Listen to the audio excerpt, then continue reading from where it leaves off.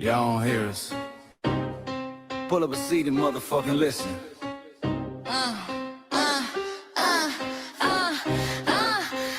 Pull up a seat and motherfucking listen.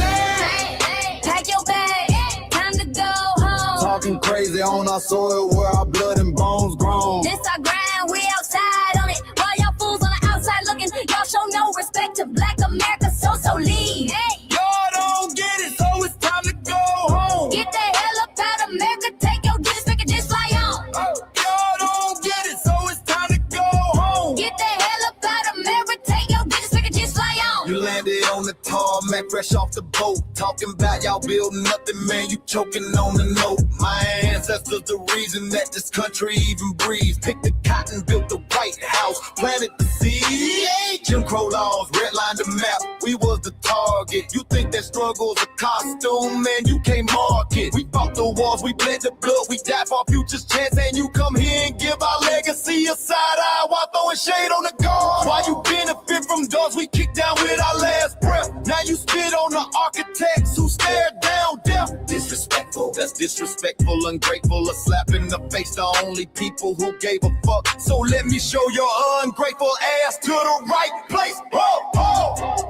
Pack your bags, time to go home. Talking crazy on our soil where our blood and bones grown. This our grind and we outside on it. While y'all fools on the outside looking, y'all show no respect to Black America, so leave. Y'all don't get it, so it's time to go home. Get the hell up out of America, take your disrespect and just fly on. Y'all don't get it, so it's time to go home. Get the hell up out of America, take your disrespect and just fly on. Passport, the visa, the privilege to be here. Cause my grandma did march for y'all, so disappear from our land. You cosplaying our pain. Think it's a trend you can borrow, but you ain't inherit the ghosts of our sorrow. We the foundation, the bedrock, the soil and the root. You not no branch on our tree, and unproductive people always cosplaying me. Talking about we ain't do nothing, you lost your mind. We built this from nothing, time after time. From the beginning to now, we been the backbone and muscle. Why you look down on the struggle and cause a whole tussle? The energy's foul with disgusting, it's whack. So let's make it clear, there's no turning back. This land is paid for in full. In blood, sweat, and tears, and dreams deferred. You don't get to come into a house we built from the dirt and telling Black America y'all ain't worth nothing. That's a violation, facts. Pack your bags, time to go home. It's our soil on our soil where our blood and bones grown. Show respect, this our ground, y'all just tenants on a leash. Or get the step. Show no respect to Black America, so leave. Don't get it, so it's time to go home. Get the hell up out of America, taking your kids, I can just fly on. Don't get it, so it's time to go home. Get the hell up out of America, taking your kids, I can just fly on. Yeah, fly little birdies. Fly on back to where you came from. This ain't for you. The soil is sacred. We said what we said. It's time For y'all to go home. So fly a little birdies fly. So fly a little birdies fly. So fly a little birdies fly. Fly far, far away from here. So fly a little birdies fly. So fly a little birdies fly. So fly a little birdies fly. Fly far, far away from here. So fly a little birdies fly. So fly a little birdies fly. So fly a little birdies fly. Fly far, far away from here. So fly a little birdies fly. So fly a little birdies fly. So fly a little birdies fly. Fly far, far away from here. Bye-bye, little birds.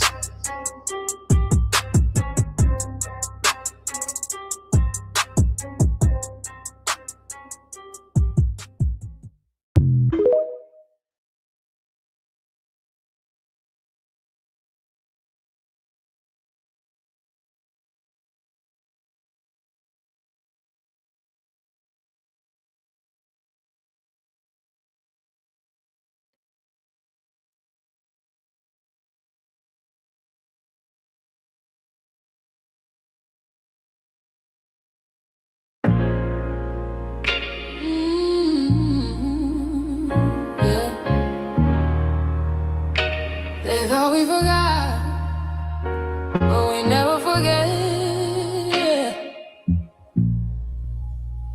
This one's for the root. built this land from dust and tears, 400 years, and we still here. They write new rules, but they don't see. Every freedom they got came off you and me. We planted seeds, they took the bloom. We lit the flame, they left the room. But we back now, no disguise. The spirit's woke, we realize. All we want is what we earn. That sweat and blood, yeah, that table turn. You can't buy culture, can't fake that fight. This is our day, this is our right. We happy day. Say it loud, say it strong. We the heartbeat that's been here all along. Foundation of Black Americans, stand tall. We ain't begging for nothing, we built that all. Born from pain and grace, you can see the truth written in our face. We the soul, the sound, to fight the flame. Foundational Black Americans, say our name. They love our rhythm, but they dodge our blues. Use our voice when it fits their news. They take our sound, but not our scars. We the backbone, we the stars. Now the veil is gone, the mask is clear. We see the game, we know what's here. No more silence, no more lies. We lift that flag and watch it rise. Rise up, rise up. We the ones that made this nation breathe. Our plains are power, our roots are trees. We know worlds. It's rhythm and grace, and now we're reclaiming our rightful place. Can't copy courage, can't steal pay. You can't inherit soul by changing names. Our story ain't done, it's the revival. We guard the gate, it's about survival. We FBA, say it proud, say it loud. The world dances on what we vow. Foundational Black Americans, still we stand, still we fight, still we demand. Every block, every song, we've been right here all along. The soul of a people strong and free. Foundational Black Americans.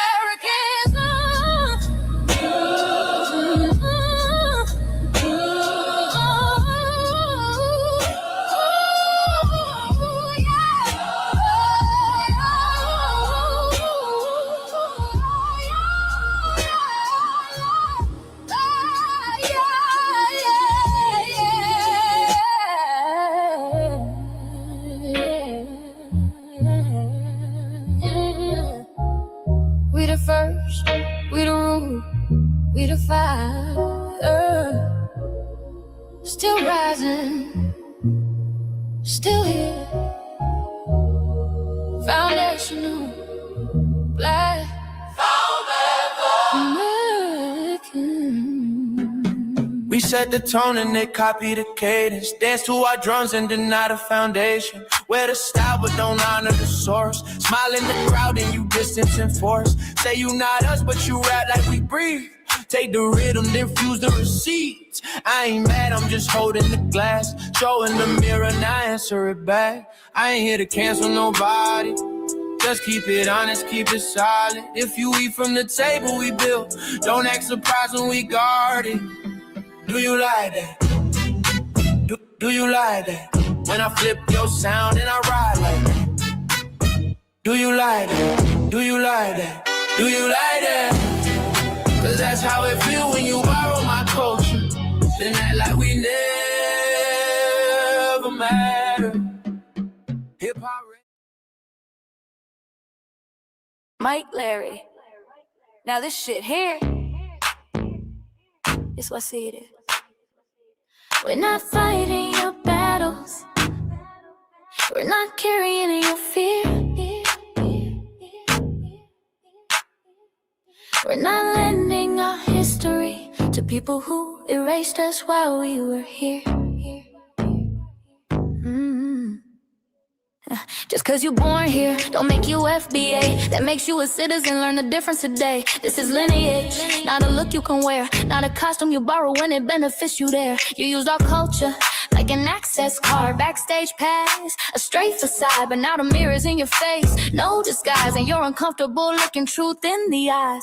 We didn't leave our land to beg for a chance. We stayed, we fought, we took every advance. That's the separation, that's the line you cross. We paid the price, you learned the cost. You waving your flag on our soil, but fighting not to go back home. Waving your flag on our soil, building comfort on a foundation you didn't know. We waving our flag, red, black, and gold. Stood our ground, never sold.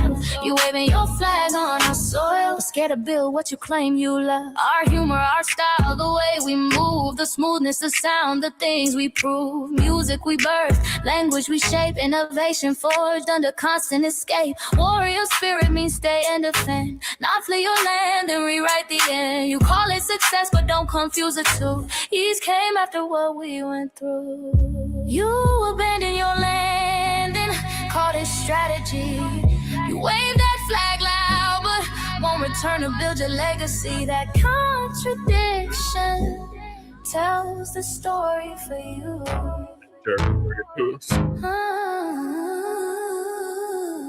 You waving your flag on the soil, or fighting not to go back home.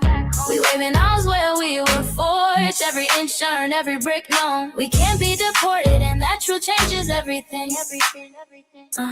We can't be deported, and that truth changes everything. We know who we are, and now we see who you are too. Just because y'all born here doesn't make you FBA at all. It makes you an American citizen. It's biologically impossible to be us, because it's a lineage, not some damn costume you can just put on to look cool. You immigrants and immigrant Americans has used our culture as an access card, a backstage pass to our culture. Now y'all have to look in the mirror. Our sense of humor, the aesthetics, mannerisms, the style of dress, the smoothness, the creativity, our genres of music, innovativeness, our slang, our warrior spirit by staying on our homeland and fighting and not fleeing to somebody else's land to beg for a better life and shit on the very people who fought to have us there. That's who we are. And we know who the hell y'all are waving your flag on our soil and fighting to make sure y'all don't go back.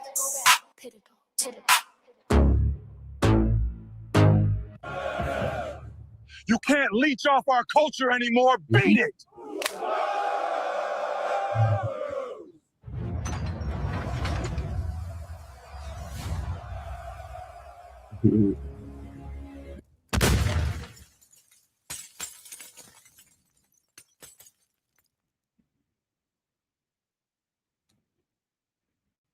Mike Larry, man, you did it again.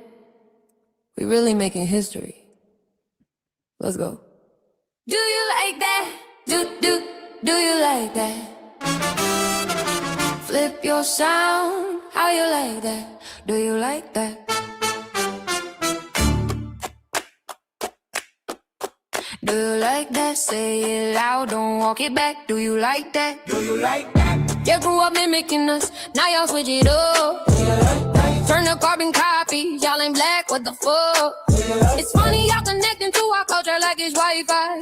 Wi-Fi? Surfing on our waves of our culture, no more high-class. Still in my culture for all these years. Look how time flies, all these colonizers in disguise. Hate y'all still, hate us outside. Study doctor, vampires, it's the blood of our guilt. They copy the flavor, sip the juice. Love the results, hate the truth. Who? Do you like that?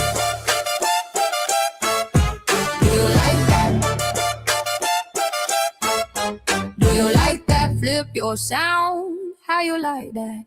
Do you like that? Democratic shields, talking points, the road they fill. Fish and chips, agent on the mic, judging FBAs, but ain't you half white? Talking like you one of us, we need a proof face. The agent type with a prune face, like 50 and Jim, it's a cold game. Throwing stones cause we build our own lane. I'm joking, kinda, but I mean it. Smile calm, pressure intact. Y'all proud where y'all from, where they flag, beat they drum. But when it's us, tone switch fast. Same pride, but it's too much. FBA pride, lineage solid, you can't put this on, can't try it on. Built here, stayed and fought, that's the difference. That's the card. Do you like that?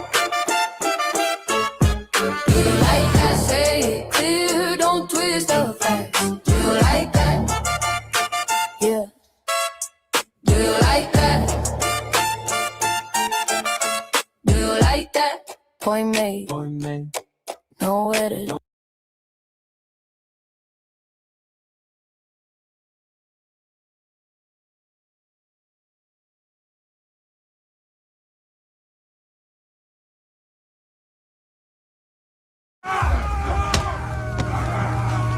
You know, erasing history is something that you have to do when it comes to conquest, domination, and destroying a people. If people knew who they were, what they were, and what they were capable of in the past, they will understand what they have a possibility or a likelihood of doing in the future. Foundation of Black Americans, we've always had a culture of resistance. We cultivated a culture of resistance on this land, and we've been resisting ever since we've encountered European domination. But nothing was really popping in Europe until the transatlantic slave trade, and that's where they amassed a lot of wealth. One thing that I think is unique about our culture as far as how we resist, how we fight back is just the environment we were put in from day one.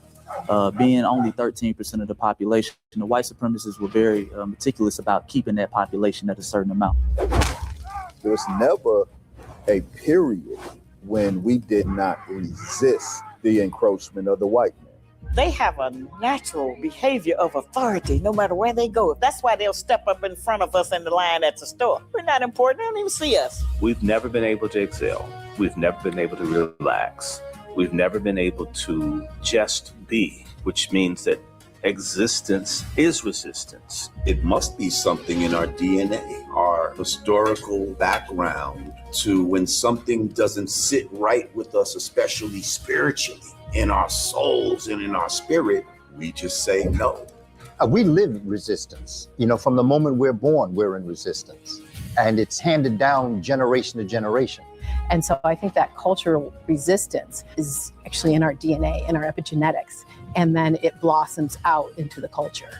So there's almost nothing in America that we do, from song to dance to politics to the way we talk, the way we dress, having coded languages considered to be slang today.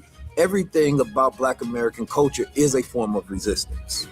Of course, they want to always downplay our contributions to the global tapestry because they continue to act like our number one export in this country is not Black innovation. Everyone understands that our resistance has been the cornerstone of what foundational Black Americans have always done. We are the life that breathes everything into this nation. The further back you go, the further Black you go. It's just simple like that, brother.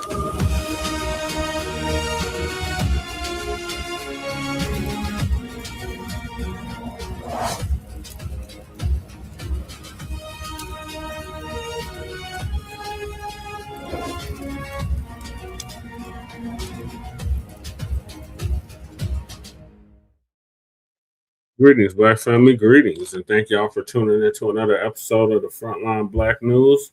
I'm your host, Shane Krumah, and we should be joined here shortly with our West Coast correspondent, Dr. Sarah Corey, Black Experience Enhanced, which I'm the co-executive producer and co-host of, and we should be joined here probably, hopefully, by Lady Che. And on Season 6, Episode 14, Part 3, continuation of the Frontline Blacc News. We'll be discussing several topics we didn't get to in Part 3, and that is Gruesome Newsom, Gruesome Newsom of California, California governor. Oh, Lord, Pete the Heat, you still in here with this madness. Let me get you out the paint right now. We don't have time for your trolling tonight. Get the hell out of here, Pete. Gruesome Newsom said some racist ass shit. Gruesome Newsom's viral clip, Fact versus Fiction. Gruesome Newsom said this while trying to relate to Black people. Apparently he can't read. Then we got John Davidson apologizes to Michael B. Jordan and Delroy. Lindo. Did BAFTA deliberately allow a racial slur to air? Yes. Latina wants Black and brown unity, but will they really address the issues that cause the divide? No. Then we got why other groups are offended that Black Americans have set hard boundaries. Relevance in 2026. Then we got Black cultures Global Impact, Black Diaspora Debate, Accountability versus Systematic Barriers. Then we got Deportations, Human Toll, Illegal Migrant News, and Local Denver/Aurora News. Then we get the news from a Front Line and Black First perspective. We are a part of the new Blacc Media and also the signal boosters of the new Blacc Media. And we have been around for 6 seasons now and counting. And we have several platforms that are part of the Frontline campaign. Frontline Blacc News is the first one, started back in 2020, 2021. And Shabaka's Black Experience Enhanced is based on the 50th anniversary of the founding of the Black Panthers, original Black Panther Party for Self-Defense. We started on Blog Talk Radio back in 2016 and have been around for 11 seasons now. Shabaka's Black Experience Enhanced covers the Black experience from the beginning of time until 10 minutes ago.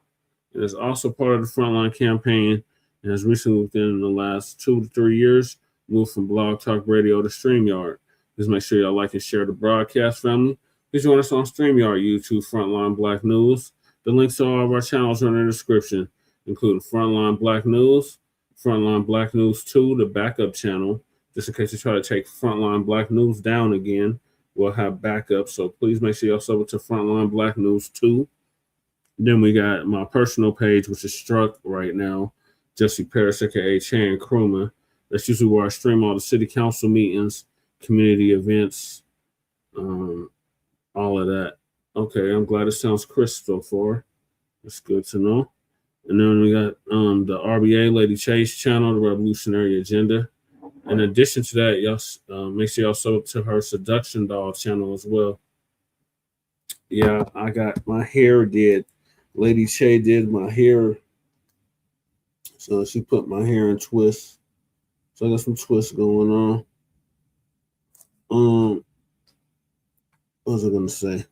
Then we got Jay Militant, our cousin, our local out the Bay Area.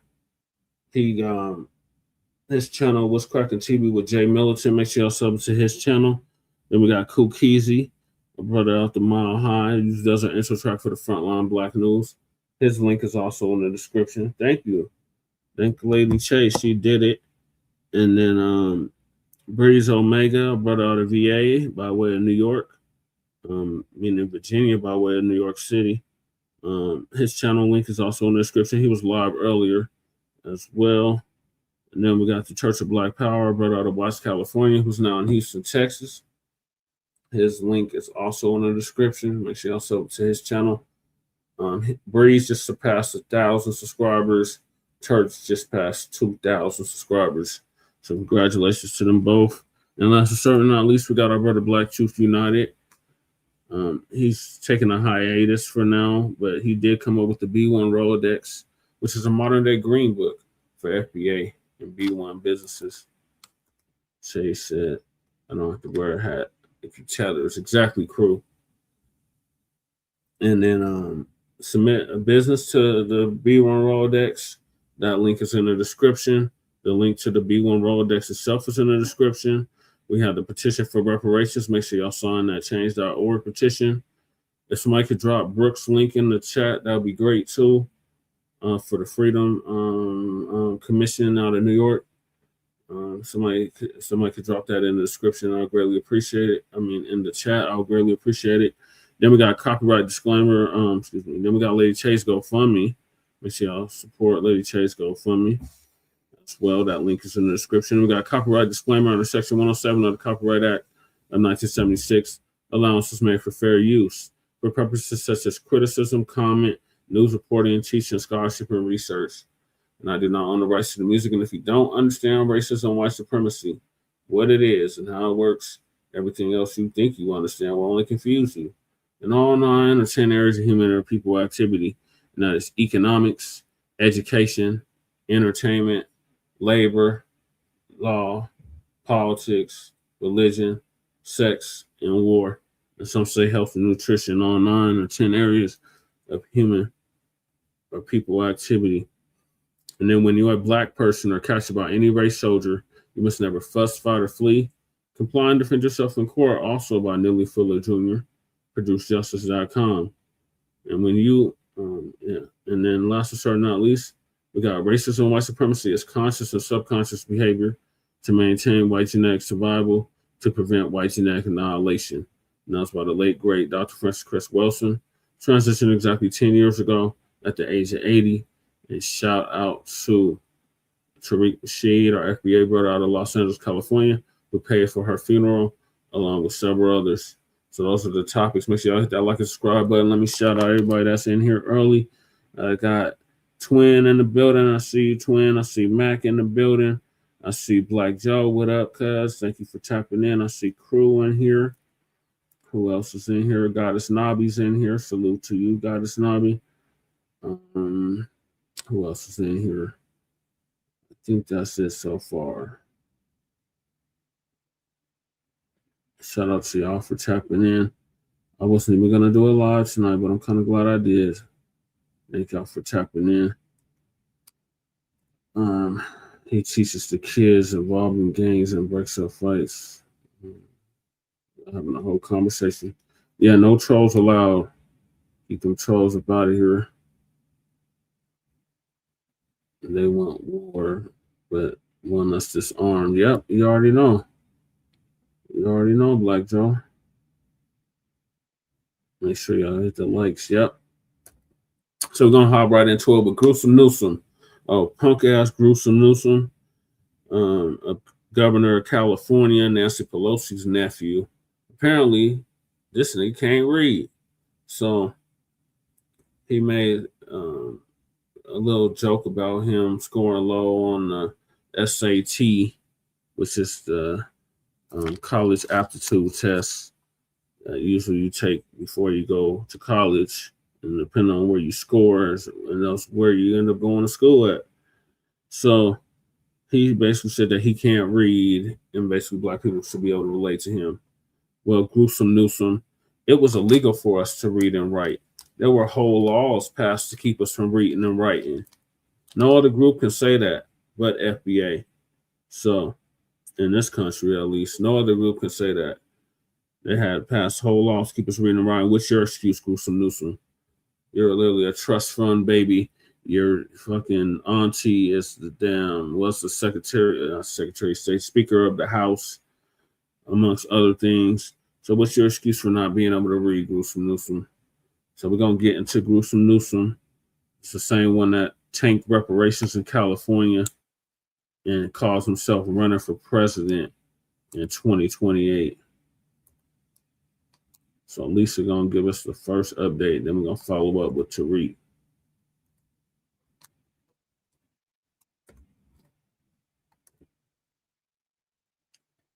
Yeah, he said he scored like a 960 or something. I didn't take the SAT. I took the ACT. Yeah, I scored that high too, crew.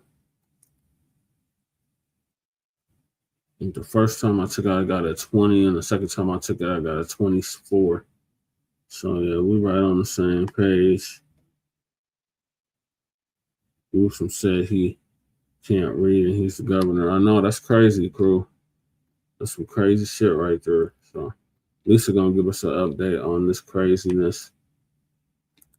So to Lisa Cabrera, she just had a serious surgery, so we wish her all the best in her recovery. Yeah, the SAT is out of 1,600. If Newsom got a 900, he's dumb. Exactly. I'm gonna help his ass lose too. I know that's right. A goddess Nami.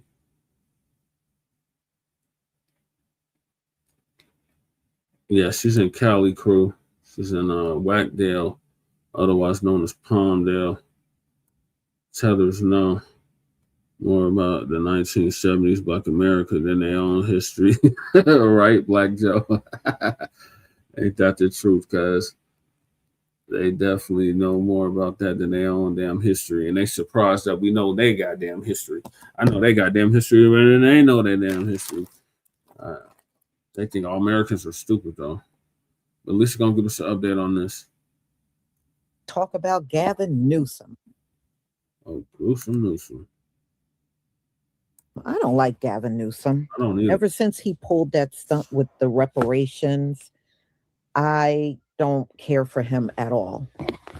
And, you know, I know he'll probably I did have be some recalls a few years ago. a candidate for president in 2028.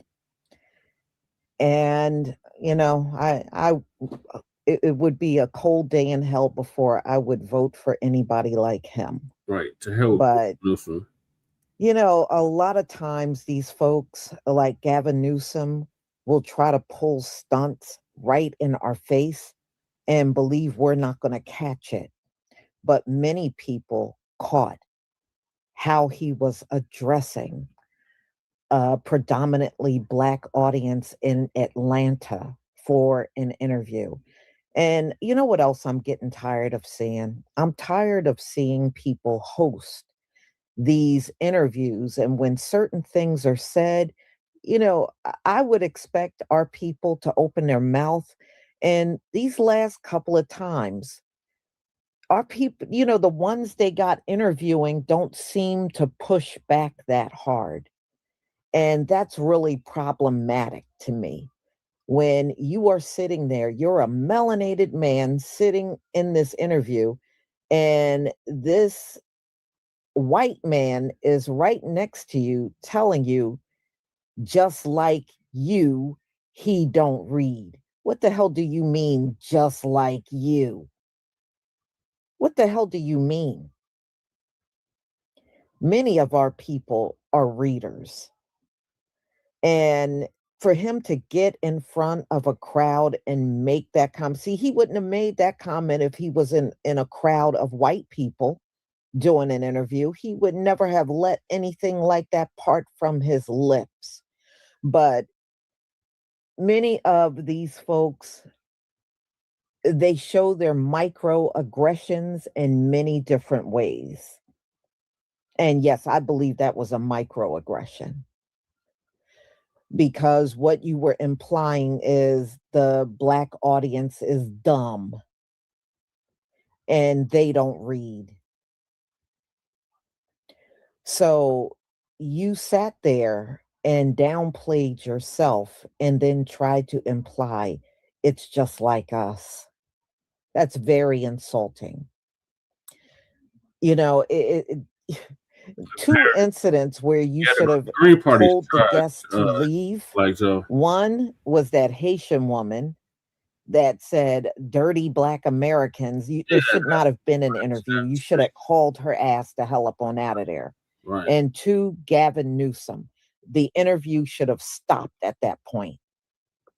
You know, you don't let your guests come and then insult the audience. So I had a big problem with it. I really do. I mean, we need to get rid of these soft shoe Negroes that don't know how to really push back when something inappropriate is said, you know, during an interview that you're doing. I don't care if he's the California governor. It doesn't give him the right I don't even know who come y'all vote for in California. to our crowd and insult us.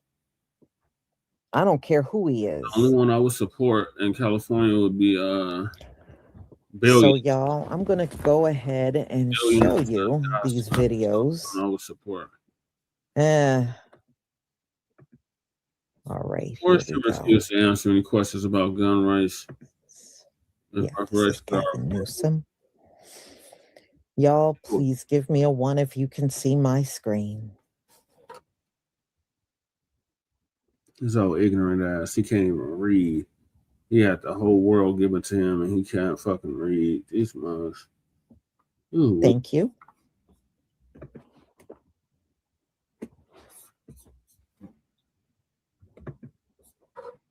Yeah, they are. That's why we got to strap up.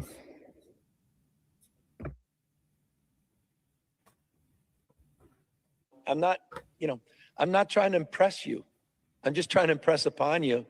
I'm like you. I'm no better than you. Yep. You know, yes. I'm a 960 SAT guy. And, you know, and I'm not trying to offend anyone, you know, trying to act all there if you got 940. but literally a 960 SAT guy. I cannot, you've never seen me read a speech because I cannot read a speech. Maybe the wrong business to be in. Oh my God. Is this So he's in an audience full of black folks talking. There's probably some other races too, but this is where he was at. This is what they do. This is what they do. A lot of people are gonna be saying it's context. Well, hey, the thing is that the way that sometimes they come out and say things, it's tone deaf, man. Like Gavin who says he relates to black people because he has a 960 SAT score. He's a 9 SAT SAT guy. I cannot read. He's saying he couldn't read a script. I mean, he can't read a speech, which is still twofold, and like that's not something you want to say when you're about to be the person that they want.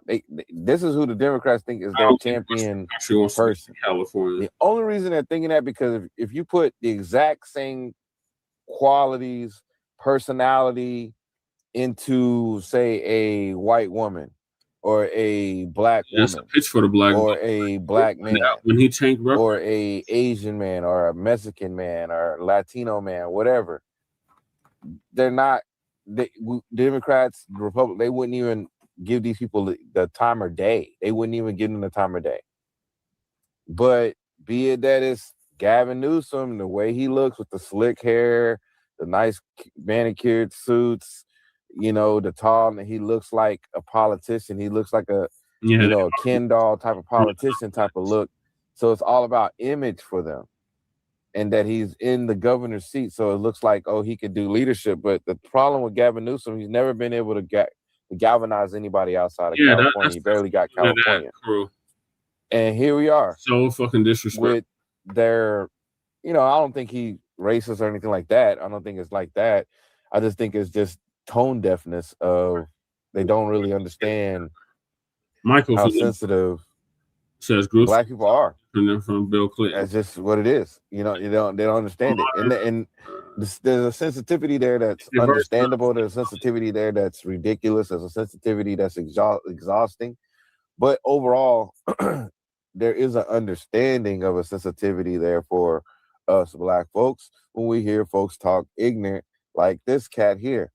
And usually around election times when they start to get to wanting to I forgot what they call it, like trying to come and appease the black audience to get the black vote and all that kind of thing. And he's thinking they're being down to earth, salt to earth. Oh, I got hot sauce in my bag. Oh, I remember cleaning so many collard greens, we had to put them in the tub. Oh, if you ain't black, if you don't vote for me, you ain't black. Here we are. I'm like you guys. I can't read. When it's just tone deaf, as in saying like we know what the educational scores, we know what the levels are, we know what underlying reasons that could be, because I don't want to make it sound like, oh, it's just that and it's not, because this is what this insinuates, is that in the mind of white Caucasian Americans, black folks just can't read, we can't swim, we can't do anything. And that's not true. That's not true.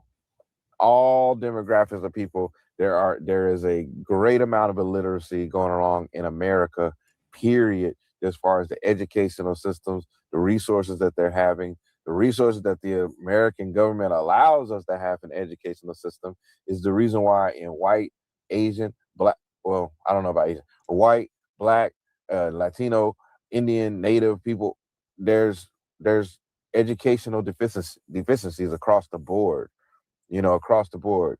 He could have still said the same thing and kept it just on him. Like, hey, I'm a regular guy. I didn't do well on my SATs. I'm a regular person. Something like that. But time and time again, it's just that, sometimes subconscious mannerisms, subconscious thoughts, subconscious ways of thinking and how you look at the world is going to come out. And I think that's just one of these things. Gavin Newsom, man, just had to bring it to the front of the congregation and talk about it because it's just not looking good. We know that it wasn't your fault either about the reparations that you denied. It wasn't able to be put across on your table because the Black NAACP in that area felt it was not needed to present it to you. So I just brought that up because it's not really your fault because it didn't make it to your desk, but you also was like you didn't want to deal with that during that time. Well, brother, what are you talking? And understood because you knew 3 years from now, which we're here now, that you're going to try to run for presidency. And that just wouldn't look good to know that you were the one that denied or vetoed the first reparations bill to go to Black Californians. So, but that did happen. And here we are with you talking about Black folks and their SAT scores, or you and your SAT scores and thinking that that's how you can relate to Black people because you can't read speech. And I keep saying that speech part because I see the title says cannot read. He said he cannot read a speech. So it kind of does give a little bit different context on it when you add that little piece on there, but it did have a connotation that it was comparable to, he was trying to compare himself and make himself dumbed down. No, the pun intended, dumbed down himself to make it seem like, oh, I'm just like you guys. I'm just like you. I'm just like you, Black. Look, I don't know how to read, I can't read. You're not like that. So get it together, Gavin. Get it together. They are rooting for you, bro, and I don't know why, because you're not gonna make it, man. You're not gonna make it in these elections, bro. It's just not gonna happen. You have a lot of work to do to get your state back up together, and I don't see it. We don't see it, man. Go deal with Valero, get the gas back in there, go deal with the taxes you got going on. Go deal with it. Was a little. Peace. I'm Kane King, filmmaker. Make sure you like, subscribe, and hit the notification bell to see more content like this. What just happened with Gavin Newsom in Atlanta is exactly why we cannot let DNC insiders unilaterally pick who our presidential candidate is going to be 2 years before the election and long before they've been tried in a primary process. If you missed it, Newsom was speaking to a mostly Black crowd in Atlanta when he made pretty offensive comments saying, "Don't worry, guys, I'm really just like you. I also did really badly on my SATs and I can't read." Watching the video back again, it's also not just what he said, but how he said it. He spoke in a very slow tone, as if he was talking down to the crowd and hoping they would understand it. His comments and this approach overall weren't just in poor taste, this was flat out racist. And aside from the racism, this just goes to show what happens when you try to run a true elitist as someone who can represent working class people. It's been so long since they've spoken to non-insider 1%ers that they do not know what is truly relatable, and they think that stupidity is the bridge. These are the faults that the pressures of a primary will inevitably expose. And it's also disappointing how many people are surprised. Remember, we're talking about the guy who shut the state down for everyone during COVID and then threw himself a massive birthday party at the Michelin-starred French Laundry. So please believe us and believe him now before it's too late, that he genuinely believes he is better than normal people and that will not resonate with the country. He will not win a presidential election. Gavin Newsom. So all these Black folks in Atlanta, the ATL, I could relate to you because I got a low SAT score. I'm not trying to impress you. I'm just trying to impress upon you. I'm like you. I'm no better than you. I'm a 960 SAT guy. This is called over this now. And that's not. And I'm not trying to offend anyone. Trying to act all there if you got 940. But literally a 960 SAT guy. I cannot. You've never seen me read a speech. Well, he switched party because I cannot read a speech. He was on a Democratic ticket, and then he's maybe the wrong business to be independent ticket. I never seen a man named Andre in a sunken place. Most Andres I know, they very vocal, but this Andre, the mayor, just took it on the chin. He told you, yeah, I could relate to all y'all because I got a low SAT score and I can't read. That's relatable to the Black American community. And this is so on code with that particular party because when they talk about Black Americans, it's always talking down on Black Americans. Oh, we don't need voter ID because that's suppressing the Black American community. They're not smart enough. They don't have enough resources to get an ID. They don't even have computers in their houses. And then when they talk about the immigrants, oh my God, they're so hardworking. They add value to this country. Matter of fact, they built the country, just totally discrediting the ancestry of Black Americans because the country was built on slavery, not immigrants. So every time they talk to about Black Americans, it's always talking down on Black Americans. But yeah, go ahead, key it up. Now, if Trump or JD Vance said anything for that, like in the likings of what Gavin Newsom said in Atlanta, this will be all over the news. Oh my God, they're so racist. Just because you put syrup on feces, that don't make you pancakes, right? Right. This is Gavin Newsom's attempt to win the Black vote. 2 weeks. I'm no better than try 10 I'm years. a 960 SAT guy. And and I'm not trying to offend anyone, trying to act all there if you got 940. Yeah, he was. But literally a 960 SAT guy. I cannot, you've never seen me read a speech because I cannot read a speech. Maybe the wrong business to be in. I'm just like you. I'm a 960 SAT guy. I can't read. This is giving like Joe Biden, if you don't vote for me, you ain't Black. This is how you win Black votes.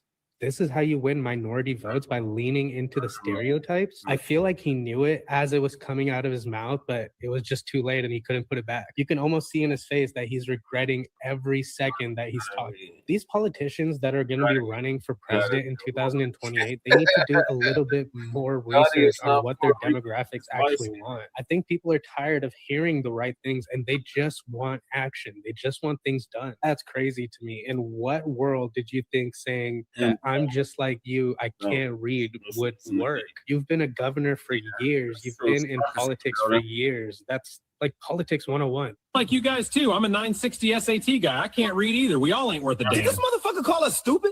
Yes, this prick did. Man, fuck this. Yeah, fuck him. Let's bounce. Excuse us. I'm not trying to impress you.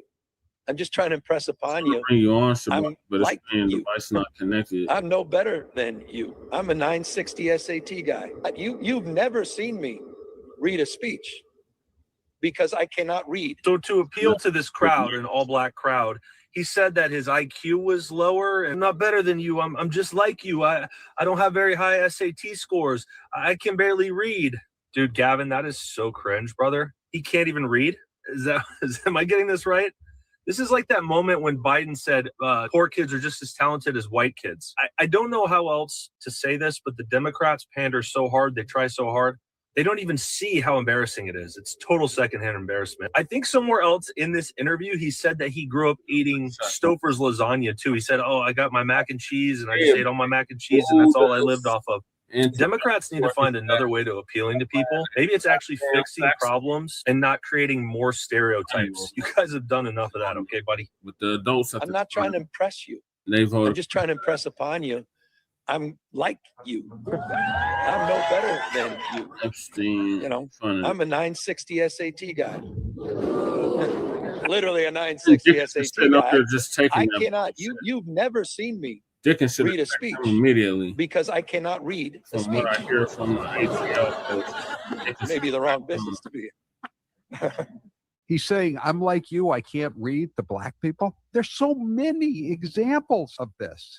Poor kids are just as bright and just as talented as white kids. He couldn't Young read. Black kids growing up in the Bronx who don't even know what the word computer is. They don't know. They don't know these things. A lot of people don't know how to register. Not everybody in the community, in the Hispanic and the African American community, particularly in rural areas that are distant and or inner city districts, know how to get online to determine how to get in line. They don't know what the word computer is. If you have a problem figuring out whether you're for me or Trump, I'm and Black, you ain't Black. Do you love it? Do you just love it, Black people? How about that?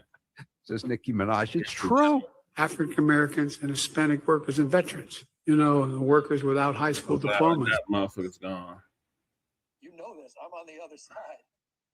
Yeah, Dixon. Yeah, he was too soft on Gavin Newsom. No coulda, woulda, shoulda. It's all. Is it Dixon or Dickens? I thought it was. Put it all out here. Keep talking. Keep talking. I'm just trying to impress upon you. I'm like. Yeah, slow dimensions pro Biden. No better than I'm a 960 SAT guy. Chewbacca, I don't know why it's. And you know. I tried to bring him on. You know, try to act all there. If you Okay, hopefully he comes back on. Of course I don't know what happened. Literally a 960 SAT Yeah, guy. it's having issues connecting. You've never seen me read a speech because I cannot read.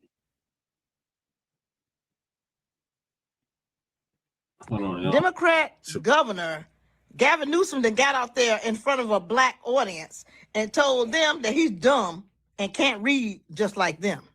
The black host, he was up there dying laughing instead of being insulted. The audience, not clear of what they thought they heard, they were clapping and cheering. And are we surprised at Gavin Newsom? Because this is how they talk behind y'all backs. Like, how did you think that predatorial talk came about when Hillary Clinton and Joe Biden was in office? See, Democrat voters, they know that they've went ahead on and brainwashed y'all. So they know that you're not all that bright. And if you do get the job, oh, it's affirmative action and it's DEI. Let's see how Hakeem Jeffries and Jasmine Crockett spin this.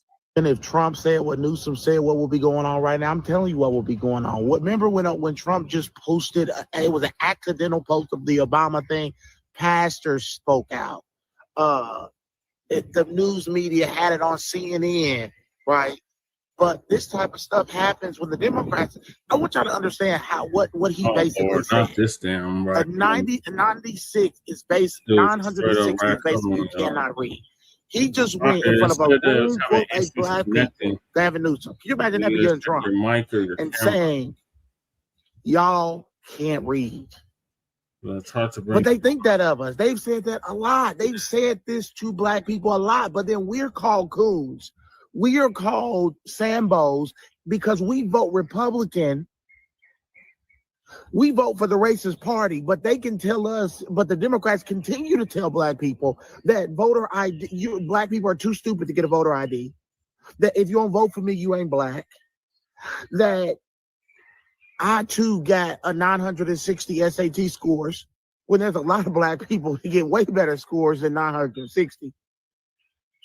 Basically, with that type of score, you can barely get in any college. That's what they think about us. That's why they don't feel like we're that smart, and we prove them right. We prove them right every 2 to 4 years. We prove the Democrats are absolutely right because we go out and we vote the same way every time. We go out and vote the same way. We go out and do the same thing over and over again. And you know what that's called? Insanity. Right. When you make the same decisions over and over and over again, wanting a different result. So yeah, Gavin Newsom did. Can you imagine if it was Trump?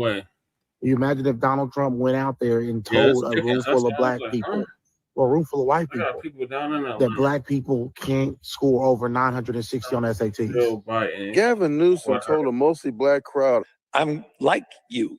I'm a 960 SAT guy. I cannot read a speech. When you say I'm like you and follow it up with a low score and I can't read, you do know that you're not describing yourself anymore. You're describing the room. What did that sound like to you? In an effort to relate to black people, Gavin Newsom just claimed he cannot read. Impress upon you. I'm like you. I'm no better than you. You know, I'm a 960 SAT guy. And you know, and I'm not trying to offend anyone, you know, trying to act all there if you got 940. But literally a 960 SAT guy. I cannot, you've never seen me read a speech because I cannot read a speech. He is the governor of California. And he is very likely going to be the Democrat representative for president of the United States. And he just claimed he cannot read. Are you fucking kidding me? He wanted so bad to relate to the majority black crowd at a university that he pretended he cannot read. So he is either a moron, which you'd have to be in your 40s and incapable of reading, or he's so fucking racist that he thinks black people at a university can't read. Wow.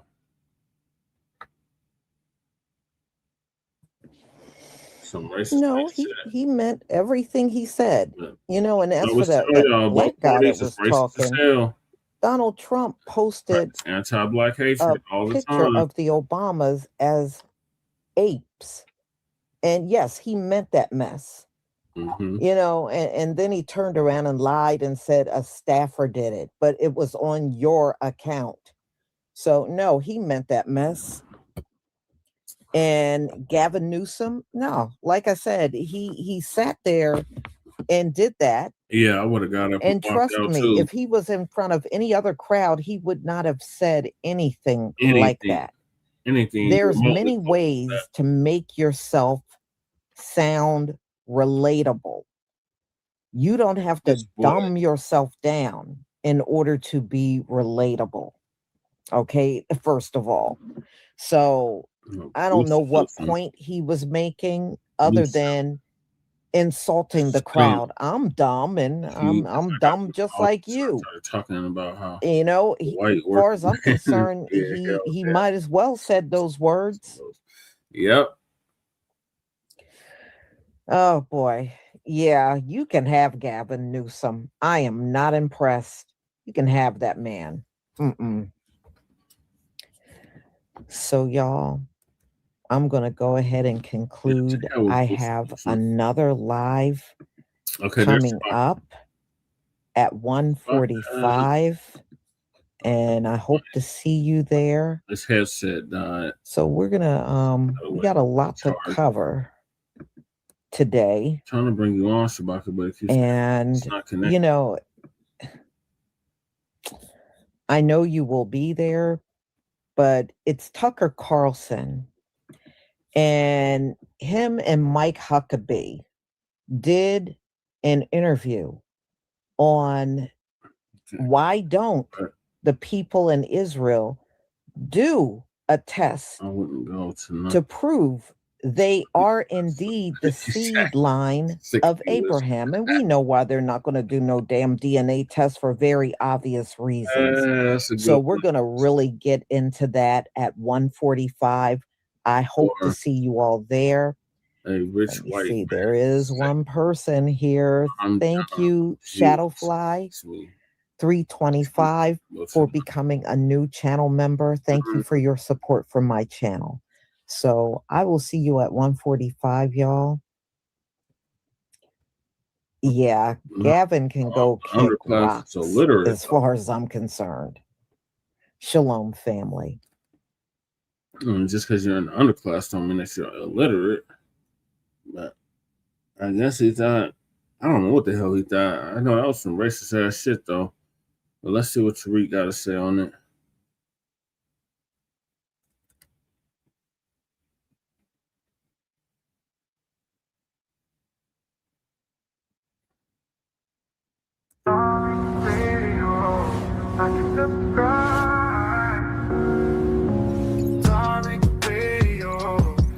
Subscribe. Darling Radio. Like and subscribe. Yeah, a lot of people did school. That's true. I'm not trying to impress you. I'm just trying to impress upon you. I'm like you. I'm no better than you. You know, I'm a 960 SAT guy. Yeah, this is the land of make-believe and bullshit. You know, and I'm not trying to offend anyone, you know, trying to act all there if you got 940. But literally a 960 SAT guy. I cannot, you've never seen me read a speech because I cannot read a speech. Maybe the wrong business to be in. Y'all share the space. Let everybody know we are indeed live. And we are chopping it up. And I got to thank everybody. That's a damn shame. Who has contributed to the making of Hidden Colors 6. We still got 24 days, something like that. So we still need everybody to get busy with that. Go to hiddencolors6.com. That's the number 6. Hidden Colors, the number 6.com, and make a contribution to the making of Hidden Colors 6, ladies and gentlemen. We need the family to be a part of that monumental project, ladies and gentlemen. We need y'all to be a part of that. All right? And again, y'all share the space. Let everybody know we're live. I want to share the space on. I'm not going to share it because I'm just going to chop it up. I would share the space on my Twitter, but when I don't know, there's some kind of bug with this app. When I get off, when I pause it, the sound is messed up. Then I got to start over and all that. So I'm not going to do it. I just let everybody come on through. They'll find it. So you're watching The Rules of Racism now. Respect to that. Respect to that, ladies and gentlemen. Now what we got? We got a lot to talk about. My favorite one. We got a lot to discuss. I'm gonna have some of the calls call in. You understand? What'd you say? You gonna bust what? Okay, hold on. What kind of moist shit you talking about, bro? Cryptic? Okay, this is a punk. Okay, don't. Okay, this ain't that kind of party, dude. This dude, some punk is turned on by my picture. Okay. Hey, well, this ain't that kind of party, bro. I mean, there's Lil Nas X is doing a concert somewhere. You can go get you some tickets. Go to Ticketmaster, man. And just let your fantasies be free. All right. But listen. Yeah, we got these weird punks in here. All right, listen. First thing we got to talk about, ladies and gentlemen. First thing we got to talk about is, and y'all hit the hearts. Hit the hearts. Yeah, hit the hearts. Yeah, where my mods? Hold on, before because I don't like that dude's energy. Where my mods? Y'all get his ass out of here. I don't even want him in here. Yeah, get him up out of here. All right. Is there an echo? Mike Green, can y'all hear me good? Mike said there's an echo. Do y'all hear an echo, ladies and gentlemen? How's my audio? If my audio is good, there's no echo. Okay, that's your phone, brother. Yo, Mike, that's your phone. There's people saying there's no echo. Probably you're in a housing project bedroom, and you know them housing project walls carry a lot of echo. So he has to use a laptop. So that's what that is, brother. Yeah, it's that project echo. You know, them hard floors and them walls. It really, really echoes a lot. All right. But yeah, everybody else says it's good. All right. Yeah, it's that project linoleum that you're hearing bouncing back and forth through the room, brother. and that IKEA furniture, that don't really hold sound like it needs to. Linoleum and IKEA, that don't really hold the sound like it should. So, all right. But listen, what's up, Tierra Dynamite? I see you, dear. I see you. My California sister. Shout out to my California sister, Tierra. Speaking of California, did y'all see your boy, Gavin Newsom? Oh, we got to talk about Gavin Newsom. He was doing a book tour. He was down in Atlanta, right? He was down in Atlanta. He was speaking to an audience, talking to the Atlanta mayor, Andre Dickens. He's Black. Andre's Black. And the audience, was it predominantly Black? I'm hearing mixed reports, but it was a Black crowd in the audience, from what I understand. You know, people are trying to explain now, saying, "Oh, it was a mixed audience or whatever." But Newsom, he was saying something along the lines of, "Hey, you know," talking to the mayor and the Black people. "Hey, listen, you know, I'm like you. You know, I'm no better than you. You know, I'm no better than you guys." You know, kind of addressing the Blacks in the audience. Yeah, he was like, "Yeah, you know, I'm a 960 SAT guy. You know, just like you. You know, you never see me read a speech because I can't read a speech. You know, maybe this is the wrong business to be in." But he was trying to relate to the Black people by discussing his dyslexia and his relatively low SAT scores. Thank you for tapping in. And he was trying to be relatable to the Black audience. And have a good day, yes, sir. You know, many people took it a certain way. Okay, there you go. Okay, device is not connected. Many people got offended by that, as they should. Now, the Democrats, they've been out here trying to explain, well, he didn't say Black people. He didn't. Okay, so we saw what he was doing. Yeah, he didn't have to yell the N-word, and he didn't have to say blackity, blackity, blackity, black, but you're talking to a mayor who's Black, and you're talking to a lot of Black people who's in the audience. We know what you're trying to say. Yeah? So Black people were offended by that. That whole, I'm like you, I got low SAT scores and I can't read? Come on. Really? Yeah, that's a stereotype. That's not solidarity. They always do that when they get around us. Yeah, that's kind of that the Democrat play. They get around us and all of a sudden, I make greens in a bathtub. I carry hot sauce in my purse. I'm so relatable to you guys. I listen to Cardi B and I do the Dougie. That's their play. Every time they come around us, man, it's some weird stereotype that they're trying to be relatable to us with. Family, they don't really kick it with us like that. They don't know the nuances of foundational Black American culture like that. They only know the stereotypical peripherals, which they promote that makes them feel better. They don't really know our get down. Like, this shows how out of touch they are. So this fool thought he was going to be relatable, talking about how he can't read. Hey, look, I'm just like y'all. I can't read for shit. Well, okay. Yeah, that's not relatable. Yeah. Because see, that reads as Blackness equals low academic performance and illiteracy. That's not how you relate. Yeah. And that's that soft bigotry of low expectation. People are tired of that. You know? You're trying to connect with us. You got to lower the bar. Everything has to be about some shucking and jiving when they come around us. Yeah? And it's insulting because it treats the audience like they'll only welcome you if you make yourself small. You understand? It's like the messaging is, okay, you can't get around Black people and be too intelligent. You got to shuck and jive a little bit. That's what Kamala was doing. That's why she lost. Yeah, nobody wants all that shucking and jiving. Where's the tangibles? Where's the policies?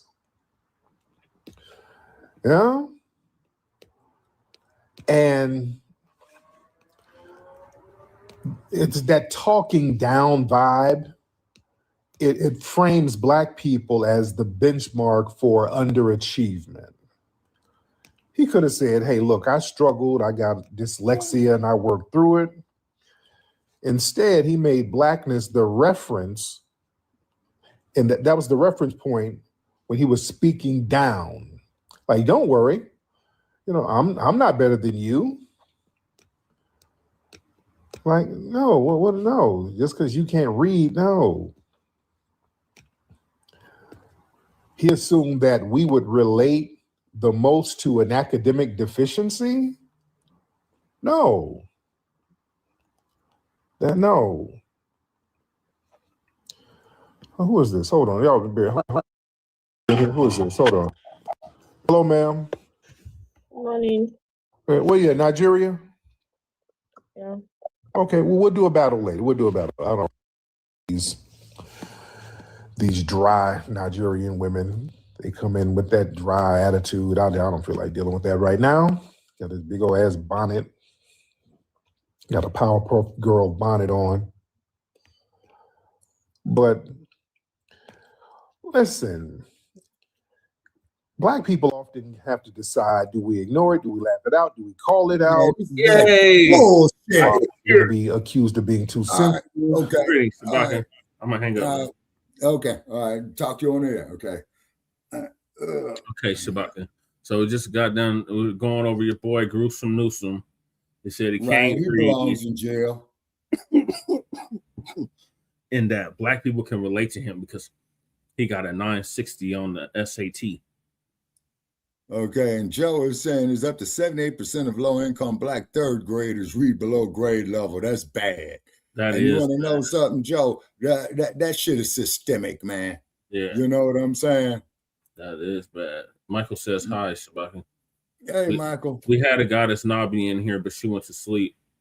Oh, okay. I saw what she said. She got a long day tomorrow. Yeah. Okay. All right. Okay. So therefore, I'm setting this here to my Facebook page. And we got Mac, we got Twin, we got Crew. Okay. Like Joe. So the whole hey Joe, what's going on with you? Sorry, I'm hitting this vape. Okay. And then okay. Yeah, okay. Now Joe was saying here, hey Michael, Joe is saying is that 78% of low-income Black third grade readers read below the grade level. Okay, if he's talking about California, that is a fact. Mm-hmm. That's a damn shame, Shabaki. Totally. That is really bad. Kahari's in the building. Kahari, we are at 287.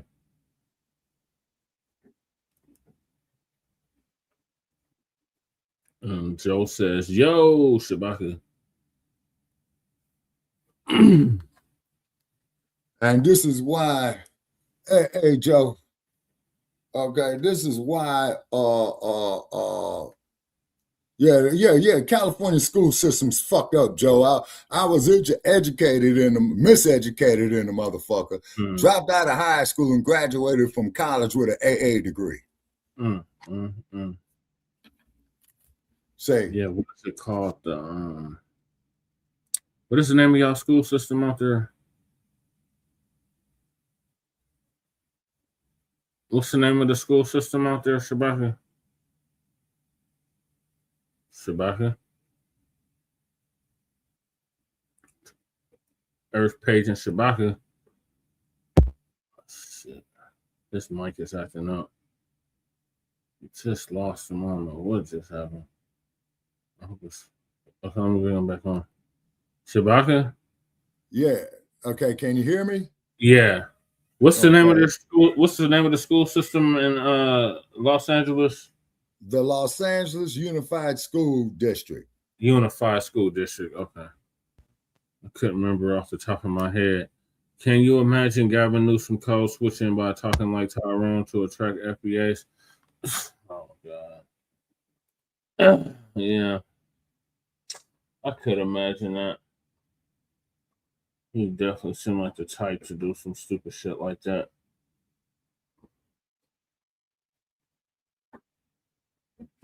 Shabaka's having issues with his mic. Okay, Shabaka. Damn. Shabaka. Yeah, can you hear me now? Yeah. No, it's this goddamn headset. You got to charge it or something? Shit. Do you have to charge it? Shit. You should be able to talk without the headset, man. Okay. Well, I'm gonna give me a minute. I'm gonna try to put the Bluetooth back on. Okay. Yeah. And we got to call it out, because if we don't, that language becomes normalized. Being offended is justified, because it's not about the one line. It's all about the constant burden of having to police the respect and framing that's given in public life. You know, people always want to come to us with these little janky narratives, and we are correct for calling it out. You know, especially in a tone political moment when, optics are everything. You're on a book tour, you're sitting there with a black mayor in a major city in front of a packed audience. So it's not just a private, awkward line. That's a message that you're broadcasting that, It is that has result in consequences. child left behind, Black Joe. And it reinforces stereotypes. It sure is. Can you hear me now? And we are justified in saying, Yes, I hey, can that's hear some you now, bullshit you bro. said. Okay. No Child Left Behind program, that every student succeeds program, as well as Common Core math. But you see, Black Joe, what's happening with that is we got to look at history here. This is the height of the crack epidemic. Mm-hmm. Okay, so there might be a correlation between the two. Well, No Child Left Behind was after the crack epidemic, Shabaki. Mm-hmm. Okay. No Child Left Behind happened when I was in school. Okay, what year was that? 2003. Okay. All right. Well, man, cheap ass head. Yeah, that's around the same time they took music out. They took home economics out. Right. Wood shop out. Yeah, all the shops. Electrical shop, wood shop, auto mechanics. You see? All that out. Because see what they was doing was they was getting, okay, in the 90s. Okay, AOL came out in 94. The www.com came out in 94. So they already knew then what they were gonna do. Like around. Yeah, he want to come up with his own acronym. It's so stupid, Kahari. Oh God, he wants us to be called descendants of African, descendants of African freed Africans. Something crazy Who like is that. this? Umar. Oh, yeah. Umar Johnson. Yeah. Yeah. Yeah, these were the early 2000s, Joe. Yeah. Yeah, Umar's lost a lot of credibility. Oh yeah, he's just gonna keep losing it. He talking about he about to open up the school. I'll believe it when I see it. We've been waiting. Man, he's been talking that shit about that goddamn school, man, for at least the last 15 years I know of. Yeah, it's been 16 years, Shabaka, and it still ain't no damn school. Yeah, so he's scamming. Mm-hmm. Yeah, he's scamming. Damn. Because if I was trying to do a venture, man, and it took me more than 5 years to do it, man, I'm gonna shit can it. Right. And give the people back their money. But no. Hell yeah. Because see, his ass can get into some criminal shit for that. It's called fraud. Mm-hmm. That's exactly what it's called. Like them Somalis that just got caught up doing fraud in Minnesota. Yeah, exactly. And then just like the Haitians down there doing the same goddamn shit. You see? Yeah.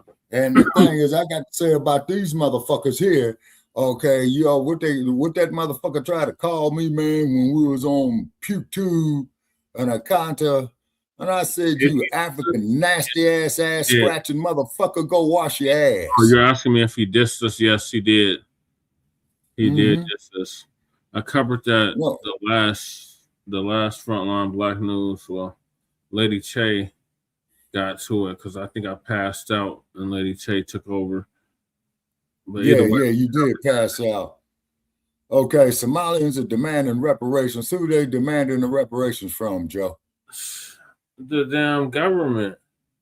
These scamming ass damn Somalis. Okay, wait a minute. Generosity to demand reparations from the government. Okay, the U.S. government? Yeah.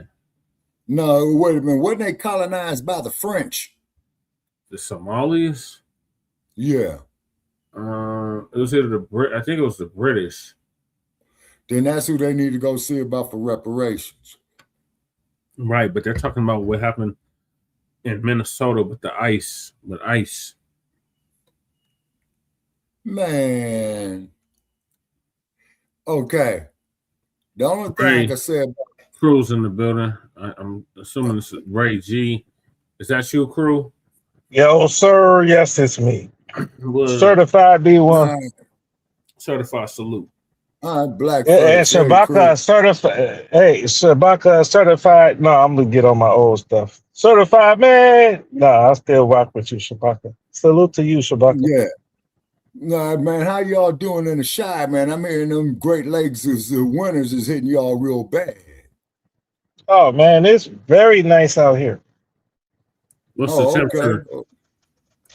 What right now is like 30. Okay. All right, yeah. Hold on, Yeah, let me show yeah. you.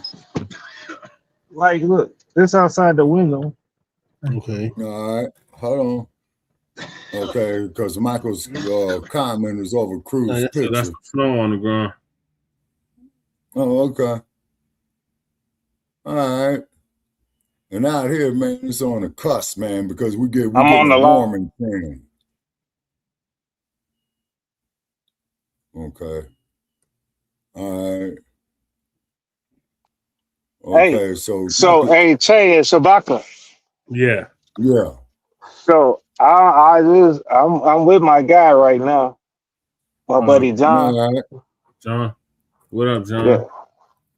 Yeah. He can't hear you because I got my Bluetooth on in my ear. Oh, okay. Yeah, and I'm on he got like 53. How many arrests you got?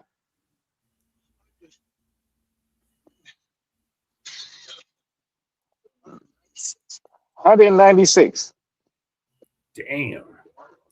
196 arrests. Damn. Yeah, but he FBA. Okay. He's smart as hell. Shout out to John. Right. I'm trying to put you.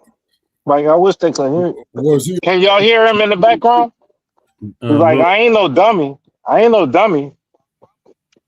Like, far from it. You get me? But like he dummy, I wouldn't be with gunball. Yeah, that's what he called me, gunball. He said if I was a dummy, I wouldn't be with gunball. Right. Damn. Black Joe inbox you, Shabaka. Okay, he inboxed you. Niggas in this time. Okay. Hang on me.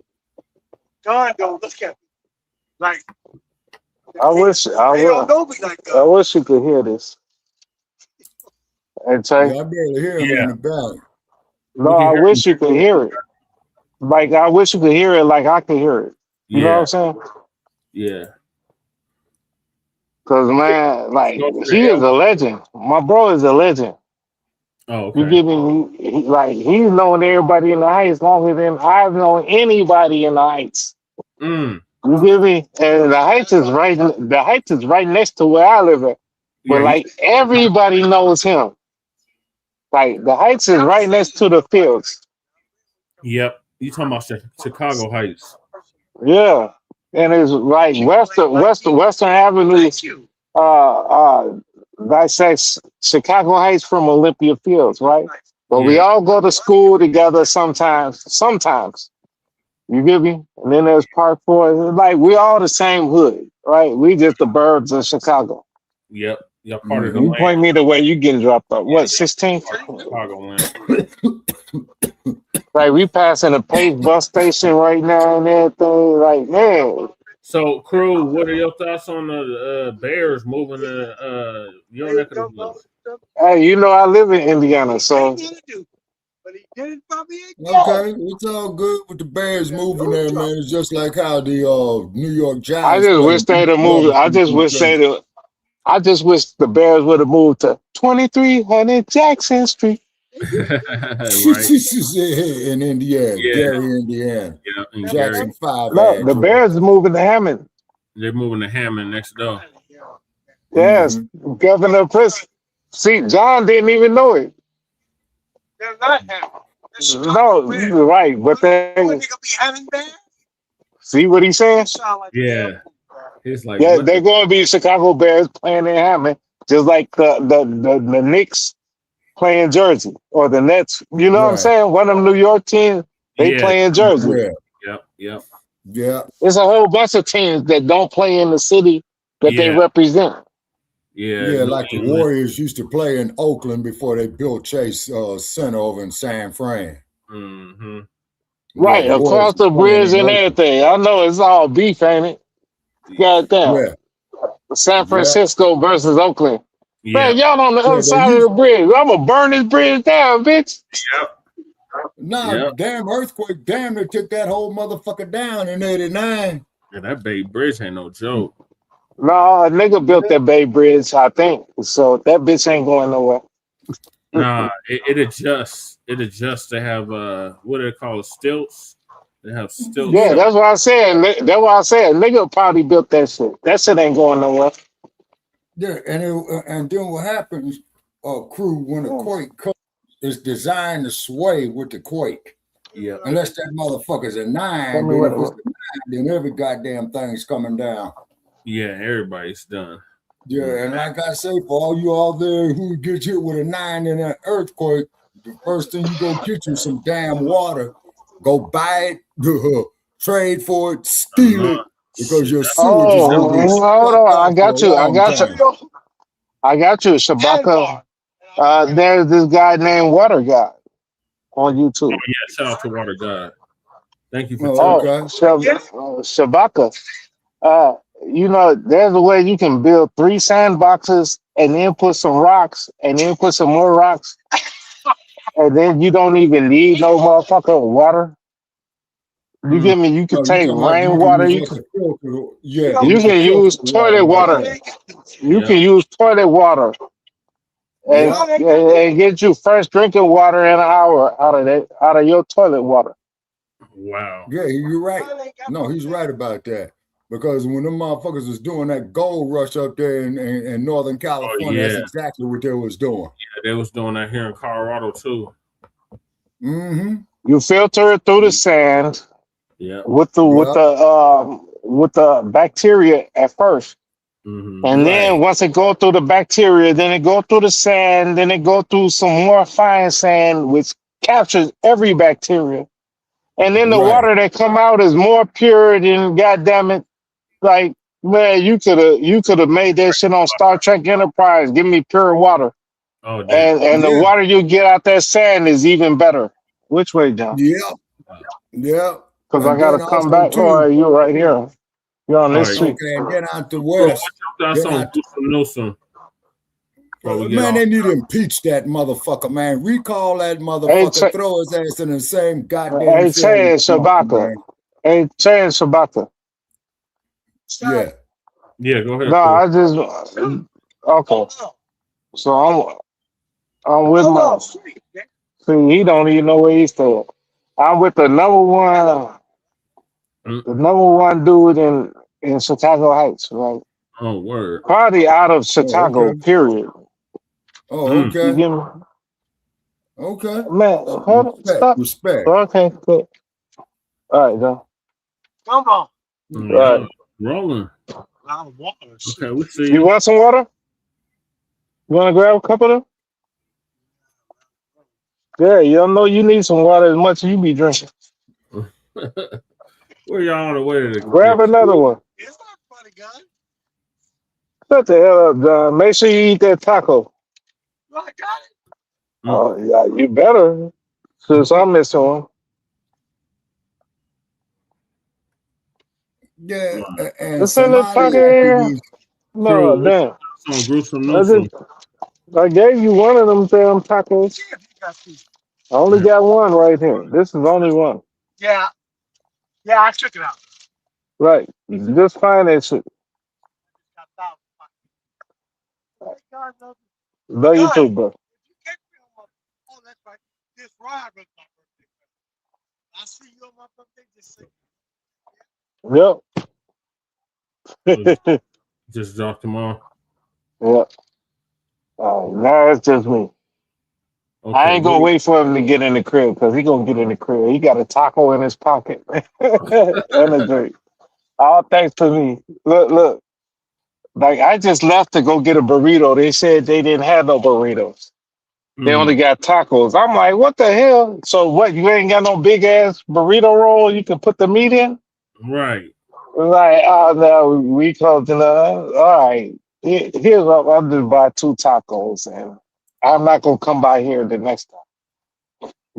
You get me? Yeah. I'm gonna go to the other place. Matter of fact, I should have just stayed in the crib and just cooked. Yeah, you gotta come out here to get good Mexican food. Are you kidding me? I'm in Chicago. I got the best Mexican food outside of Mexico. Got the best Mexican food. Well, close.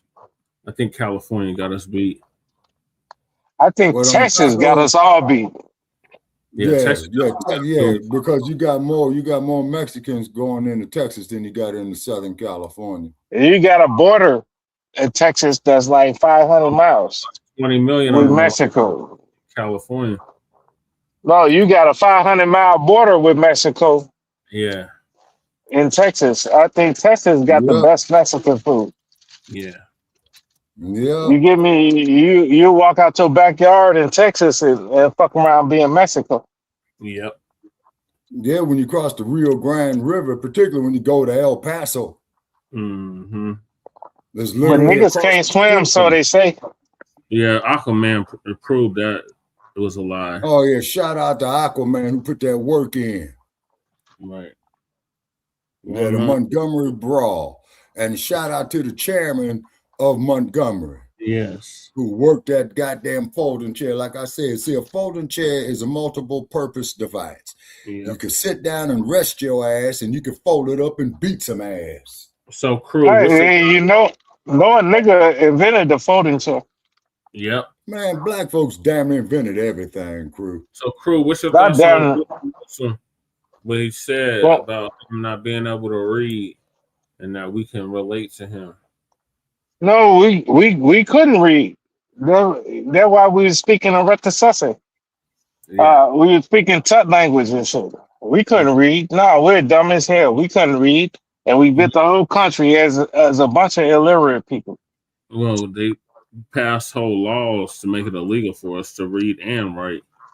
I know. Right. And so us illiterate people that still built the White House, that still built all the railroads. Yeah. I guess we should have dumb people building everything. Because I guess dumb people are the only people that seem to be able to build shit that lasts forever. Yeah. Yep. Now, they building the Mexicans be building them houses, right? Yep. Out in Florida, out here in Chicago and everything. Shoddy work. Wait a minute, you got them in the shy? Yeah, they in the shy. Man, the Mexicans is Chicago. What the hell? What?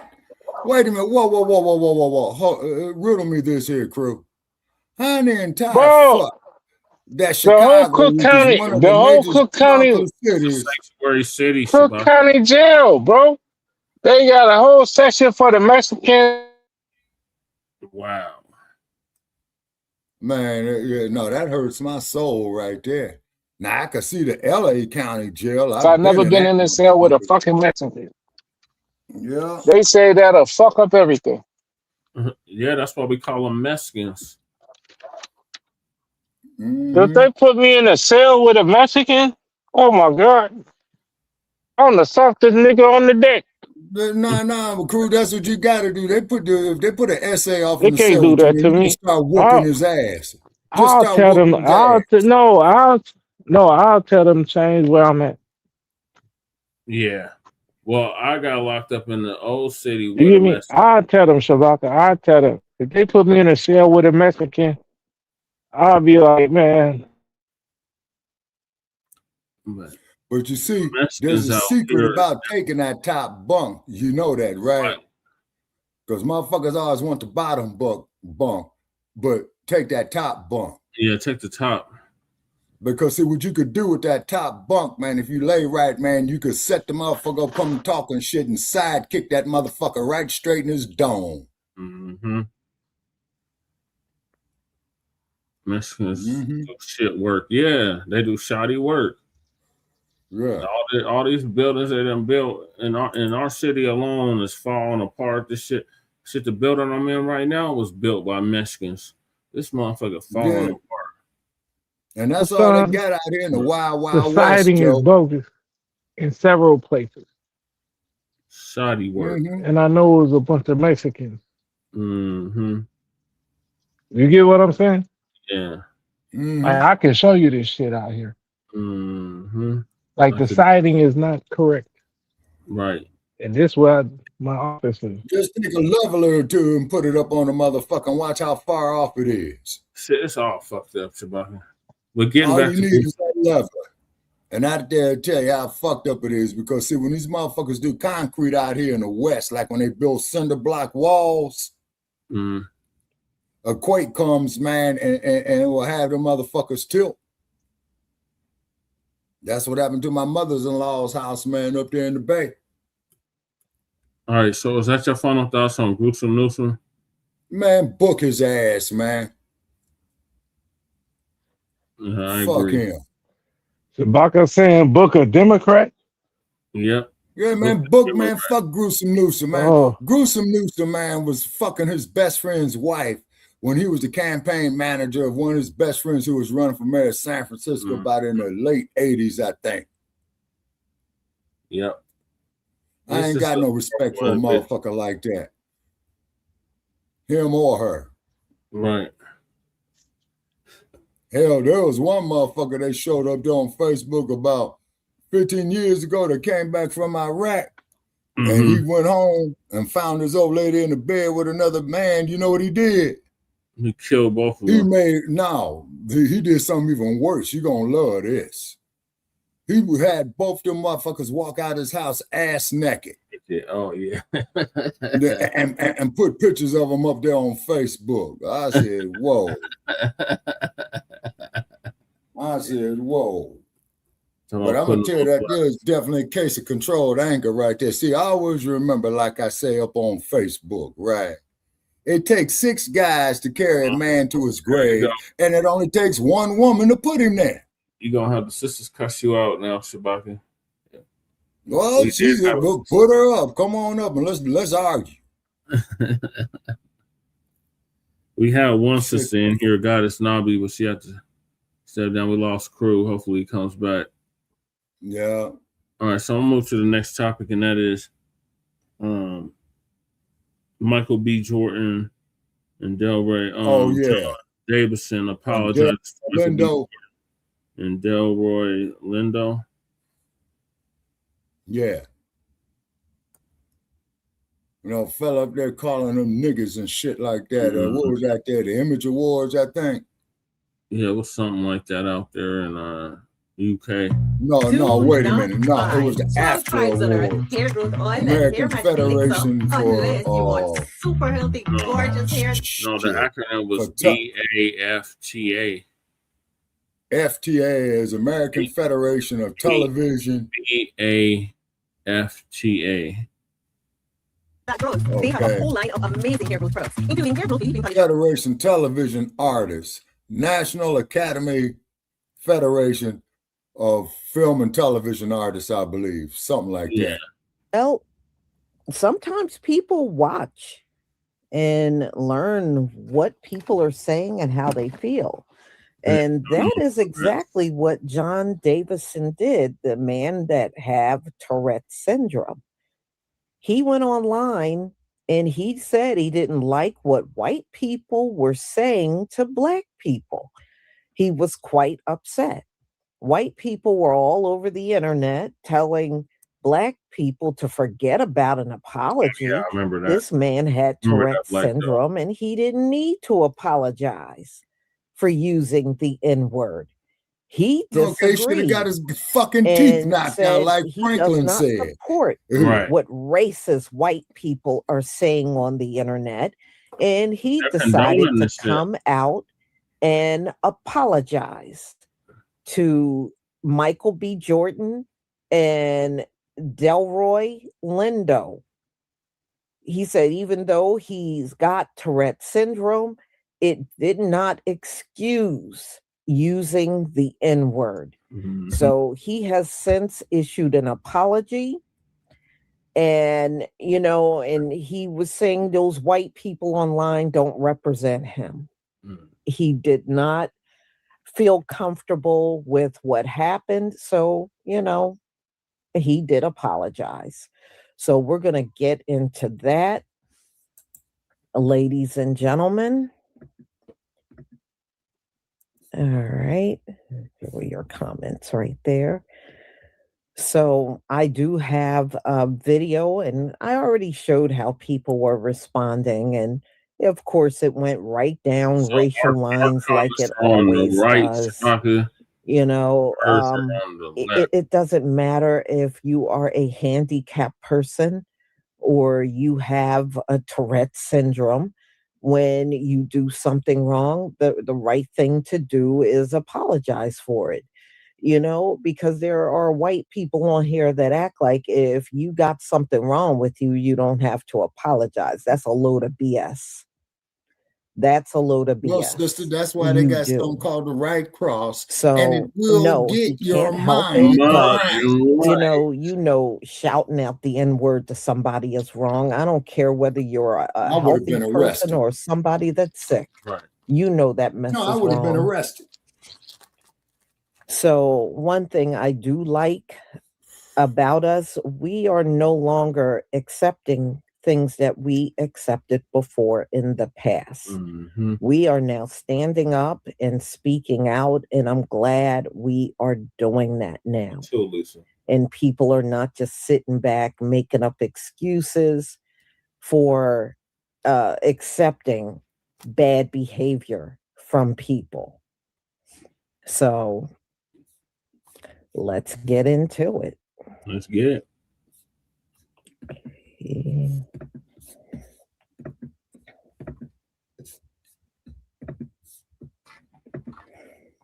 Please give me a 1 if you can see my screen.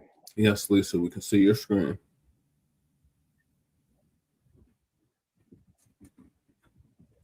Man, I had a temporary job through Labor Ready one time, Thank man, you. building the stage like that, man. For Oh, you used to be a stagehand? No, I was through a temporary job agency. Oh. And it was like they was getting ready to have the award show there in Hollywood. With royalty mixing We with worked all goddamn night, man, putting that shit up. in controversy this morning. The BBC apologizing to BAFTA viewers after several obscene outbursts from Tourette's activist John Davidson were heard on a broadcast. Davidson is the inspiration for the movie I Swear, which was nominated for 6 awards and took home the leading actor BAFTA. He was diagnosed with Tourette's syndrome at the age of 12. It's a neurological condition that can cause involuntary movements and vocal tics, sometimes involving outbursts of inappropriate language. One such outburst Really? at the broadcast was while Cinestars Michael B. Jordan and Delroy Lindo were on stage. Delroy and I are delighted to be presenting the first BAFTA of the night for a vital part of movie making. A racial slur could be heard while the men presented the award for Best Visual Effects. Jordan and Lindo looked startled, but continued on.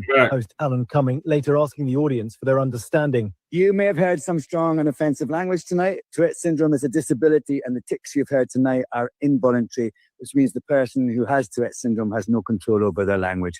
Yeah, I got to involuntarily right cross too, motherfucker. Right. I feel truly sorry for what happened at the BAFTA ceremony.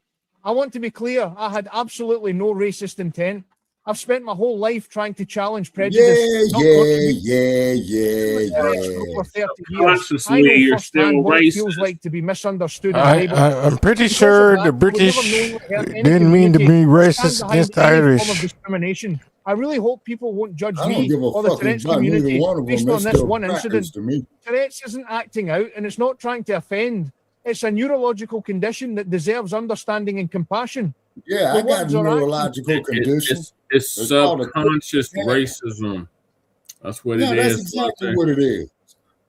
See, and it's ingrained into the what is that? The group, what they call that word, Che? The group ethos. psychology. Thank you, the ethos. That's the word I was looking for. So, hey, if I may, That may seem shocking are not who we say, are. if I may, for a second. Hey, Shabaka, what's up, though? Yeah, what's going on with you, crew? Chilling. So, no, like, if I might say, Shabaka and say, Yeah, go ahead, crew. I'm not trying to explain for him. I'm just Right. saying he does what drunk people do. Yep. You get me? He's saying what he really feels. Exactly. Yeah, Drunk people say shit that they should have reserved for themselves, right?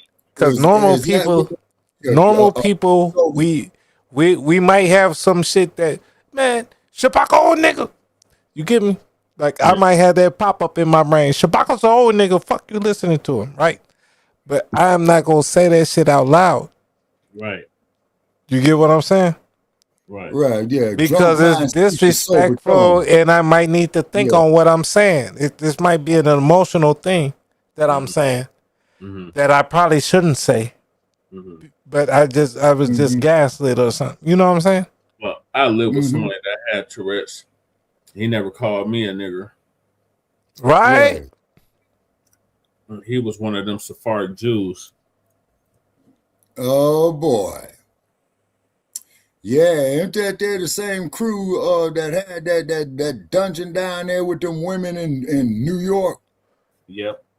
Yeah, that's part of them. Those are the Ashkenazis. But. Now, when you spell when you say crew about that, it's spelled CREW. Oh yeah, that's crew. That's a real crew, like dictionary crew. I'm CRU, Cultural Revolution Underground. Right. So no, we're not the same. But I'm sorry, Jesse. All right, I'm gonna let the video continue.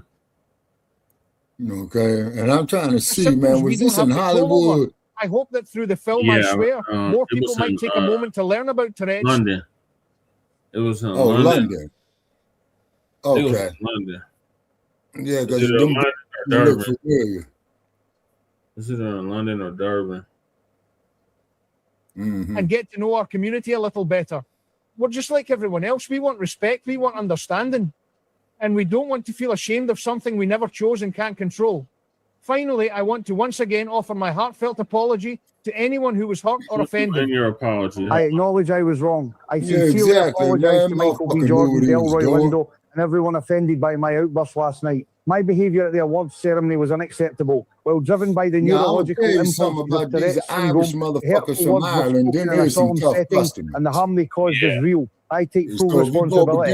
I have lived with Tourette's since age 5, you got your hands together. Misunderstood in school and marginalised as an adult. I know the pain words can inflict. Yet last night, I was the one causing that pain, and it hurts me deeply. This soul trapped in a body anguish has tormented me for over 50 years, but it is not an excuse. I cannot call for understanding while ignoring the impact of my symptoms. I know an apology cannot undo the work Lord demands forgiveness. I will not stop at its the condition. I will communicate, listen, and work with my medical team and the organisers to prevent this from happening again. I will show through my actions that the John who I said know in a way to prevent it from happening again. Stands Get for that kindness. motherfucker to Jake Paul business. Will not let my body's loss of control overshadow a lifetime devoted to equality and dignity. Well, that is a very good point, because I do see John Davidson is an adult. Not only is he an adult, his nose is broke. White man with white privilege. I don't trust him. His nose is broke. He just got his nose broke. He's a Tourette syndrome advocate. Yeah, He's not going to stand aside and let the community, let the POC community defend him. I hope he's not going to stand aside. Hey, somebody unwinded his mind through his nose. As a white advocate, a seasoned white advocate, he can almost come out and explain himself. He can do an apology to everybody, or he can do a very thorough explanation, explain the whole event, explain his own tics, explain his own journey. Right? Does this explain all Chinese people? Because they all sound like they got their nose plugged because somebody beat their ass? Oh, no, 100%. You're right. I do understand the heat. And as strong as the way I advocate. Hey, Jay, if you can, put that like, subscribe shit in the top corner. But when I see hypocrisy, I will call all that shit in a fucking second. So this ain't over. This ain't over. I'll be watching this. If we got to get you OBS, man. On the community and don't say a word, I'm gonna come out equally with strong words and blast his obvious fucking white privilege. And he needs to do something about it. This is the perfect opportunity, especially in this current. Go do that shit in Asia. World geopolitical tension we feel. Look at his long ass thumb, pinky nail. And speak about this, and not just that. Look at his fingernails. Look, Popularly is spoken. And he paint him. But there's also but his other hand, he got one that's long as hell. There's also people who do obscene touching. That's even more offensive in this age with Epstein going on. that's even more. So you can't touch nobody? That's difficult to explain. So really, for the community to come out and speak for him, I hope he sees Hey, it. Shabaka, And I nobody hope can't touch you no more? The fact that community almost No, I'm talking about like, excuse me. You need to come out. No, like if I gotta get by you, and I tap you on the shoulder, excuse me, can I get by you? BAFTA finally Oh issued yeah, I an don't have a apology problem with that unreservedly. because I've No, done but that. they acting like because you're too close enough to They touch acknowledge somebody. the harm this caused. They talk about what happened, and they apologize to all. You can read the full apology in The Hollywood Reporter. John Davidson also then released a statement.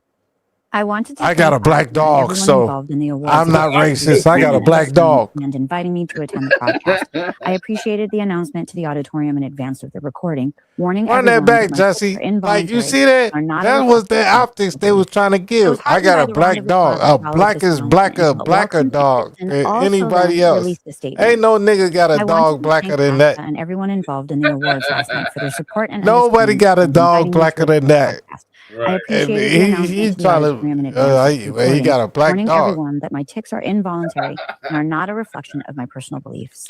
I was heartened by the round of applause that followed this Their announcement. tics and felt are welcomed based and on understood what in they an environment believe. that would normally be impossible for me. Exactly. In addition to the announcement by Alan Cumming, the It's just BBC like and being BAFTA, drunk, I right? can only add that Hey, I pause am it, and Jesse, always have if you been can deeply for a second. mortified if anyone considers my involuntary tics to be intentional. or to Now watch this here, people. Now watch this here. They're gonna get some brain dead, ass scratching Negro to sit up there and endorse this bullshit right here. Hollywood tradition. Now, but watch this, Shabaka, right? If I'm drunk as shit, right? Yeah. Right. Say I drink 2/5 and I jump on a live stream, right? Oh my God. Yeah. Right. I'm gonna be drunk as shit and be talking all kind of crazy shit, right? Yeah. But I cannot blame it on me being drunk because I'm not gonna say some shit that I never had in my mind in the first place. Right. Right. Yeah, that's what I mean. Drunk mind speaks a sober tongue.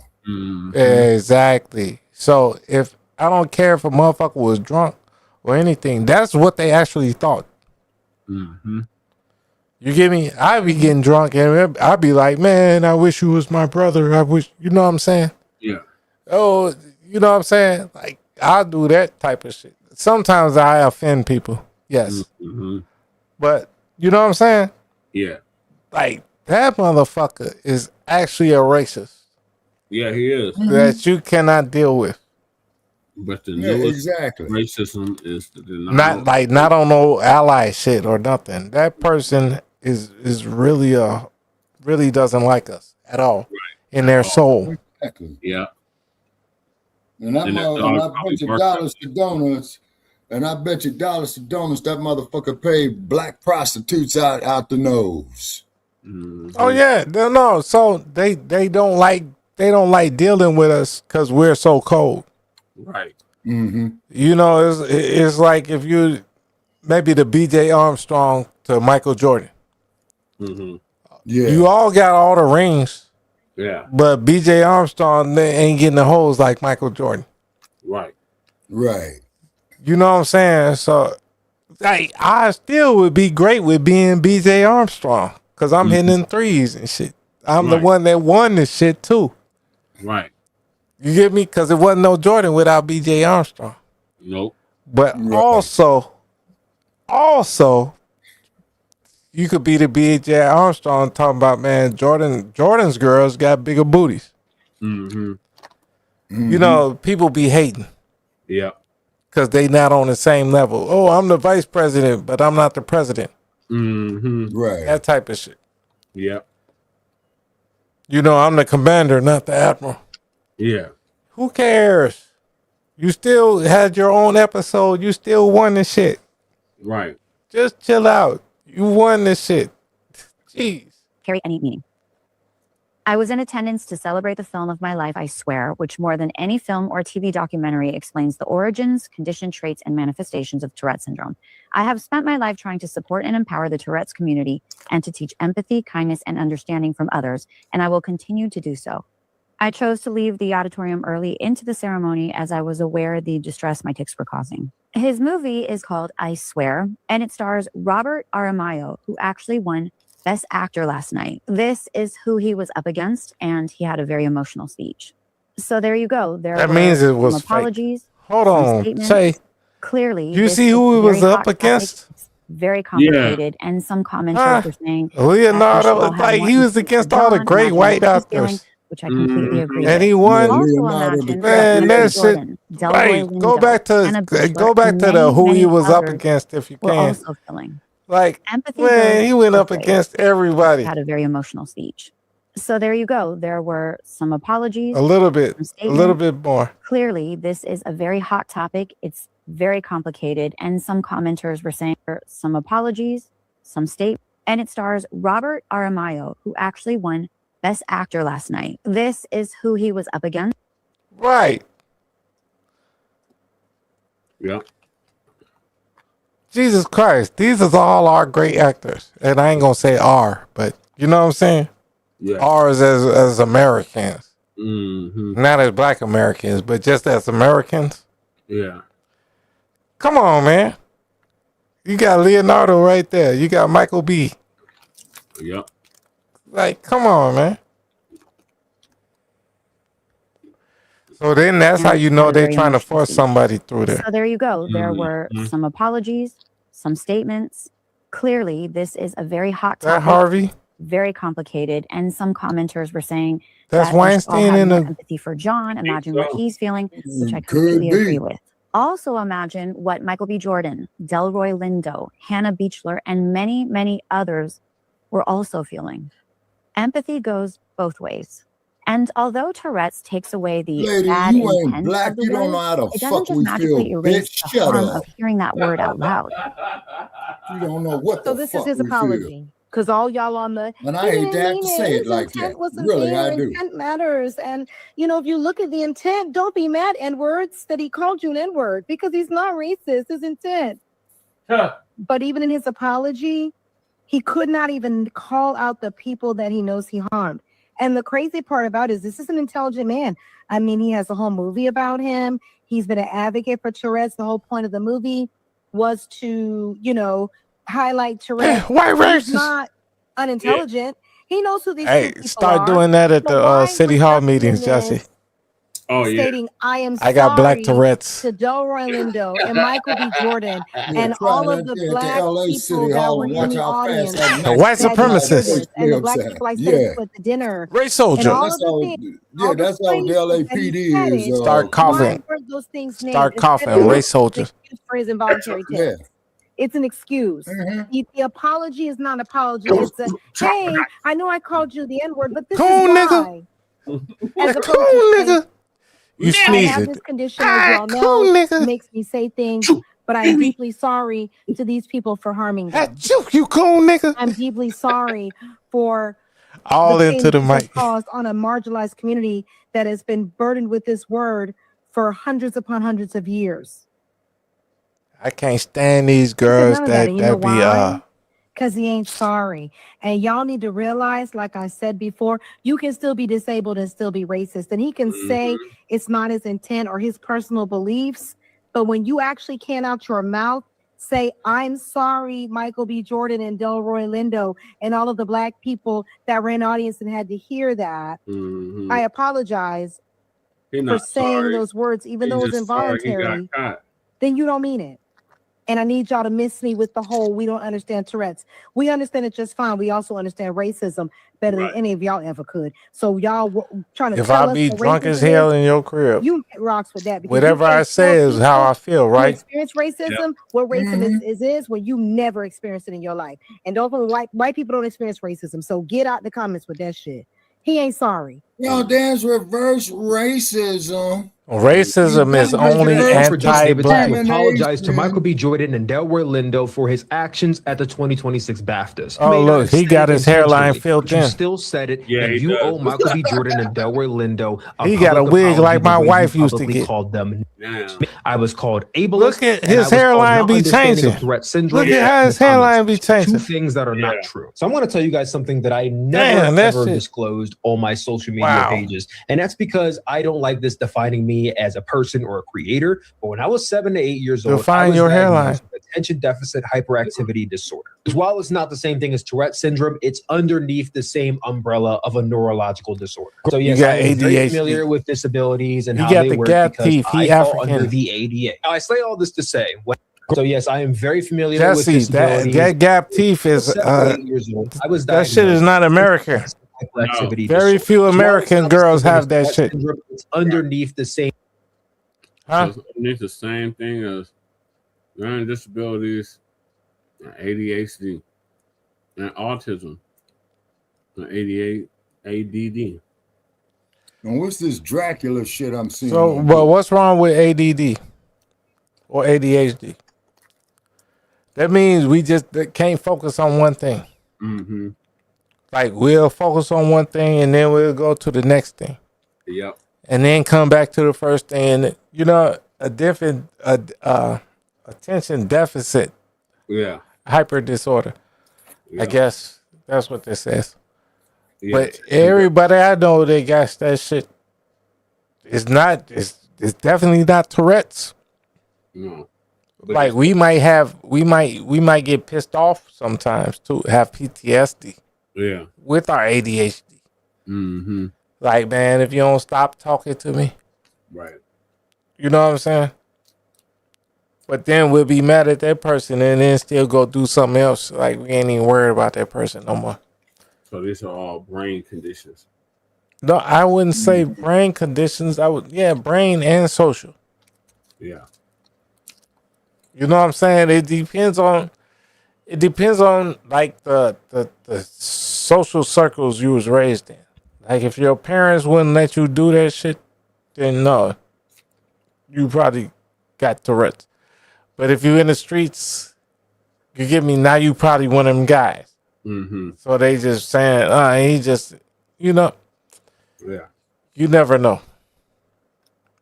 But Because you still know what you're doing though, Jesse. Right. They're Like saying it's all on the brain though. On the neurodivergent. Mm-hmm. Learning disabilities, intellectual disabilities, Tourette syndromes, Down syndrome. I can't. Williams syndrome. There's a Shabaka syndrome too. Shabaka syndrome. Oh, that's the best syndrome to have.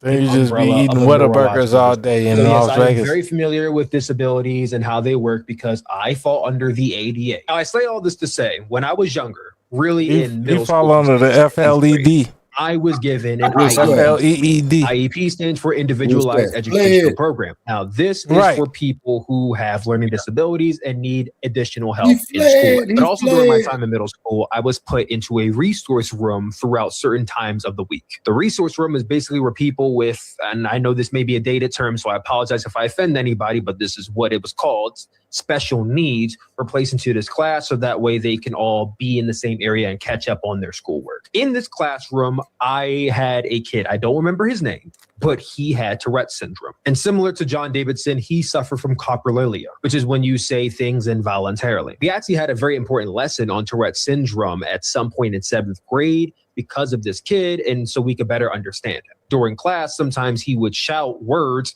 that were very inappropriate, and at certain times, I remember him saying the F word, the FAG word, and the R word. Now, this kid would also shout out words like fuck and shit and dick and all this type of all What these is other he? words. Hey, Jesse, hold on, run that back. Jesse, run that back. Because if he said the F word, the this word, and the R word, and then he just went and said all these words, what is this clown talking about? He talking about the student that he had in his class. No. But he's saying the words that his student. But he said the student said the F word, the R word, and all that. But then he proceeded to say all the F word, R words, and everything. Oh yeah. So what is he talking about? I don't know. Like he sounds like a whole man, Jesse. He sounds like entire bullshit. Shabaka. I don't even agree with you half the time, but I'm saying, Shabaka, both me and you, in my time and in your time, this dude couldn't talk no shit on our block. Right. No, what's the hell no, man. He couldn't pull up to our car, to our store, to anything, pull up on our block and start talking like that. Right. No, man, motherfucker get raised up out the neighborhood one way or another. It'll be strictly up to him. Yeah. But regardless, he's leaving. Right. Be in the same area and catch up on their schoolwork. In this classroom, I had a kid. I don't remember his name, but he had Tourette's syndrome. And similar to John Wow, Davidson, how you don't remember your kid's name? You said you bring him up because he got Tourette's syndrome, but you can't remember his name. What kind of teacher are you? Right. What kind of teacher are you? I can remember Noah. Man. Noah I heard it all now. He had Tourette's syndrome. Come on, Shabak. I remember people I went to school with. Yeah. Like I seen a nigga the other day. The story, I'm remembering his name. Yeah. But then he said he went to that school. I'm like, you went to that school? He's like, Ray Gun? I'm like, what's your name? He's like, Troy. Man, I knew it.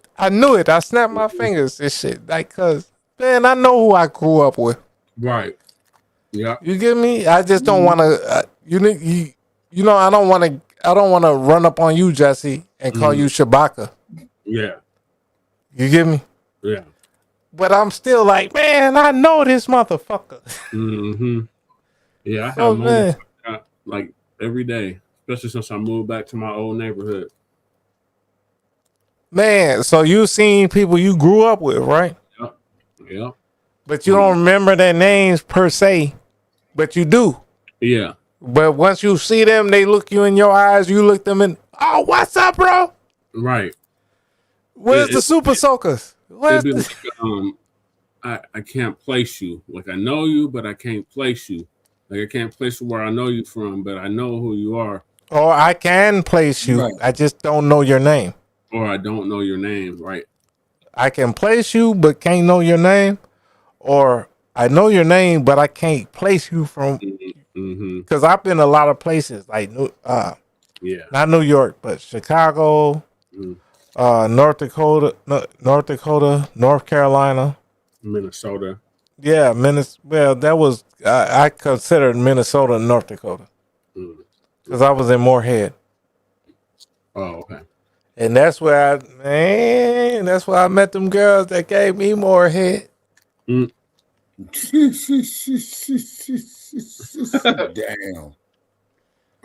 Here's one for you.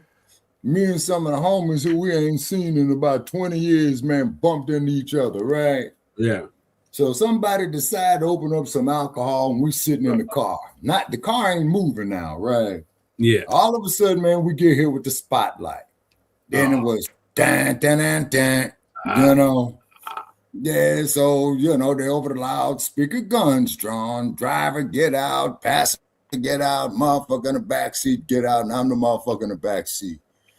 So LAPD, they want to see everybody's ID. No warrants, no warrants, no warrants, no warrants, no warrants, no warrants.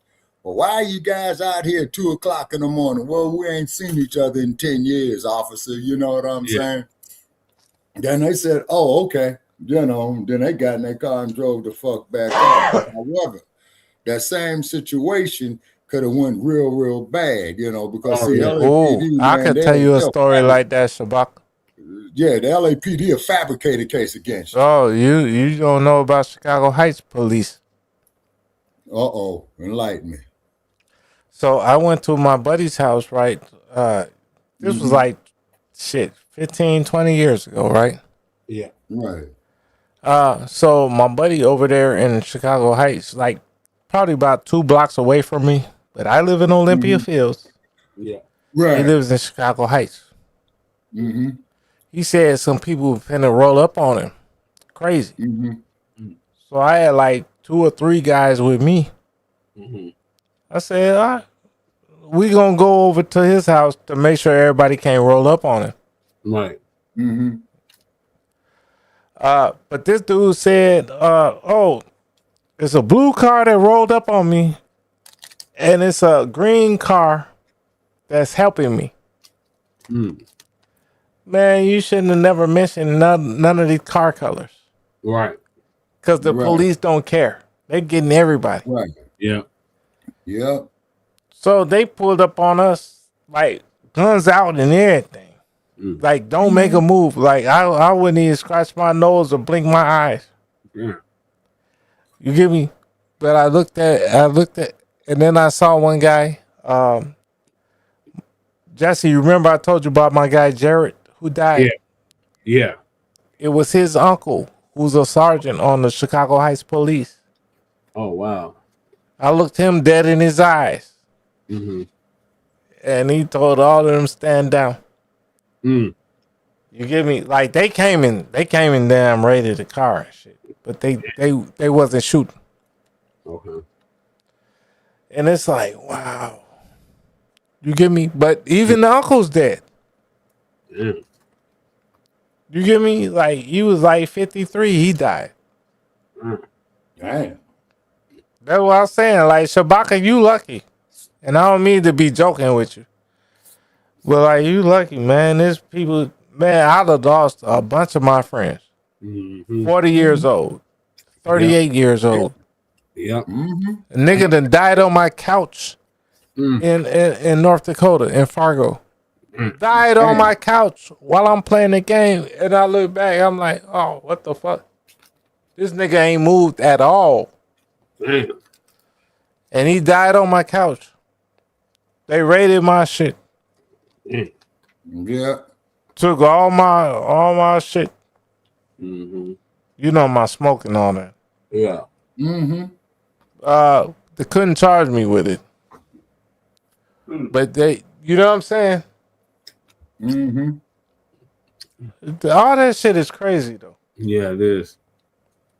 All right, let's get back to this video. Hey, move that follow like if you can.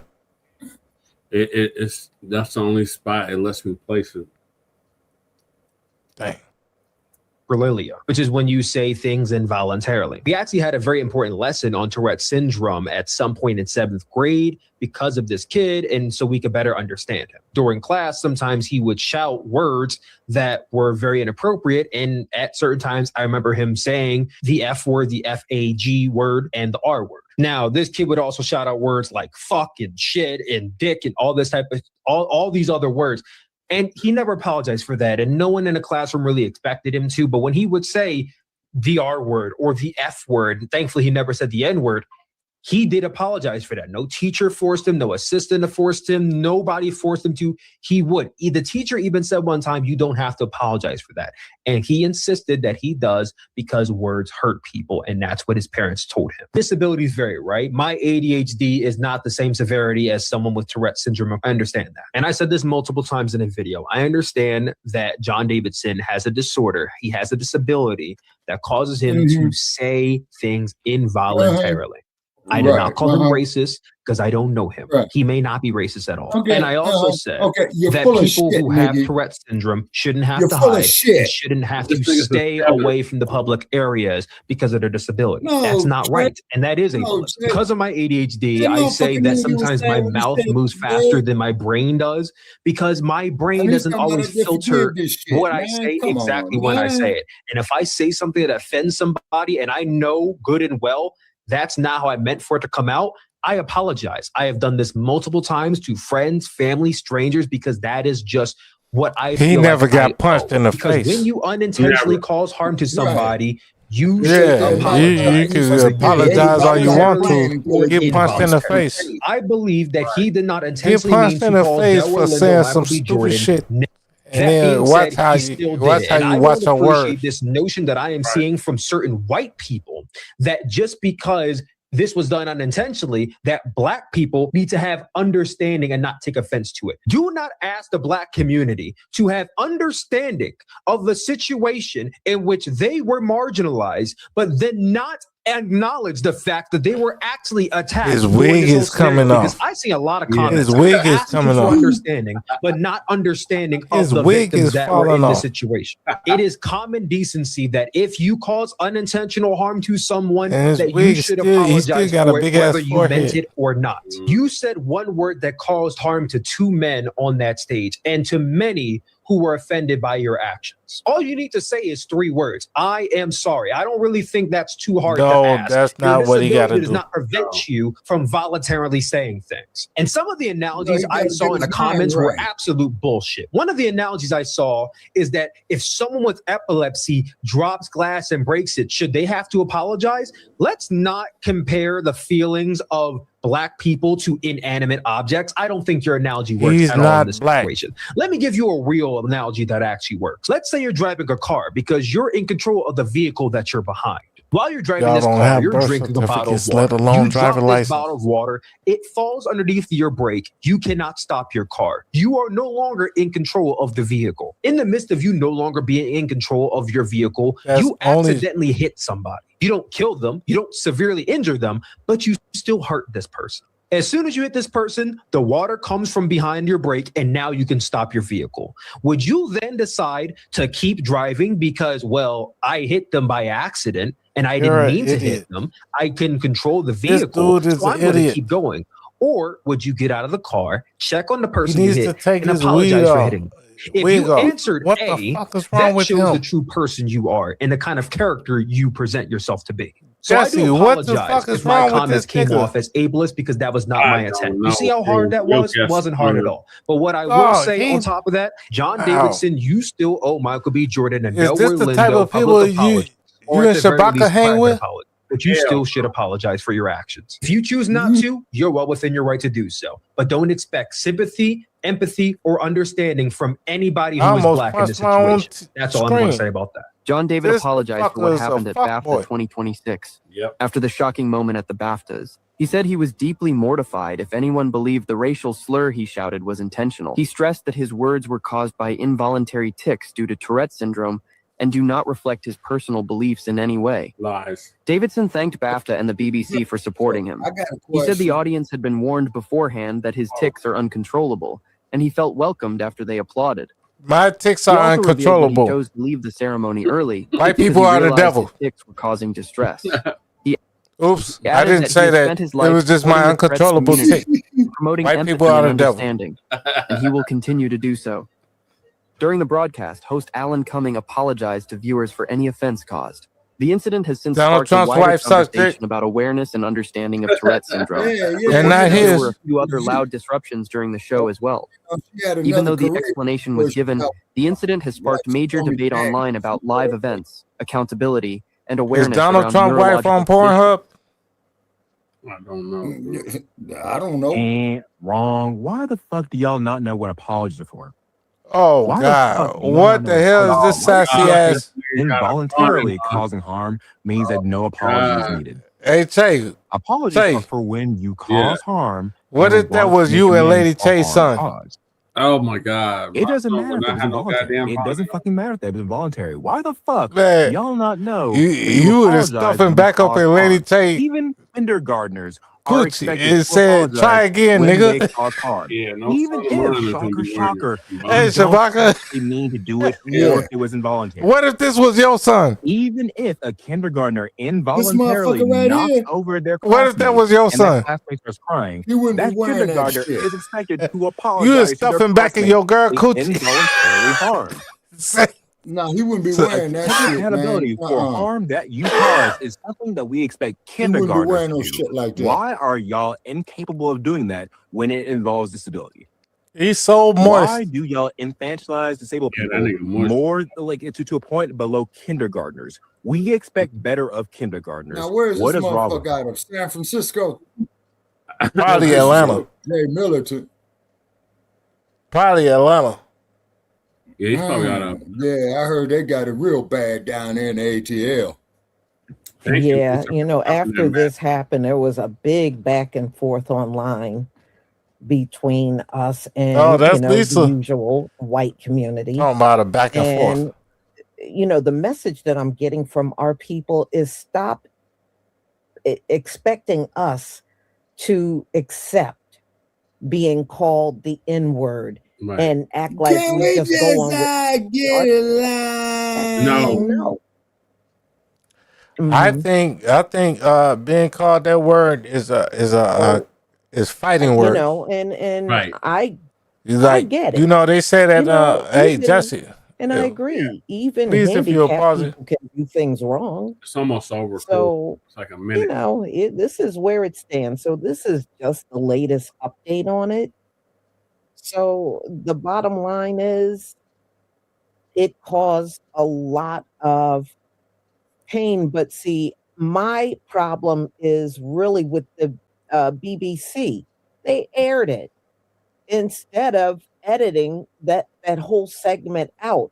They didn't have to air it, and they aired it because they didn't give a crap. Mm-hmm. They didn't give a crap Was it live? how it impacted Oh, yeah. our community. Yeah, it was They live. could care less. Okay, So then they couldn't edit it. No, yeah, Unless they they could put it have. in They the got it. replay. They got a 10-second, 15-second delay. Oh, okay, yeah, you're right, crew. Yeah, you're Because right. They do this got to get a thing was 15-second delay just pre-recorded, for shit like that. which means it was no excuse. They edited out the Free Palestine. Yeah, they edited So that no, out. you know, no F niggers. I'm sorry. Well, you know, they're But they claiming didn't edit out the nigger shit. apology falls short. Yeah, right. So They y'all edited have out to the do Free that. Palestine, but they didn't edit Thank out you the, so the much for fuck being niggas. here. Yeah. Yeah, And exactly. if you How want to look convenient. for my upcoming live, So that's why we're saying they're full of shit. and again, Exactly. thank you for Which your they are. support. It's a Shalom, damn family. insult to my intelligence. All right, what were we gonna say, crew? No, you know, like I just said, Okay. they let that nigga ride, but they didn't let the Free Palestine ride. Yeah. Right. Which shows you they could have edited anything. Yeah. Right. Now, you remember the Godfather, man, at the end when Michael went up there to his brother-in-law and said, Carlo, you got to answer for Santino. But do not tell me that you're innocent because it is an insult to my intelligence, and that makes me very angry. Now, who approached you? Well, that's basically what the Democrats are doing. Yeah. They're telling you Exactly, Shabaka bro. is nothing going on. Yeah, exactly. You see? Exactly. The hell with the Democrats. All right. Yeah, them was the motherfuckers that brought you the Ku Klux Klan. So let's see what Tariq had to say on it. Right.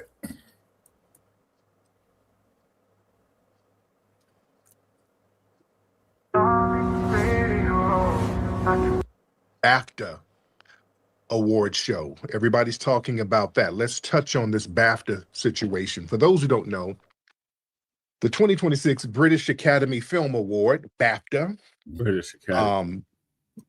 It was some tomfoolery going on over there. Right Okay, now, so that's British Sinners, that was the Academy most celebrated film of the Film night. and Television Awards. A racist incident happened to really diminish the moment. Now, during the live ceremony, the center stars, Michael B. Jordan and Delroy Lindo, they were on stage presenting an award. And then an audience member, a man named John Davidson, who's supposed to be this Tourette syndrome advocate, I think his life inspired the film I Swear. I haven't seen the movie. So they had him up in the audience. And while these two Delroy Lindo is Jamaican, but Michael B. Jordan is foundational Black American, and the movie is foundational Black American theme. Mm-hmm. While they were presenting an award, this dude yells out the N-word in the audience. Ooh. And you could hear it all on the broadcast, nice and clear. Niggers! Yeah. Now, BAFTA, they responded. Just like that. The BAFTA host, Alan Cumming, he said, some people in the audience might hear strong language. And he explained that Davidson's vocal outbursts were involuntary tics associated with Tourette syndrome. The British Academy and the BBC, they both issued apologies. BAFTA specifically apologized to Jordan and Lindo for the offensive language that was heard. Here's the thing. Let's cover some things. Okay. Hold on one second. Okay, hold on one second. I'm sorry. Okay, sorry about that. I just got a text. What's up, Nikki the God? Let's be clear, because people have been making excuses for this person's Tourette's. They've been making a lot of excuses for it. Oh, he got Tourette's. Oh, he has Tourette's. Oh, let me tell you something. Tourette's does not make you racist. Let's get that straight. Tourette's does not make you no damn racist. Right. You know, Tourette's, that affects impulse control, but it don't affect belief systems. Right. Tourette's syndrome, it causes motor and vocal tics. It don't make you have a racist damn ideology. I don't know where they're getting this shit where Tourette's make you a damn racist. It doesn't. Tourette's does not implant hatred or racial slurs or any political beliefs or nothing into nobody's mind. Now, somebody would have planted their foot in that motherfucker's ass. I bet you that he would have got over that shit. But it can't generate content that was never mentally present. Do you understand that?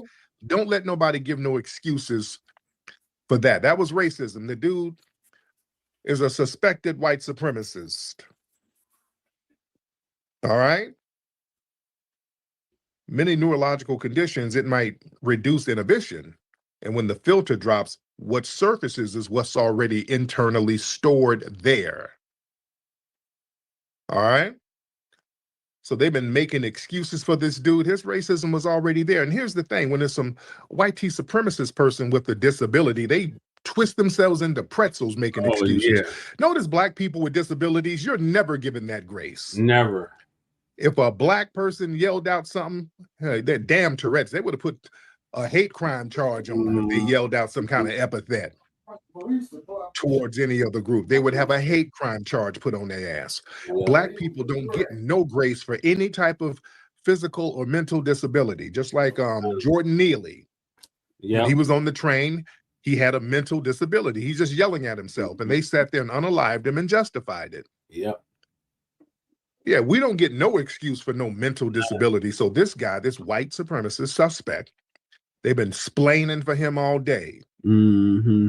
And I want y'all to understand something. Let's be very clear. I think that was deliberate. Do y'all feel me? I think that was deliberate. They let that happen on air like that. I think it was deliberate. I think it was deliberate, ladies and gentlemen.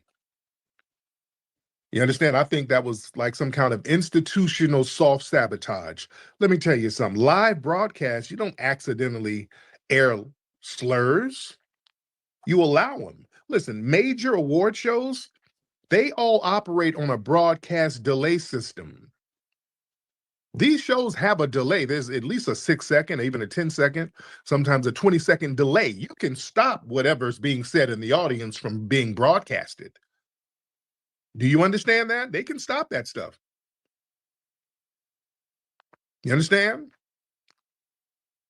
And that delay is specifically designed to prevent, you know, legal exposure, because somebody can get on the air and say something that would make the network legally liable. You can get up there and say, yeah, thank you for the award, and Harvey Weinstein put his finger in my pussy. You can say something crazy and the network would be liable. So you gotta have a filter or a button to stop something like that. But they didn't stop it. There was a decision to not cut that racial epithet out. That wasn't passive. They allowed that to happen. You know why I know they allowed that to happen? Because see, the network, they demonstrated selective enforcement. It wasn't a technical failure. Somebody got on stage and said, "Free Palestine." They cut that out. Mm-hmm. Do you understand? It was one brother went up there, I forgot his name, but he was giving his speech and he was like, yeah, and by the way, Free Palestine, they cut that out. That didn't air. They made sure not to air that. So yeah, they know how to cut something out that has a certain message that they don't approve. So yeah, they can intervene when they want to intervene. That racial slur was not missed, it was deprioritized. And let me tell you something. Yeah, when the movie Sinners is the hot movie of the night. And it's just the hot movie taking over the industry right now. You gotta give praise to it. So there's now this international push to kind of put the people in its place, put everybody in their place. See, you see editorial restraint, it disappears when Black dignity shows up. See, that's a pattern. See, when a network can protect itself from political controversy, but they fail to protect Black artists from racial harm, that's a hierarchy of concern. Yep. You see? Historic foundational Black American achievement, that triggers corrective humiliation. See, that wasn't neutral. See, Sinners represents a dominant foundational Black American film lineage asserting itself globally. You understand? So that invokes status anxiety in a lot of dominant institutions. So even on a subconscious level, the dominant society, they have to rebalance power by diminishing the moment. That makes sense? Because listen, Coogler, our brother Ryan, he won an award for like the best screenplay. This was the first time in the 77-year history of BAFTA where that screenplay honor went to a Black man. You understand? So this was a very major symbolic win just for that award ceremony itself. So they had to neutralize the moment by allowing racial epithets to go on the air. That was a psychological equalizer. That was a soft sabotage. The soft sabotage, that's the preferred method of modern power maintenance. See, you don't need nobody to boo or nobody to say anything explicitly racist. You allow somebody who could use their disability as a shield to get out here and say that. So now everybody is explaining. Now, after the harm is done, everybody's trying to make excuses. I'm telling you, I think that was very, very deliberate. And I think there's a subconscious fear that global recognition of foundational Black American lineage is destabilizing. Notice how us celebrating our lineage, and that's what Sinners is about. Sinners celebrates foundational Black American lineage. When we start celebrating FBA lineage, man, everybody starts panicking. Yep. Because we are the power source. You understand? When our cultural power, when clearly named, globally affirmed, commercially dominant, you know, that challenges all these myths about dependency and being marginalized on a subconscious level, man. Listen, dominant institutions, they got to bring the big moment down. And that's that soft sabotage. They can't openly resist it. Just like when ABC News did an international story praising foundational Black American history. Yeah, remember, ABC News earlier this month, that's an international network. They broadcast this all over the world. They did a story talking about the greatness of foundational Black American history, naming it by name. Some phone calls were made. They were made by the highest up, possibly the people at the DNC, to take the story off their website. That's power. See, that's power in both ways. Number one, power because they used our language from the grassroots to do the story, and more power, it was so significant and so threatening, they had to take it down. But you can't unbroadcast something. You can't unring a bell. The messaging is already out there. You understand? And what we're seeing now on X and online, we're seeing a lot of people, the dominant white society, are making a lot of excuses. They're like, well, why are y'all so triggered by a word? Oh, it's just a word. Why are so many people triggered? See, that's designed to shift the focus away from the act of racial degradation. And now the problem is Black emotional reaction. Yeah. So that reframes the victims of racism as the problem, not the organization and the institution who allowed the humiliating act. Right.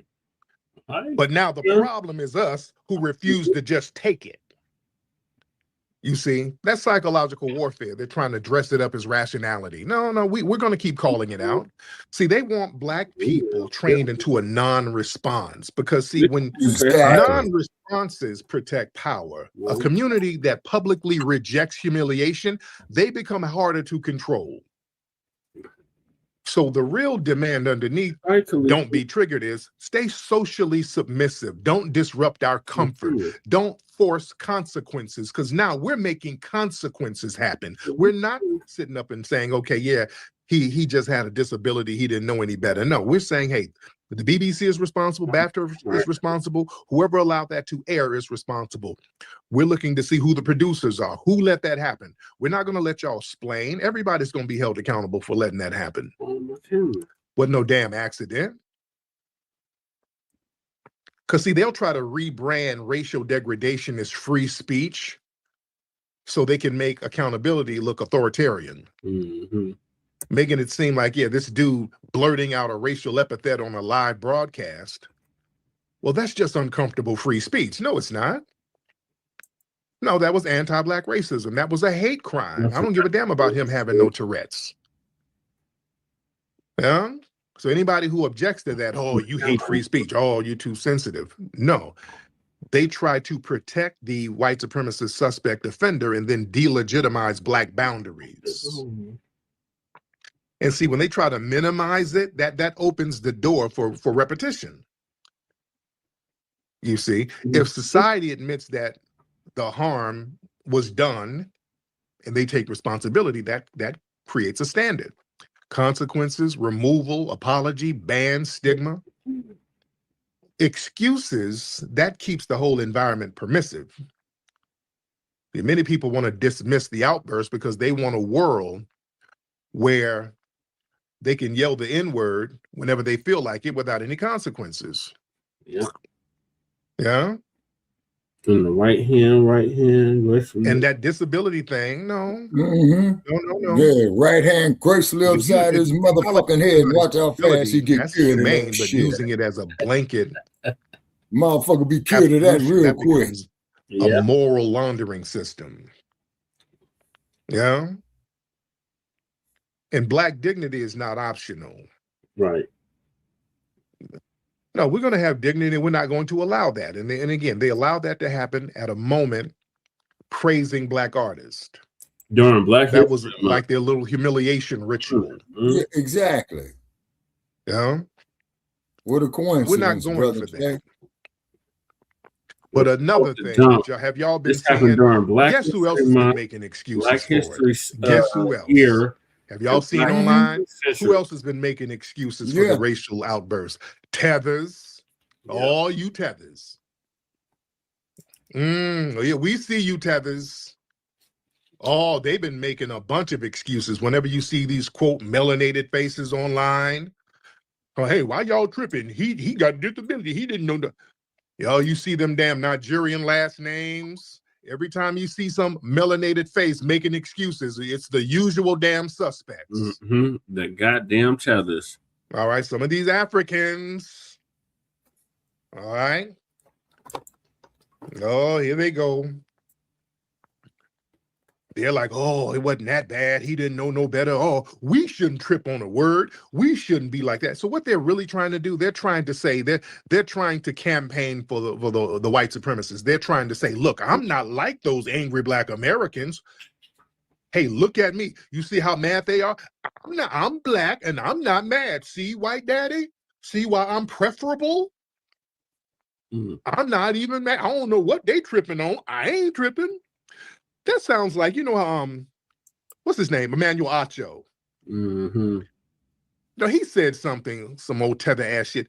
He was like, where he did an interview talking about how they view racism. He's like, yeah, as an African Nigerian, when I walk in the room, I don't have the trauma and the baggage of a lot of Black Americans, and so I can see things a certain way, certain objective way without the trauma and the baggage. Y'all remember when he said something like that?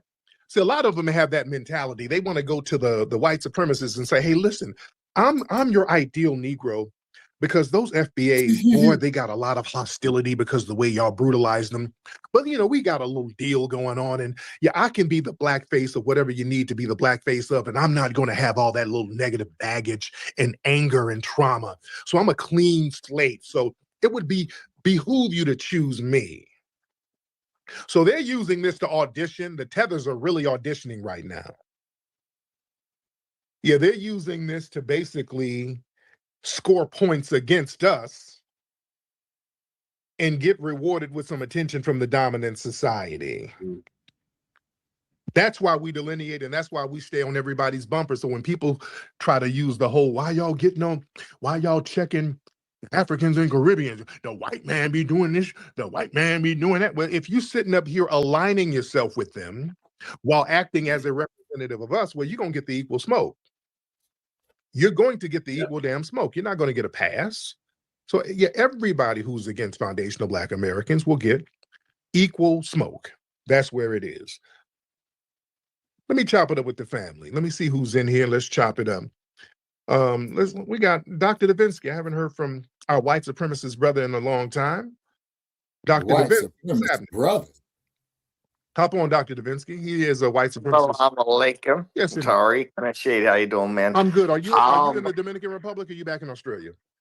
I'm in I'm doing an incel boot camp where I fly incels down and introduce them to women and show them. Like, I have a success story, actually. A couple of incels I've flown down. Okay. But yeah, I want to touch on what you said about the slur, because I hear this all the time. It's like, oh, it's just a word. It's like, it's not the word. It's not the syllables that are offensive. It's the disrespect that's attached to it. Right. And if you disrespect someone, then obviously there's going to be a pushback. Right. It's just really dumb. Right.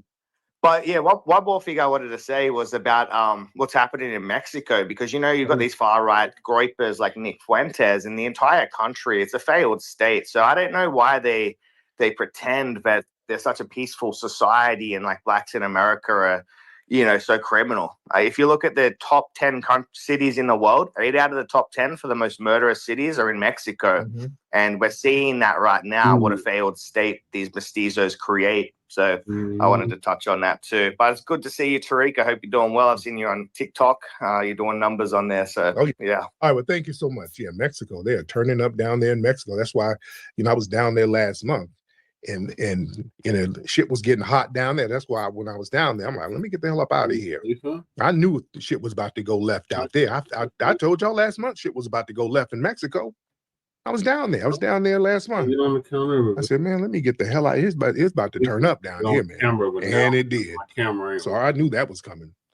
Yeah, if y'all don't know, down in Puerto Vallarta, I think they took out some drug lord or whatever, and boy, they've been turning up, blowing up all types of stuff, burning up Costco's, and just, man, it's the block is hot down there. The block is real hot down there. All right, let me get some people in here. King Cooper. Let's get King Cooper in the building. King Cooper, hop on, man. Let's get Mr. King Cooper in the building. All right, let me see. Let's get a few people in here. Let's get Snow Chimps. All right, whoever that is, Snow Chimps.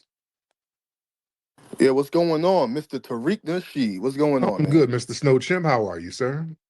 I'm doing great. First thing I want to start off with, my family is from Nigeria. I just want to start that off. I'm in New Jersey as of right now. Okay. To answer the title of the space, yeah, I think it's deliberate, man. I mean, if knowing a person who has Tourette's syndrome, like, the exact outburst you're gonna have. Right. I mean, the fact that he's gonna be there saying the N-word. Like, if I had Tourette's syndrome, I just would have stayed my ass home, man. I wouldn't go out there and have these type of outbursts to interrupt the event. Mm-hmm. And I have a question for you, Mr. Nasheed. Yeah. Are you gonna watch the Michael Jackson biopic, man? I seen the trailers. Oh man, that shit is lit. Oh yeah. Bro. I'm telling you. Yeah, yes, indeed. Like, I'm trying to practice my moonwalk, trying to put in some bush meat shuffle. But yeah, man, that's all I wanted to say. Shout out to you. Shout out to Black Americans, man. Respect to the culture and everything, man. Thank you so much, brother. Yeah, I'm definitely gonna watch that movie. I'm cool with a lot of people in the Jackson family too. Family's real cool people.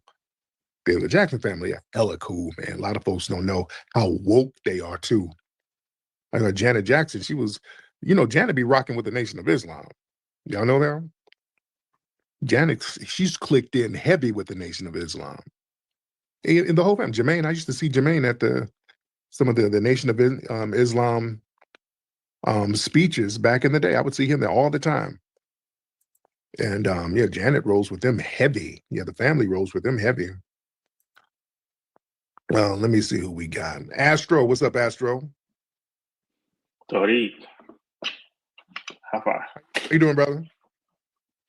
I'm doing fine now. How far? Okay, are you good, brother? You sound like you're being held hostage. You okay? Well, man, I did. Well, I'm fine. Okay, I want to confront you or something. Okay, you need to confront me. Well, do we need to send some money to get them ransom you or something? You sound like you're somewhere in a dungeon. All right. Oh no. Okay. No dungeon here. Okay, so you want to confront me about what, sir? And by the way, where you from? Where's your family from? I'm from Ghana. Ghana, got it. Okay, what's on your mind? You know, only 0.5% of Ghanaians are in the US. 25. So you're wasting your time. 0.5%. 0.5%. Okay. Yes, it's not even a full percent. So you're wasting your time on one about the Ghanaians, even Africans. Waste not. You should be worried about El Chapo people. Those people down there, those are the people you should be worried about, not us. Most of us are still on the continent. Listen, why do y'all tethers sit up and pretend nobody said nothing about a Ghanaian at all? Not one thing. After nobody. I'm just saying, you have the narrative. You have this narrative that we are fleeing to come here. We are all running here. Nobody's running here. By Ghana, so a hit dog hollered. Nobody even talked about you, but you felt a certain way about it, and then you tried to center yourself. Nobody's talking about Ghana or Ghanaians. You just said no. It's in general. It's the rhetoric in general. I'm not saying you talk about it today. The rhetoric. It's your typical rhetoric. There's no typical rhetoric. What happens is you do, and some of your fellow tethers do what you just do. Y'all call in, centering yourselves, talking some bullshit, and then y'all get checked. And you hate accountability because now all the little slick shit you do and centering yourself and inserting yourself into certain conversations that nobody was talking about you in, when you're held accountable, now you want to act like you're being attacked because you're held accountable for your actions, sir. No, nobody said anything about. You cannot attack anybody. Nobody's attacking you. So you said we feeling like we are attacked. Nobody said you're attacking anybody. Yeah. The point is even talking about you, sir. You like the ugly woman who thinks everybody, you try to pretend niggas trying to fuck on them. Girl, I came in all. See, there you go. You have to do some. You have to do my pussy. I ain't like that. Ain't nobody trying to fuck on you. Now you have to do batty boy rhetoric. What is this? Why your brain have to go batty boy every? I wouldn't. I was talking about women. I said women. You brought up some batty boy stuff. I said women. So what's on your mind? You got a lot of subconscious things on your mind that you're projecting, sir. I didn't say nothing about a batty boy, anything about no dudes. You said that. You brought that up, sir. What's on your mind? You are quick to go that direction. Nobody. I said a woman, and you start talking about batty boy dudes. So, sir, what did you do to get a green card? You said I don't want to F you. Yeah. Why you? I was talking how ugly women talk. And you start talking. Okay, well, please. I start talking about how ugly women talk, and you start talking about batty boy. Sir, what did you do to get that green card? Did you wake up sore when you got that green card, sir?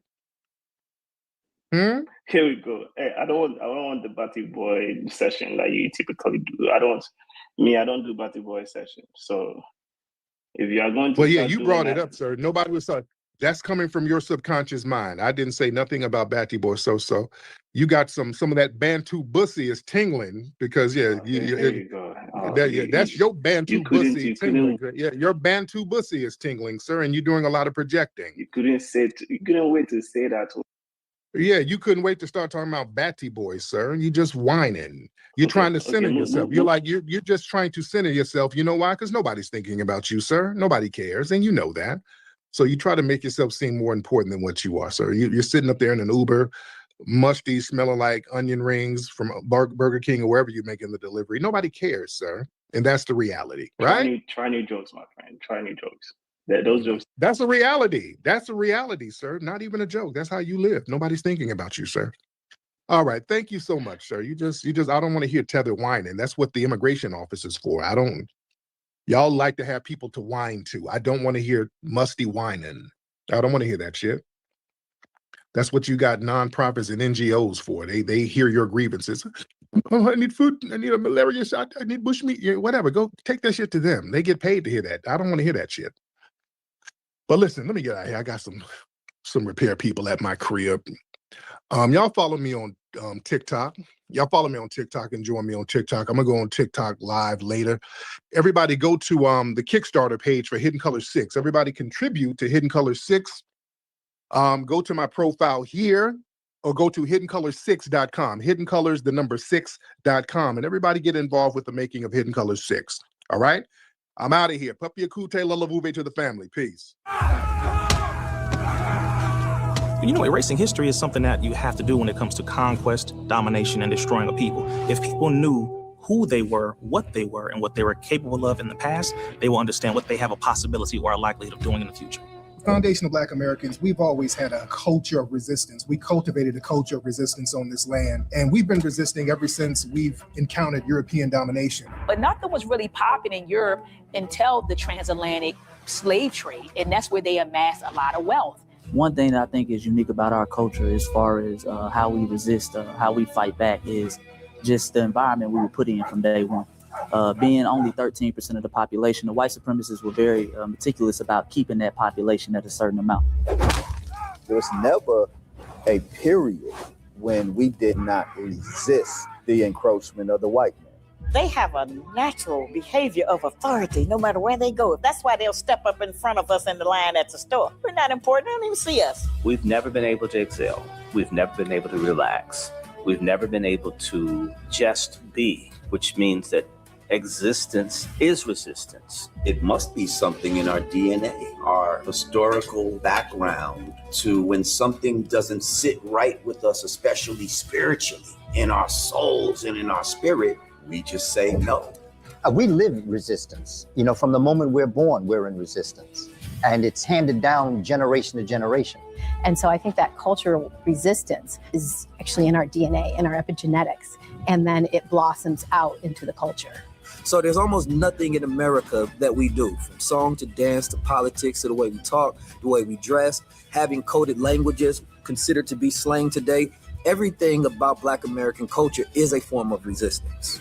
Of course, they want to always downplay our contributions to the global tapestry because they continue to act like our number one export in this country is not Black innovation. Everyone understands that our resistance has been the cornerstone of what foundational Black Americans have always done. We are the life that breathes everything into this nation. The further back you go, the further Black you go. It's just simple like that, brother.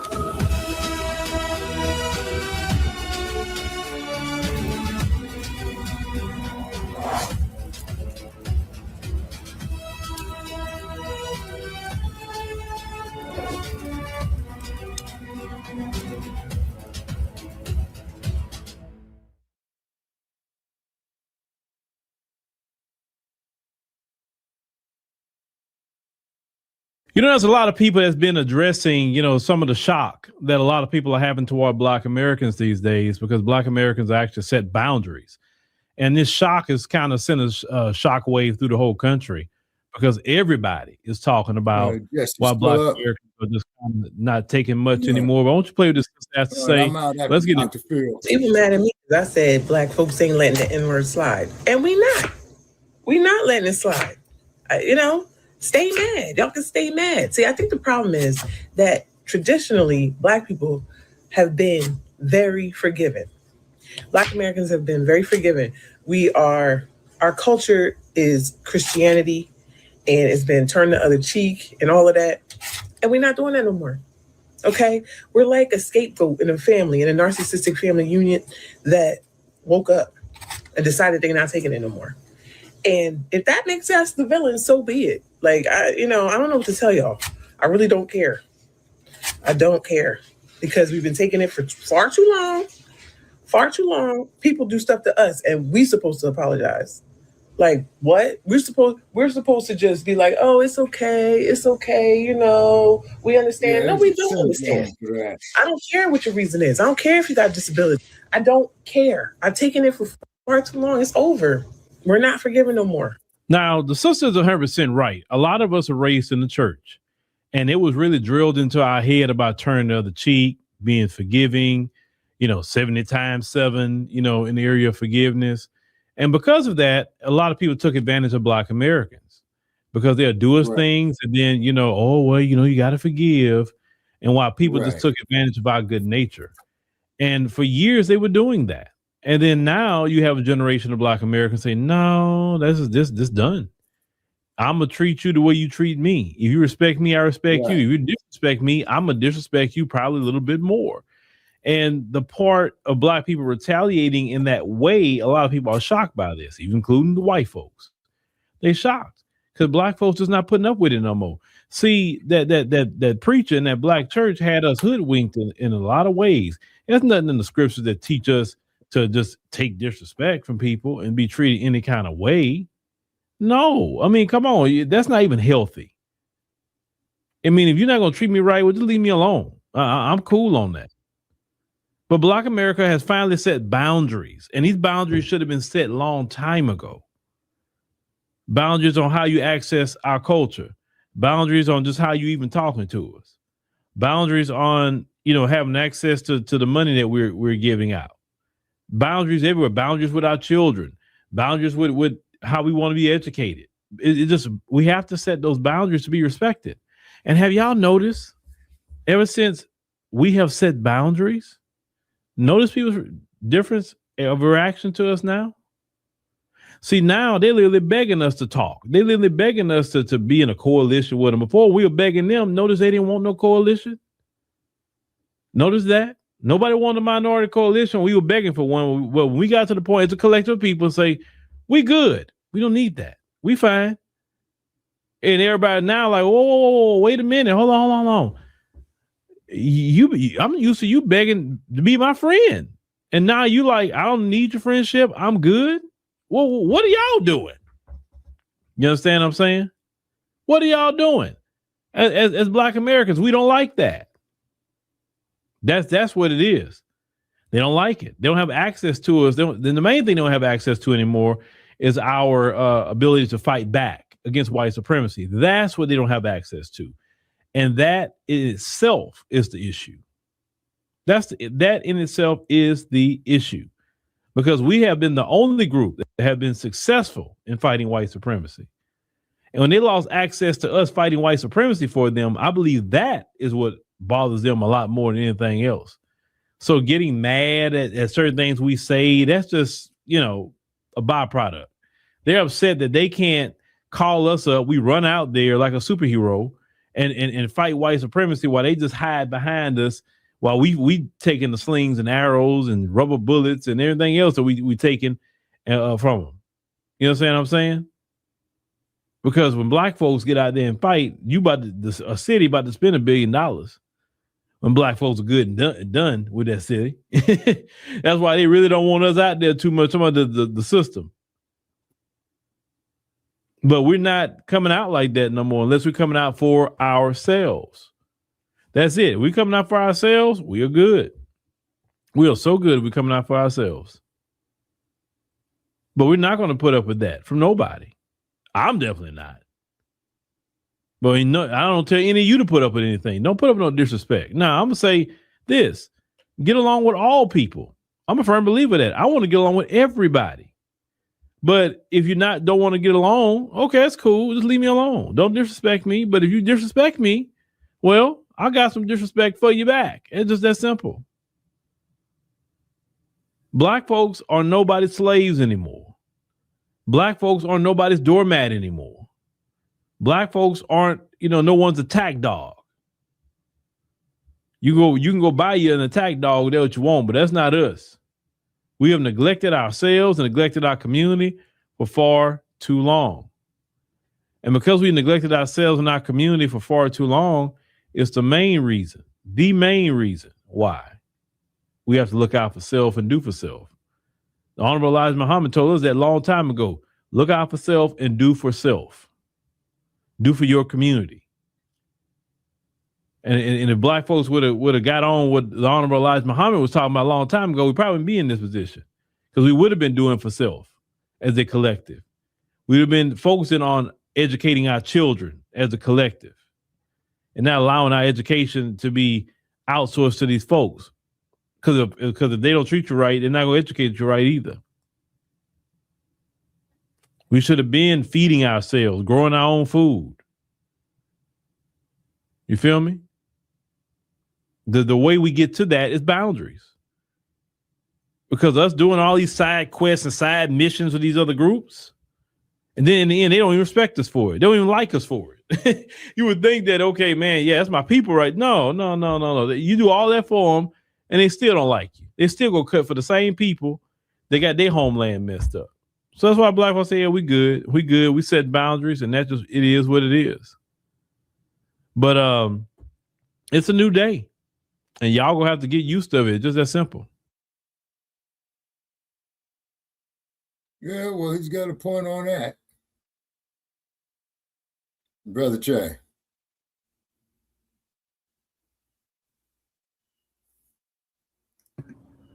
All right.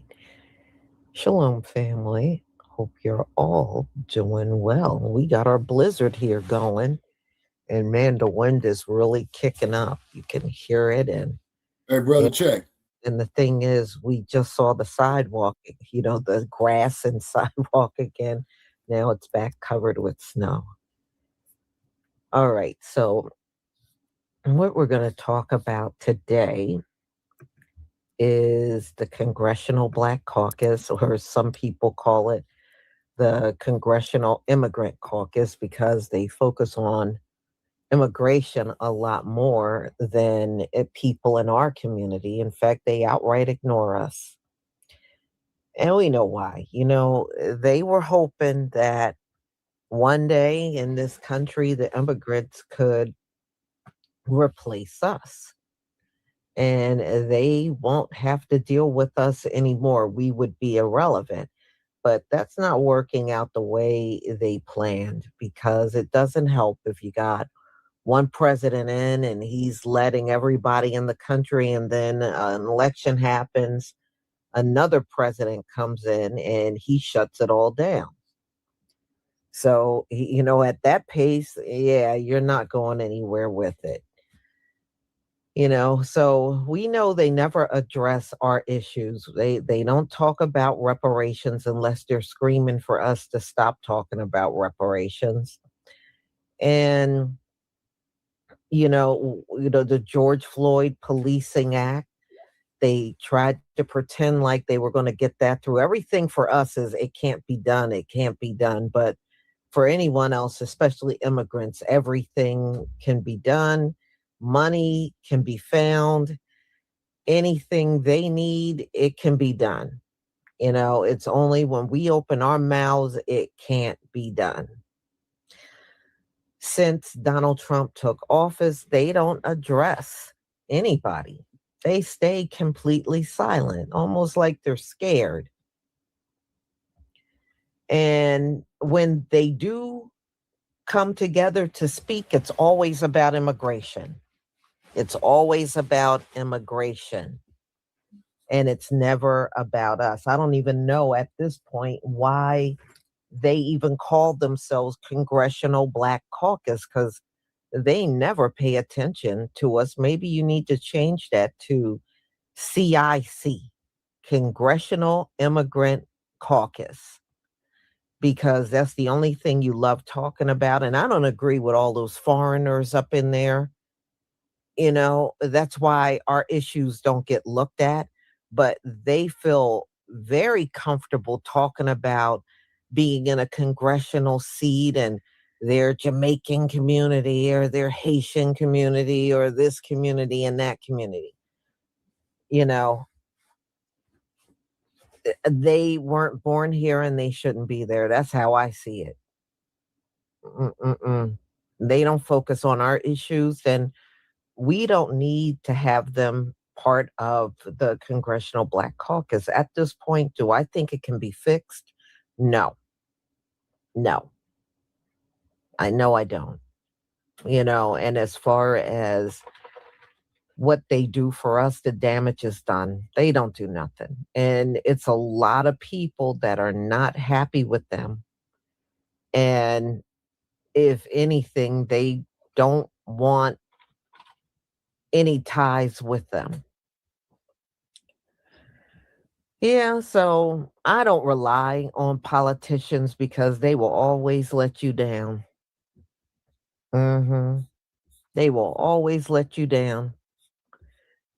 So we know when the topic of reparations come up, they're against reparations. They've already came public when we were really talking about it over the years, saying they're not for reparations. They're not for getting rid of qualified immunity.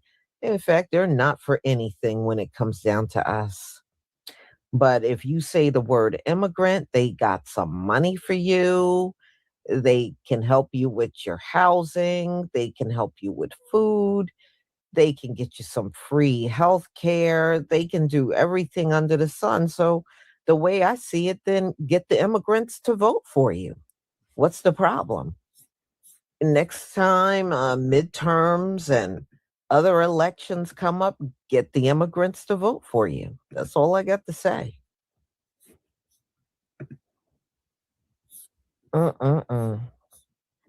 right, y'all. Let me share my screen.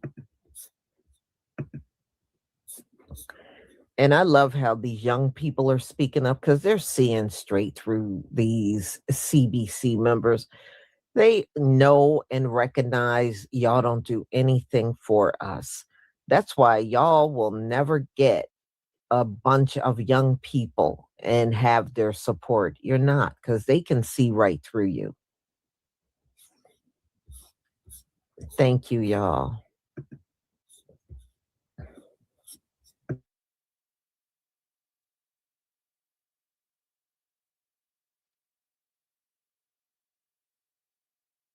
It's not a credential. The problem with the Congressional Black Caucus is they think they can represent all Black people because they think skin color is a credential.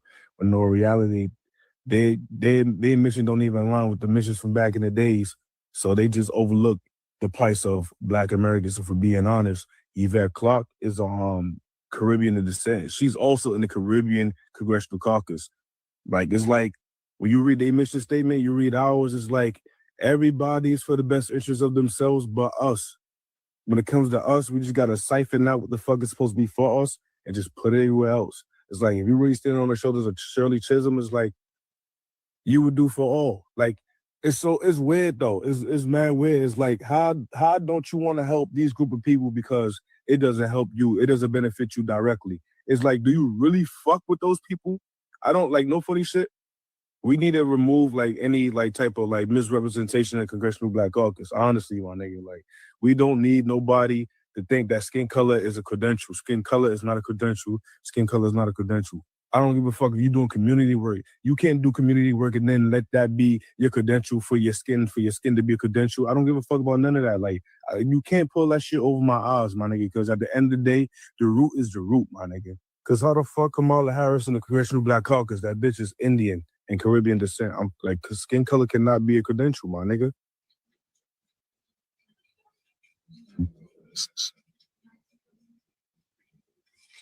Okay.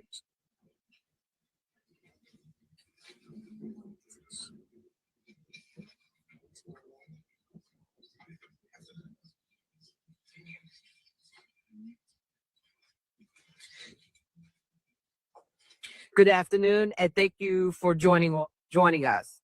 I'm Congresswoman Yvette D. Clarke, Chair of the Congressional Black Caucus for the 119th session of Congress and proud representative of New York's 9th Congressional District, located in Brooklyn, New York. We are joined here today by Maya Wiley of the Leadership Conference, Mark Marial of the National Urban League, Derek Johnson of the NAACP, Reverend Siobhan Arline Bradley of the National Council of Negro Women, Melanie Campbell of the National Coalition of Black Civic Participation, and Dr. Stacey N.C. Grant of the National Pan-Hellenic Council of Presidents. I want to thank all of the leadership for joining us today and for partnership with the Congressional Black Caucus. It is critical that we gather in this moment, given what we are up against. Across the country, our communities are voicing deep concerns about the threat posed by Donald Trump and his allies. Today, our democracy, economic opportunity, fundamental freedoms, and access to the ballot box are under attack. Over the past year, we have seen a concerted effort to roll back civil rights, undermine voting access, dismantle social programs, and concentrate power in the hands of the wealthy and well-connected at the expense of our communities. From weakening the Voting Rights Act and advancing voter suppression measures like the SAVE Act, to politicizing the courts and sowing fear and division through actions cause real and disproportionate harm to Black communities. Instead of working to lower the rising cost of living and create real pathways to economic security and advancement, the Trump administration has been working overtime to take our country in the wrong direction. Today, under Trump's historically unpopular leadership, Black unemployment has reached a staggering 8.3%, the highest since the height of the COVID pandemic, undoing progress made through intentional investment and inclusive economic growth. Attacks on the Affordable Care Act continue to threaten health care for millions in our communities, putting life-saving coverage and access to prescription medications at risk. And the ongoing assaults on the diversity of our nation, from the federal workforce and Black-led institutions to journalists, educators, and local leaders, represents a direct attack on the values of our democracy. Underlying it all is a clear truth. Donald Trump and Republicans understand that their path to maintaining the majority depends on weakening the collective voting strength of Black communities through racially gerrymandering maps ahead of the upcoming midterm elections. Right now, they're relying on the Supreme Court in the Louisiana v. Calais case to clear the path for their plan to cement one-party control in Washington. But let me be clear, we will not waver. The Congressional Black Caucus will not be silent. We will not back down, nor will our partners in the Divine Nine and civil rights community. Together, we are working to legislate, organize, mobilize our communities against these efforts because too much is at stake for our communities. And having said that, it's my honor to bring to the podium at this time the leader of the Democratic Caucus, Congressman Hakeem Jeffries. Good afternoon. Let me begin by thanking my good friend and the chair of the Congressional Black Caucus, Congresswoman Yvette Clarke, for continued leadership and partnership. Let me acknowledge all of the members of the Congressional Black Caucus, including, of course, our immediate past chairs, Congressman Stephen Horsford and Congresswoman Joyce Beatty. So thankful to be present with these distinguished civil rights leaders, leaders of the Divine Nine, as well as faith leaders and people from all throughout the country who are champions of the African-American community, champions of the principles that make this country at its best a country of liberty and justice for all. Donald Trump once asked Black America the question, what the hell do you have to lose? The answer is everything under his administration.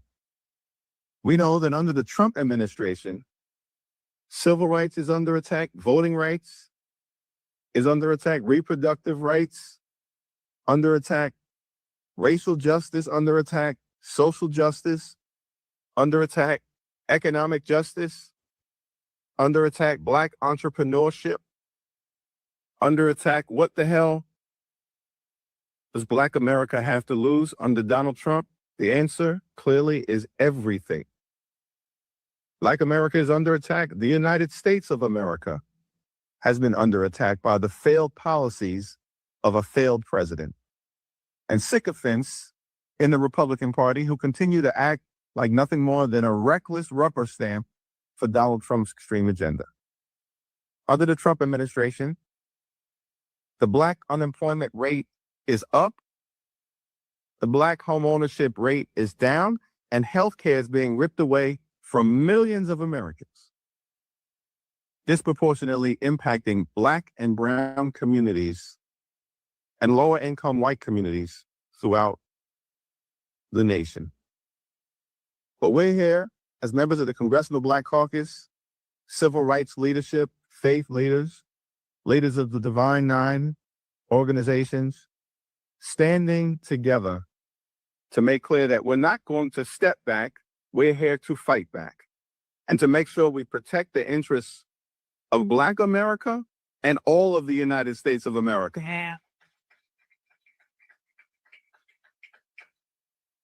And as John Lewis would often encourage us to do, we will continue to show up. We will continue to stand up. We will continue to speak up. We'll summon that character, that courage, that conviction of those upon whose shoulders in this Black History Month we proudly stand upon. And together we're going to end this national nightmare and continue this country's march toward a more perfect union. God bless you all. And now it's my honor to introduce my big sister in the Congress, a classmate of mine, past chair of the Congressional Black Caucus, an incredible champion for her communities and all communities. I'm Hakeem Jeffries, and I approve this message on behalf of Joyce Beatty. Thank you, Mr. Lee. I am Congresswoman Joyce Beatty, representing Ohio's 3rd Congressional District, and proud to be Chair Emerita of the Congressional Black Caucus. Today, we members of the Congressional Black Caucus stand united with our civil rights leaders, with our Divine Nine, business leaders, and faith leaders. We are here to honor our legacy and to move forward to fight for justice, equity, and equality for Black Americans and for all Americans. But just as Black history is American history, justice for Black Americans is justice for all Americans. For more than 55 years, the Congressional Black Caucus has fought to empower the more than 120 million Americans and 85 and 20 million Black Americans that we represent. Our mission has been steadfast and undeterred to uplift and empower the Black community. The task is more urgent now than ever before. We have navigated a struggling economy, attacks on our democracy, and one unprecedented crisis after another, and yet we still stand. Today, we stand against the calculated campaign led by Donald Trump and his allies to dismantle, to gut, to suffocate voting rights and civil rights and all of our other protections. We stand against their efforts to whitewash and purge our history from classrooms, from books, from institutions and public life. We sound the alarm as our democracy faces relentless, coordinated assaults from a Trump. The Congressional Black Caucus is full of people who aren't foundational Black Americans. I could tell you a few of them right off the bat, and I'm not even a scholar. I know right off the bat, Stephen Horsford is. His people are from the Caribbean. Hakeem Jeffries, his father's African. Yvette Clarke, she's Caribbean. Bobby Scott's a Filipino. It goes on and on. So there's no wonder they don't have our best interests in the forefront. They thinking about their own people. They're not thinking about us. And it feels right to them to deny our progress, to get in the way and stall our things. So when we come to them like, oh, we need to have our reparations, they don't want to hear that. They want to have a study. They want to sit down and talk about it like we don't know what we've been through. Like they don't know our people is due reparations. They got to have a study. Like they don't know we built everything. You see what I'm saying? It undermines everything. And you understand why when you realize the people who's in charge. It becomes very apparent. So we played a very intelligent card, and I'm so proud of you guys. It was a very intelligent thing we did by just not participating. We're just not going to participate. That's a G move. And now they all just look at the news. You see them crashing out every day. They're not crashing out over stuff that pertains to us, though. They crashing out over other stuff, and we just sit back and looking at them. Why you guys aren't participating? We not. We're not. We are not concerned. That don't hurt us. We are not concerned. And we're not coming to the rescue. We're not at all. All those parades they keep having, you don't see us out there, and those parades are ineffective. All those little marches that they having, ineffective. And we just sitting back looking, just watching. The same way they do when we go through our crash outs. They don't come and help us, bro. They've never helped us. And every time we get some things together that should move forward to our people, it gets sidetracked. Just like that Black Lives Matter movement. You thought, because Black Lives Matter, you thought that all those funds you were giving those people was going to somehow trickle down to the Black community, and it didn't. They've done nothing for us. Absolutely nothing has come of that. Those people went and bought houses for themselves. They didn't do nothing for our community. Nothing. Same thing for the Congressional Black Caucus. Hundreds of them. They've done nothing for the Black community here in the United States. They've done stuff for the Caribbeans. They've done stuff for Africa. They've done nothing for us here. They've done nothing for us. We can attribute nothing to them. They don't help us at all. But because they put the word Black in their name, you will get a couple crumbs. Look, y'all, I got some real fucking beef. And I shouldn't be at this point, but I am. And I think I'll probably be one of the very, very few Democrats or liberals to call these people out, but I'm going to do it. I'm ready. And I want to do this pause for a long time. The Congressional Black Caucus, the CBC, holds literally the most power on the Democratic congressional side. In Congress, Black folks run that motherfucker. What the fuck is going on right now? I literally went to the CBC's Twitter page, the Twitter X page. There was nothing about the Charlie Kirk situation. Do I expect them to say, we should kumbaya? Absolutely not. But don't, you are missing the fucking moment. Like, what are you doing? Call out the bullshit. You can speak with you can have a big fucking brain, CBC. Like, I'm dead ass serious. I'm so sick of it. Like, we should not be in this fucking place. We are in this place partially because the CBC, yes, I will say, because the Congressional Black Caucus held up Joe Biden where he should not have been. I'm not trying to go down that rabbit hole. I'm really not, because we're past that point. In this point, we're done with that. But where the fuck are you? You have said nothing. I don't want you to come out and praise or say we should kumbaya, like I say. But you can say we should not be a country where we gun down people that we disagree with. That's unacceptable. Charlie Kirk should not have died in that way. That's point blank, period. But at the same time, you need to be able to say Charlie Kirk was a fucking racist. He was a bigot. He didn't care about Black people. He didn't care about gay people. He didn't care about women or anybody in between any of those things. All he cared about is white fucking supremacy. You can say that. You had that fucking power.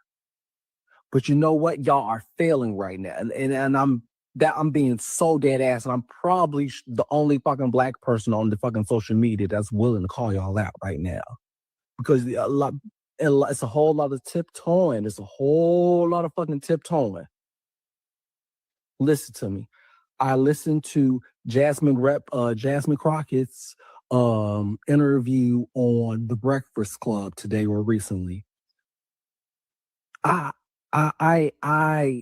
support Jasmine Crockett. If I could vote for her, I would.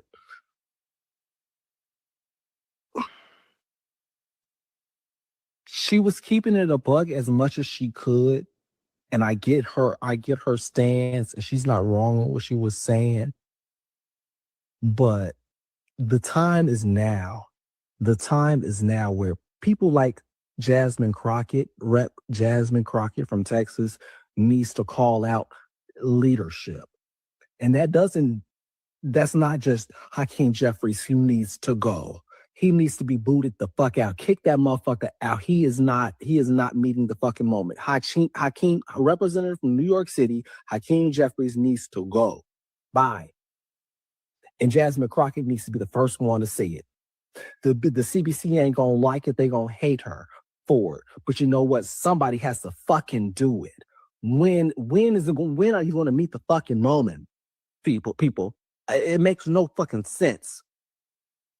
I'm gonna end this at 5 minutes because I don't want to take a lot of y'all time. But we are not in the George Bush days. We ain't in the Reagan days, of course. We're not in the Obama days. We are in Trump. We are in a world where bigotry and racism has been accepted, has been allowed, has been championed. If you want to be on the right side of history, do what you do. But we gotta call out these motherfuckers. And the point in this is the CBC. They need to be called out. From the top, from the leadership to the bottom. Like, it's like, where the fuck are you? As a Black gay man in America, living in the Midwest, who has experienced racism and bigotry in all types of forms, where the fuck are you? I do not feel represented right now. You could talk a good game, but where the fuck are you? Y'all need to be out every fucking day talking about how much this motherfucker is a racist, how these people, how much MAGA is the modern day Confederacy. Where the fuck are y'all? Y'all leaving it up to these white consultants. Y'all leaving it up to fucking these lobbyists, aka APAC. Huh. I'm sick of it. Kick Hakeem Jeffries out. The president or chairperson of the CBC, you can go. We are done. The American people, the true American people, are fucking done with y'all shit. Like, let's go. Like, we are so fucking done. Done. And let me say this last thing. If you want to win in 2028, the presidential, listen to what the fuck I said. Because if you don't, you're going to lose again. You're going to lose again. Just like you lost in 2024. You're going to lose. As a Kamala Harris supporter, you're going to lose. You're going to lose. Bet. Shut them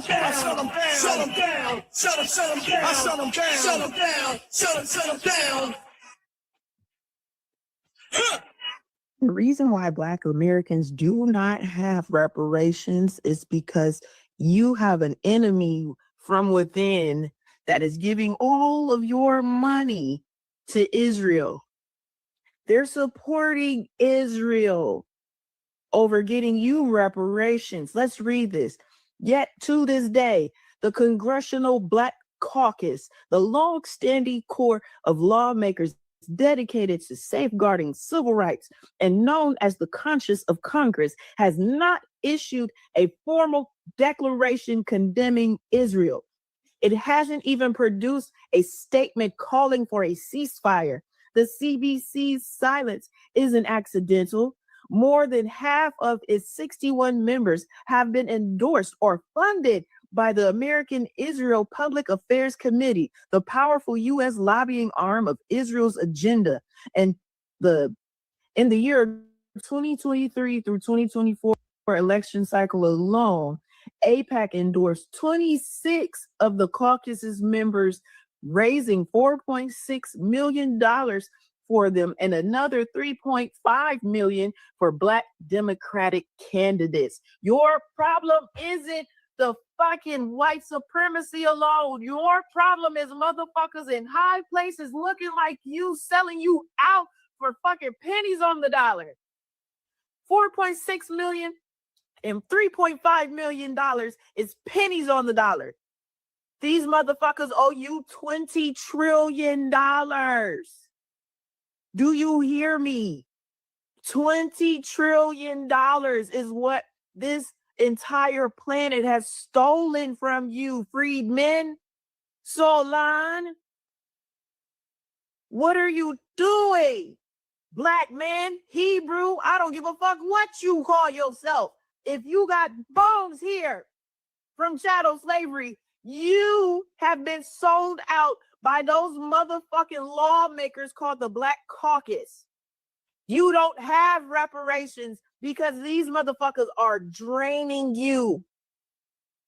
They're draining you. They're burning the check on both ends and making sure you don't know about it. And they'll tell you some bullshit about we shall overcome and let's have a junction function. What's your motherfucking function meeting? To pass you, to pacify you. These motherfuckers are stealing from you. You don't have reparations because they're stealing it from you. Wake up. We are in day 19 of Black History Month, right? Have y'all noticed that the Congressional Black Caucus, all they talk about is defending the immigrants, the illegal immigrants, the immigrants, the illegal immigrants, the immigrants. We are in Black History Month.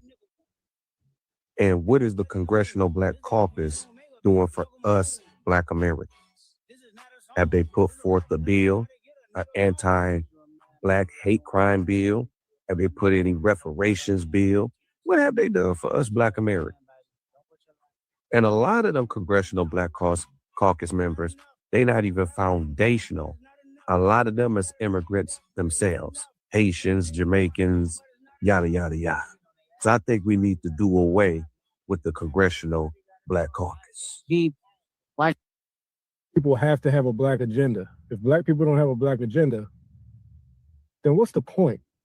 He basically said everybody else has an agenda. Every business has an agenda, and every other demographic has an agenda, exclusively for them, for you and yours. And I'll tell you, I've been in, I haven't worked on the Hill, but I've been in and around the Hill, and I've, chopped it up with people on the Hill and spent some time with people on the Hill. Yeah, Black people on the Hill. And I honestly say this, man. There's a couple good ones, but they don't really stay good. But most of them have zero interest in politically lobbying for the interests of their Black constituents. That is not a thing. It is a political non-starter to lobby for anything specifically for Black people. That's why if you've ever spoken to one of these guys or one of these women that work on the Hill or affiliated with the Hill or the DNC or the Democratic Party, you find that their agendas are basically synonymous with the Democratic agenda. There's no Black agenda for these people. And if you try to tell them like, hey, we need something exclusively for Black people, I mean, that's the most important political move that we can make. They'll try to talk you out of it. I'm dead ass. And I'm not saying that these are bad people. I'm just saying that this is the way that they've been trained to indoctrinate the Black voting population into political activity. They have been indoctrinated to only see engaging with the Black community with a Democratic agenda. And a Democratic agenda is an agenda that fights for literally everyone else except for your Black ass. That's just the way it goes. That's the long and short of it. It is what it is. The only time we can be actually politically effective in this landscape is at a very local level, that's honestly where you can have the most power. But yeah, I'll say it again. None of these Black people that you see on TV, on social media, that you might know personally, on the Hill, affiliated with the Hill, affiliated with the DNC, working with DNC adjacent organizations or initiatives, none of them have a substantive interest in moving the needle exclusively for Black people. That is a fact. It's not a matter of opinion. Is the Black Congressional Caucus even needed for today? In my humble opinion, I would have to say absolutely not. I don't see the need for a Black caucus. You see, you don't represent all Black people. Let's start there. You only represent those folks that aligns with your ideology and your values. So if I vote Republican, you don't represent me. You see, you don't represent me. You only represent those who align with your values. Just like Nicki Minaj, you guys turned totally against her. Even Donald Trump, the president, when he was a Democrat, you was all with him. As soon as he ran for president, you guys turned on him as a dime. And we got one of the greatest presidents in American history. But as far as the Black caucus is concerned, you're not even needed. You represent wokeness. You represent LGBTQ. You represent illegal immigration. Everything that I have values for strongly, you don't represent that, folks. Why don't you just eliminate that name Black and change the name of the Black caucus to the woke caucus? You talk about racism all the time. And many of you got white husbands and white wives. You want the borders to just be open to everyone, but you got your homes well protected so no one break in. But you want our borders to be open. Think about it. Amazing, isn't it? The hypocrisy. You claim and you speak about racism all the time, but you're the very one that's racist in your ideology. If you really truly want racism to end, let's start by yourself first. Acknowledge your own actions that they can be very racist, because if a white person said, we want a white caucus, you will raise Cain all day and all night. You'll probably be even out there protesting, but you want to remain the Black caucus and you don't represent all Blacks. What hypocrisy. You folks are some of the biggest goddamn hypocrites I done seen. You rub the paint off the church walls and you can't find 1 ounce of forgiveness in your own body. You can't forgive nobody. You want to keep reminding people of the past, a past that you weren't even a part of. You had nothing to do with slavery. You was not enslaved. You personally was not enslaved. And you would swear you was the person that was enslaved. You don't want to let go of it. If you don't want to let go of the past, how can you move forward? If you can't forgive people of the past, how can you move forward? Huh? Think about it. America's great. You guys trying to help ruin it. You're aligning yourself with all these people that hate America. You don't represent me, and you don't represent many other Blacks. You need to change yourself, because the Democratic Party is no longer the Democratic Party of old. It belongs to the extreme left and the progressives.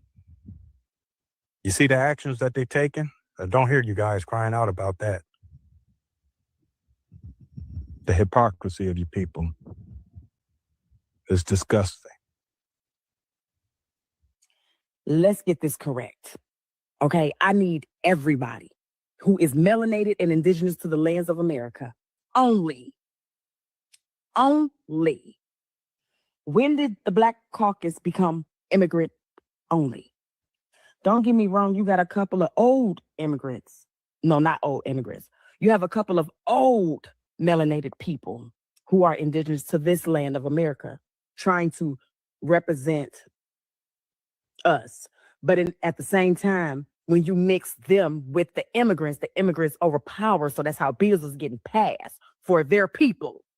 Now, I done went on a Black Caucus website today. They got a summit coming up. And it's kind of funny how the summit says something about African Americans, then it said Black communities. Like, what the fuck is that?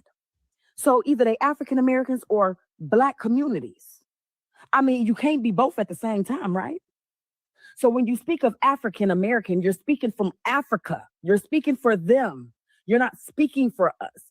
The purpose to call us African Americans is for them to be able to come over here, integrate with us, and we still get shit and they get everything. Y'all have immigrants in your House of Representatives. Y'all have immigrants inside of everything. And this is why shit is getting passed and you are getting overlooked because you keep on voting for Democrats and you keep on voting people in. Nobody is for you. Stop voting at this point. We need stuff for us and us only. We can't do what they do. They come over here, get refugee money. They come over here as Islam. They get in apartments. This is true. I just spoke. We just had a whole thing with a person who was literally a caseworker. Okay. I'm not going to say her name and I'm not going to say where she's from. On panel yesterday, speaking that they do get everything and grants and loans to go to school, which they talk about us on EBT, but you motherfuckers getting everything. Because your hoes come over here as refugees because the only reason why they're able to do it is because the couple of people who are indigenous to the lands signed their fucking signatures. You don't see no Native Americans signing up for anything. You want to know why? Because they're part of them. They're part of the government. They're immigrants. Until y'all delineate yourself from saying I'm African American, we are going to stay in this repeated ass cycle. And newsflash, spitting in the tube ain't gonna tell you over there. United States people who had slaves already tried to sue Britain. And Britain said no. They threw that case out because they know you're not African. We already been here, done this.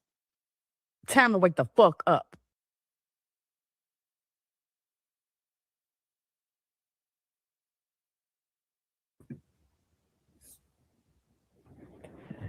All right, y'all. You know, the Congressional Black Caucus really, why don't y'all just dismantle? Because you don't really represent anybody in the community. But every time we do see you, it's always about immigration. You know, that's the only time we do see you if it's something for immigrants. But if it's anything for us, it's non-existent. They won't speak on it. They won't recognize it. They say and do absolutely nothing. I don't even see them as representation, but I know many in the community don't.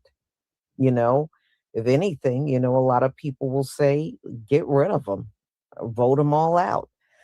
But in all reality, I don't see that. You know, voting for them. I just think it is just, the organization is just too corrupt.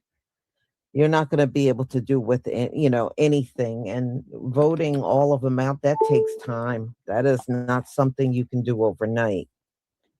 But yeah, you know, technically, you know, we don't have representation. You know, we got a group that calls themselves Congressional Black Caucus, but they don't deal with any issues the community is concerned about. But for immigrants, oh yeah, they'll burn your ear off about that. They got nothing but time to talk about immigration. So you immigrants, y'all can have them. And I think it's funny anyway, y'all can't vote for these people. Many of these undocumented people, they can't even vote. But I think, again, the plan was to flood the zone with a bunch of immigrants and then kind of phase us out and make us irrelevant. And they can't really do it because every time you get a Republican in office, they're going to reverse all this immigration stuff they got in place. And that's what happened with having Donald Trump in. Donald Trump ain't doing none of that mess that Joe Biden was doing, you know? So everything you tried to do, he's pretty much undoing it. So, I mean, so how do you really pull it off if every so many years you got a Republican that will come in and they won't go along with this immigration stuff?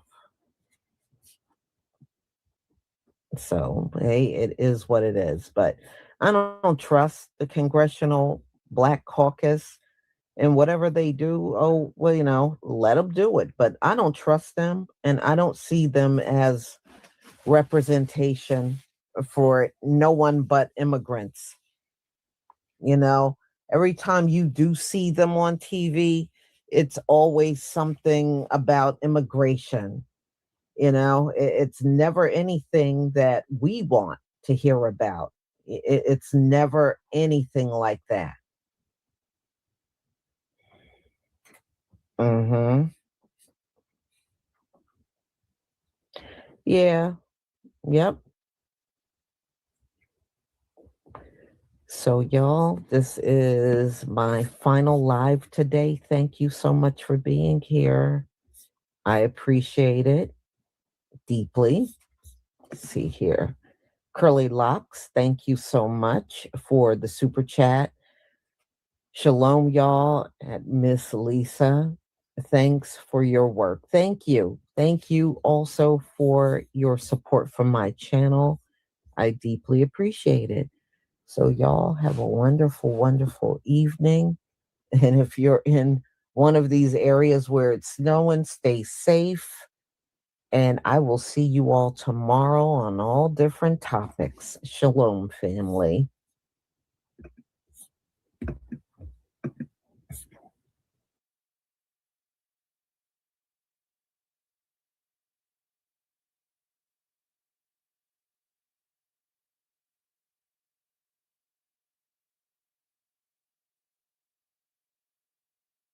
What's up, world? Let me tell you about this beard growth oil I got from 12 tribes on Earth.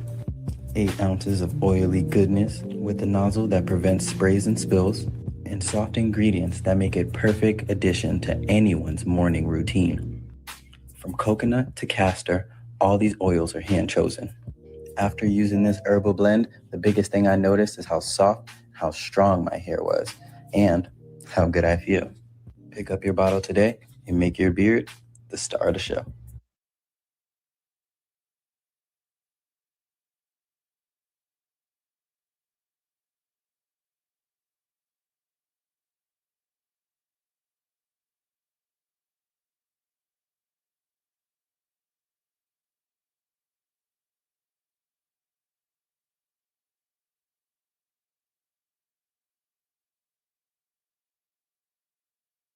Shalom, family. Good to see you all here. Hope you're doing well.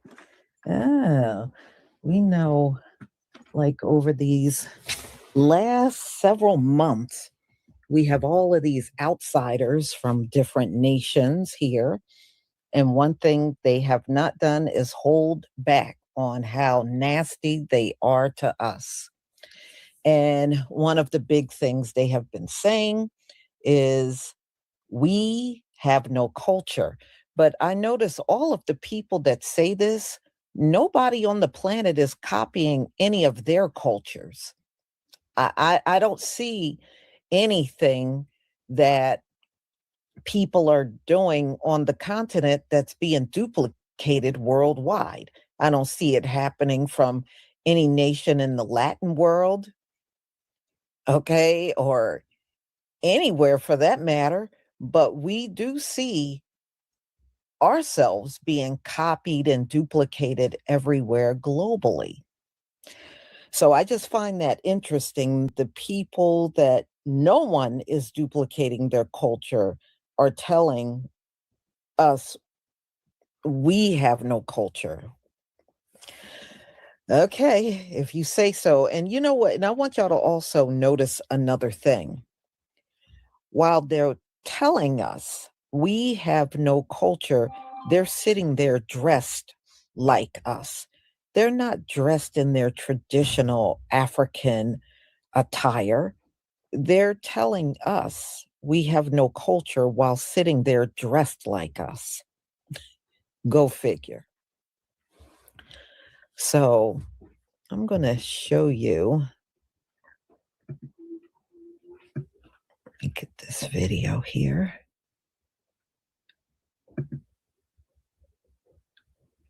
All right, let me share my screen.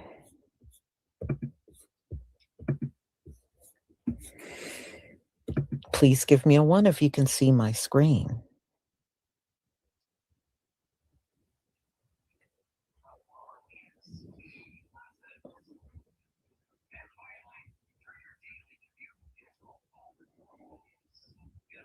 Thank you. Thank you. All right.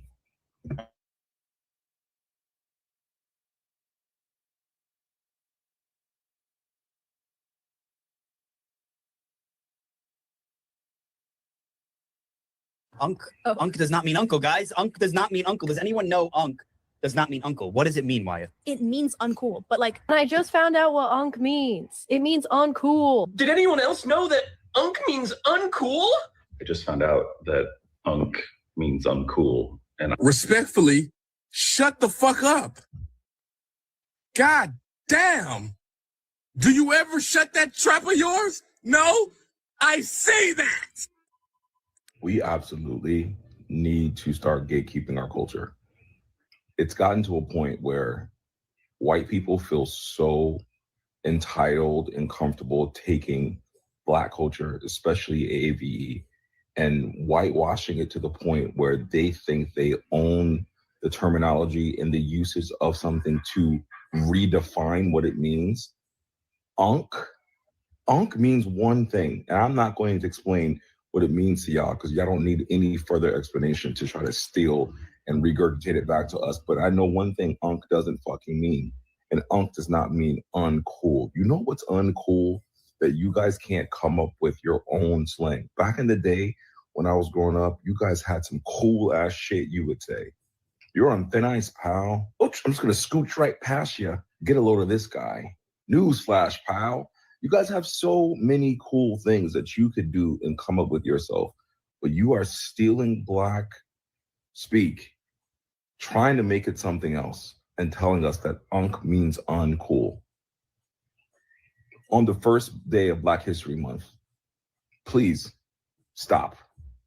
Stop. That's one of the biggest talking points when you talk to immigrant Blacks. You know, we don't have no culture. They have no culture. They have no culture. We have no culture, but everybody in the world steal from us.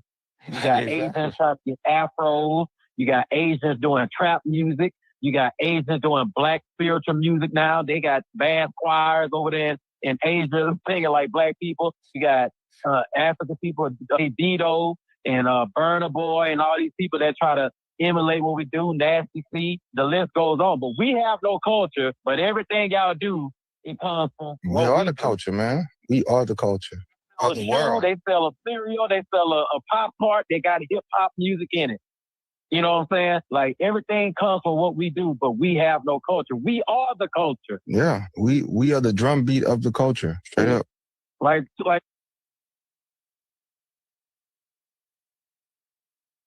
Black culture, it is popular culture. That and is arguably like everything from music to sports to, you know what I mean, just to cinema. Like everything is kind of like derived from Black culture. The Kardashians, that body type, the edges laid down, right? Just be 100% real. When you see an individual like myself and I got a mouthful of gold on, when it's from your culture, how does that make you feel? I feel like if you do it, you got to respect us. If you do it and you don't respect us, that's where all the hate comes in. Just like the whole Kardashian shit. Like they don't respect Black women. Yeah. They don't respect Black people. So, you know, in that sense, like we don't fuck with them. But if you respect us, we respect you. And, you know, it's right and wrong. Like wearing braids. Wearing braids ain't for everybody. But y'all will find out on your own when y'all hair start falling out. You see what I'm saying? Yeah. We can't tell Pull y'all it all what the to way do. back and shit. Yeah, Right. yeah, I feel you. We can't tell y'all what to do, but as long as y'all respect us because, you know, you doing something that came from us. Yeah. That's what I think about. Okay, it's like appropriating versus embracing. You can't go anywhere on this earth without seeing our influence. The problem is, unlike any other Black culture on the face of the planet, we have been colonized and monetized for profit by everyone, including the Koreans. K-pop ain't nothing but R&B. And the funny thing is, everyone's coming over here and benefiting from the fact that we put out the 13th, 14th, and 15th Amendment. All of those things that started as the Black liberation movement, but then got shoehorned into civil rights because everybody wants to come off of our pain. American culture is Black culture. They say Black Americans have no culture, but let's break that lie real quick. We gave the world jazz, blues, rock and roll, hip hop, gospel, funk, R&B. From breakdancing to the electric slide to TikTok challenges. The rhythm began with us, our soul food, built on love, legacy, and survival. Seasoning, flavor. That's Black American brilliance. Our hair is art. Our style gets copied every season. They study our drip like it's a major. They talk like us, from period to no cap to its giving. AAVE. African American Vernacular English seems to be the internet.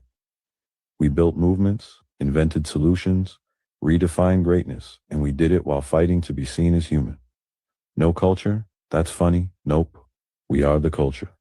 Foundational Black American culture. Built this country, and the world copies it daily. You can claim indigenous, but the sun reminds every non-Black race that you're all just colonized offspring. Asians suddenly want locks and textured hair, which isn't flattering or appreciated, honestly. Latinos are filling their bodies with Fix-A-Flat to mimic how the Most High sculpted her chosen, who are the essence of creation itself. Africans are literally pretending like no other. I mean, the cosplay is more disrespectful than the pretendians, to be honest. They cosplay in education, sports, medicine, politics, hair, beauty, you name it. They are the new school colonizers. And last, the group that is definitely least, Dwights, the group that had to be in America so bad that you forced your filthy way in, who can't create their own culture, so they decided to mimic Black Americans. You even tried to hijack the Victorian era? This is how true Americans look before emaciated boats entered the East Coast.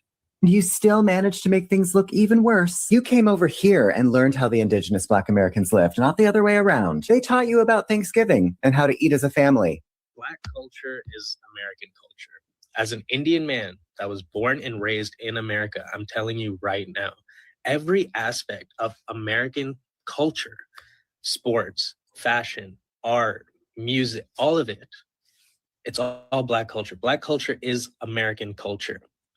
This superior race bullshit that's being spewed right now, that's what it is. It's just bullshit. Because if you take away your money, you take away your business, you take away your influence, it all collapses. The American economy will collapse without you. Some of the single most greatest inventions that were created in America were by Black people. I'm just tired of this like narrative that like, oh, people are too ghetto. Oh, people are this and people are that. You'd be nothing without them. You'd be nothing without them. And this isn't just for like my Black friends. This is like for all minorities. They would be nothing without you. And another thing, stop supporting these corporations that literally disrespect you on a daily basis. Y'all, I don't think the world understands that Black America got so much culture that it's a different version of it in every single state. A different way that they eat, a different way that they talk, a different way that they cook, a different accent, different way that they dance, a different way that they make music. It's so much drip and so much culture that other Black Americans travel to other states just so they can experience other Black Americans' cultures that's different from their Black American culture that they have created in their state. It's so much. It's so crazy how much culture and tradition Black Americans have. You know, I don't think the world appreciates it enough. It's absolutely crazy. It's crazy. I'm gonna hold your hands real tight when I say this because I love you, but if you're a Black American, you absolutely have culture. Riddle me this. If we don't have culture, then what is it that the world is constantly trying to copy? I'm just saying, our music literally has moved and shaped the globe. Our flavor has built traditions from soul food to Southern staples. Our style sets trends before they literally even have names. Our rhythm, our slang, our creativity, it's all been studied, borrowed, and monetized. But here's what they can't copy. They can't copy our resolve. They can't copy our faith. They can't copy our endurance. And they can never copy our ability to run that pain into power. We're not less than. We're more than conquerors. And we have every right to be proud of who we are, baby. I love being Black, and my Black is beautiful. All right, I didn't say that motivation. I love you, but I love you best. It hit me why people believe that African Americans don't have any culture. It's because our culture is stolen on such a large scale, and so many people adopt to what we do and the trends and culture that we create that they think it belongs to everybody. They steal it so freely and so easily that they believe it belongs to them. They believe it belongs to everyone. So therefore, they don't think we own it. But majority of what the world does globally is because of African Americans. So next time you go to your hip hop class, you start singing the blues, you enjoy your R&B, you look at your sense of fashion and style, you need to think about where that came from. Because I can almost bet you 9 times out of 10, somewhere up in there, it came from us. It's just that we have been stolen from so much from the beginning since we got here. People have taken credit for our inventions. People have taken credit for our thought processes, our theories, anything that we do 9 times out of 10 for a certain period of time, it was stolen from us. So people would look down and say, oh, African Americans don't have any culture. Yes, we do. You're just doing it, so you think it's yours. So somebody finally said the quiet thing out loud, that people are stealing Black culture, and now everybody is mad at her. So a Korean American woman is letting it be known that K-pop is made from Black culture. And that shit is ruffling a lot of people's feathers. Matter of fact, look at this shit. Some of you may know, some of you may not know. I'm Korean American. I was born here in the States. But let's talk about this. Is not a complicated conversation, okay? K-pop is not some isolated cultural phenomenon. It's Black music and Black culture. A lot of you guys have been DMing me. What do you think about K-pop? So I'm addressing it right now. It is Black R&B, hip-hop, pop, systemized through a Korean entertainment industry. And correct me if I'm wrong, but let's stop pretending. K-pop didn't just get inspired by Black culture. K-pop is Black culture. Stolen, repackaged, sanitized, and sold back to the world without the people who created it. And every time somebody says it, the internet gets upset. Like y'all can't see the choreography, the R&B melodies, the rap canvases, the streetwear, the hair, the slang. Where did that come from? Everything came straight out of Black American culture, like everything does. Mind you, none of this shit popped out of thin air. The entire foundation of K-pop was built copying Black artists. Not inspired, copy, the New Jack Swing, the early 2000s R&B, hip-hop dance crews. Korea studied Black culture like a textbook. And then what do? They turned it into a $1 billion industry, like they ought to. But the crazy part, that we already know, they took the culture, but not the people. They respect the culture, but not the people. Go down the rabbit hole. You'll see groups dancing like Black artists, dancing like Black choreographers, wearing styles born by Black community. But where are the Black idols they stole it from? All right. They're not allowed to exist in that system they stole it from. And don't get it twisted. I'm not saying that K-pop isn't talented. I'm saying that the industry pretends the blueprint didn't come from us. Us. They act like the sound is original, like they invented that shit. But every single generation of K-pop owes its identity to Black American culture. You could borrow the style, but you can't erase the source. And you can't erase the source.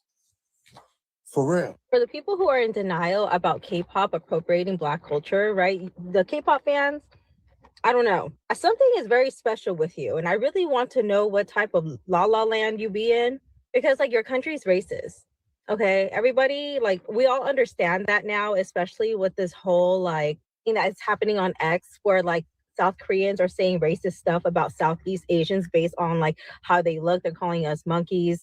They're talking about how poor we are, all this. How do you think that these K-pop fans, which by the way, this happened at a K-pop concert, okay? The K-pop fan, the K-pop person said it to them. How do you think that they really feel about Black people naturally, given that Black people are just naturally melanated? But when you guys are saying on here, right, when Asian Americans and Black Americans are trying to talk together about like how we can exhibit changes and stuff, Black Americans exhibit racism from beauty stores. Who do you think own these beauty stores? Vietnamese people got the nail salons. My people, Chinese Cambodians, we got the donut shops, or we got the Chinese fast foods. I don't know how much more proof do you guys need in order to take accountability to understand that you cannot appreciate Black culture and give enough credit to the Black American community. Like, you cannot pay them or credit them enough when your country is quite literally racist and you guys discriminate. Like, I don't know how much more we can prove to you so that you can hold that accountability. Black people are the cool. They make things cool. They're the culture drivers of America without Cultural question. filters, In for some sure. ways, I guess that's, maybe ancient Greece. What's democracy if not the original hip hop? How everything filtered out from there. Kind of, the same way. Love it when you call me Big Son. The same way music's been taking from Black people forever. Everyone's kind of been taking our shit between philosophy and democracy.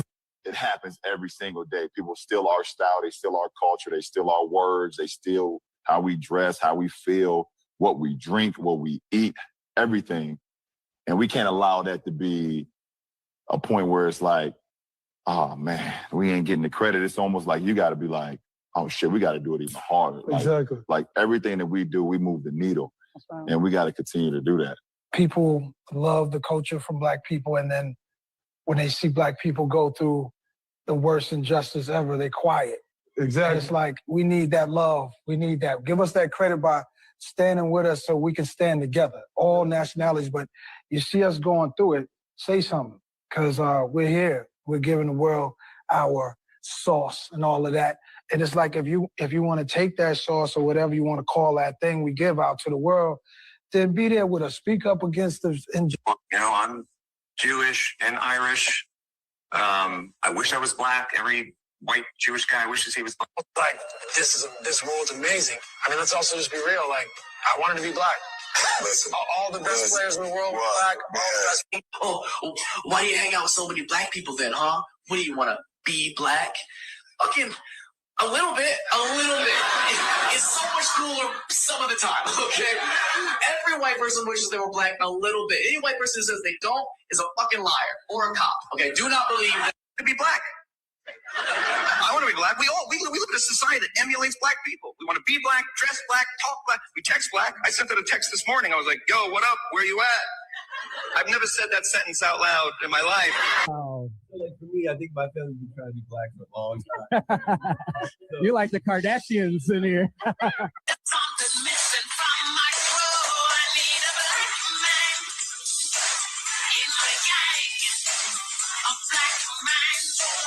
This is all the things to qualify as a culture is food, music, clothing, language, tradition. Okay, so tradition, cookouts, family reunions, Kwanzaa, we got that. Okay, language, we got Gullah Geechee, Creole, Tutnese. That's we not got ours though. Yes, that is. We're talking about African. That's literally our. Okay, this Gullah Geechee, Creole, and Tutnese is languages that Black people made. So that's our languages. We have the most influential clothing ever. We made the style that's now today. Like, nobody was doing this before. The putting the logo on clothes and stuff. Dapper Dan, that was a Black man who took Louis Vuitton bags and cut it and made it into clothing. The reason you don't see the culture is because people think African American culture is for everybody. Food, soul food. It's a difference between being ghetto and African American culture, because we do have culture and it has nothing to do with just the hood life. I'm gonna tell you, this is all the things to qualify. Yours. Why do they try to take our stuff? We don't try to take nothing. We didn't try to take Elvis. We didn't try to take Joan of Arc. We didn't try to take Helen of Troy. We don't mess with they shit. We do not fuck with they shit. We fuck with they shit? Come on, be real. We don't try to take they shit. They always try to take our shit and recycle it and say it's theirs. American Idol. It's so English. It's so brilliant. American Idol. American Idol is the Apollo with white judges. Keep this shit real.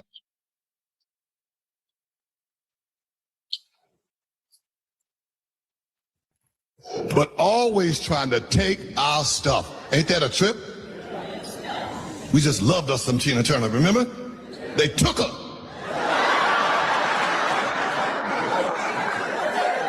Remember Lionel Richie? We loved him. They took him.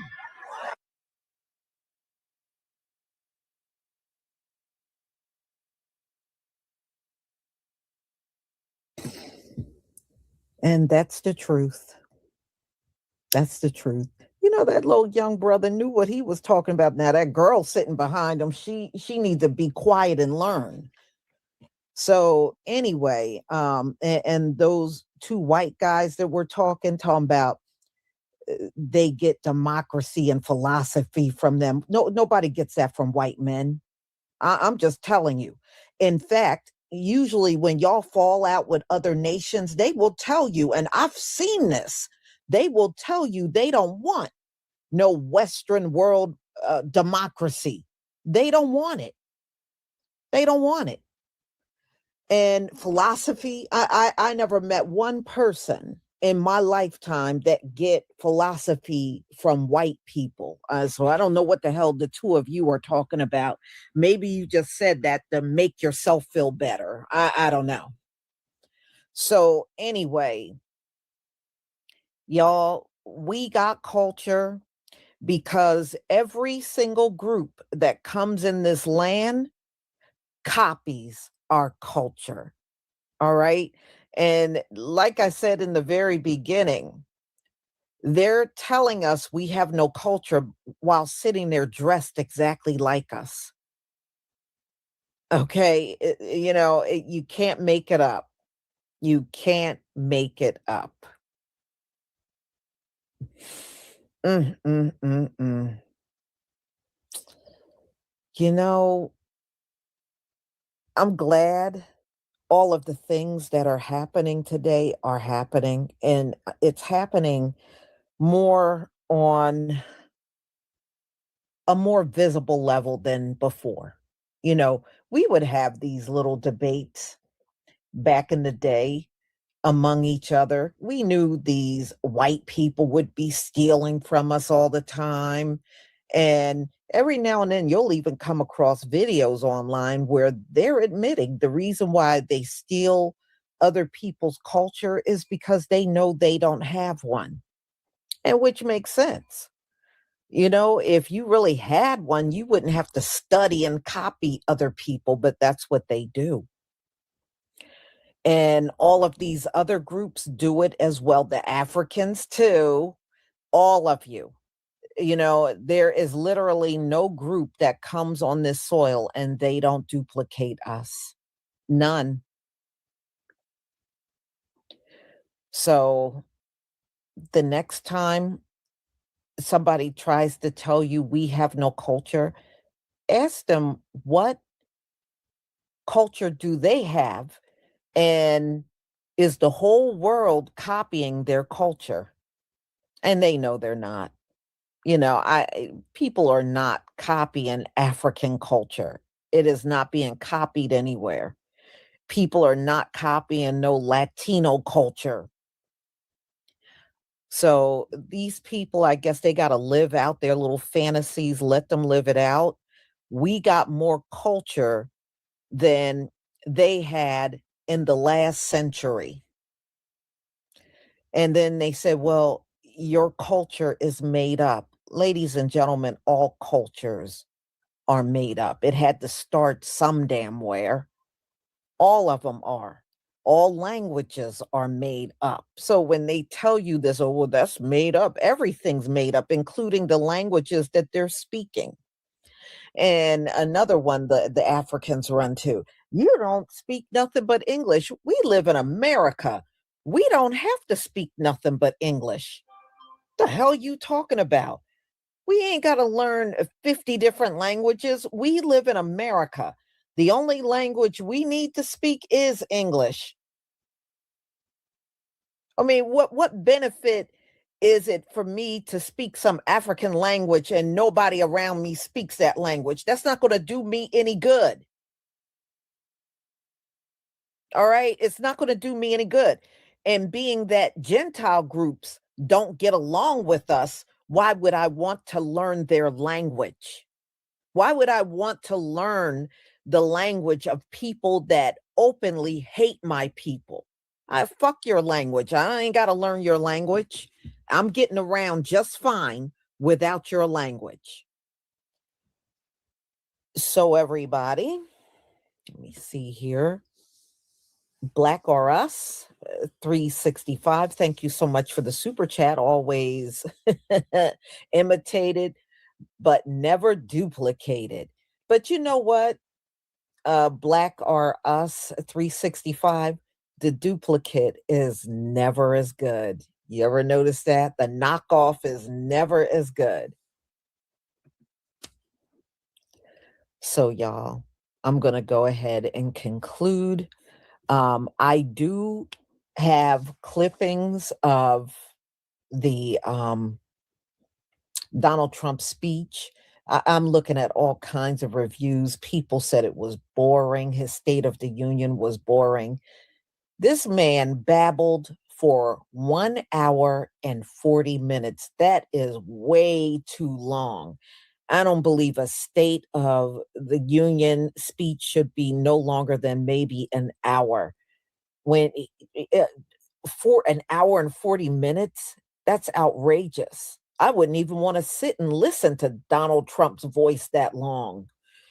So anyway, I have that coming up at 1:45. So I will see you then. Have a wonderful afternoon. Shalom, family.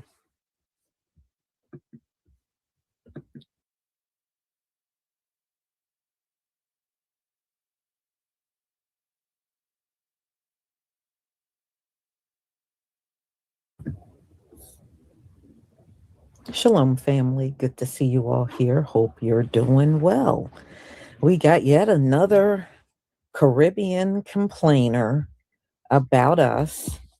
And, you know, I don't see how these people get to complain so much about us when they don't even get to know us when they're here. And, you know, they come here with all of these predispositions about us. And they don't even know the history. They don't know what we've been through. You know, Jamaica didn't go through Jim Crow. We did. You know, Jamaica did not go through Reconstruction. We did. So a lot of stuff that we dealt with, they never had to deal with in the Caribbean. And I just like how they always take the opposition against us. You know, it's like, I understand it's not all Jamaicans, but it's way too many. It's way too many out of the Caribbean that take these positions. And it is problematic. But we complain too much. But when ICE catch up to your ass, y'all sure do an awful lot of crying when you got to go back to your homeland. You know, that looks like a bunch of crying and whining to me. So, oh yeah, y'all, just get ready. Let me go ahead and share my screen. They got a lot of nerve. They got a lot of damn nerve. Please give me a 1 if you can see my screen.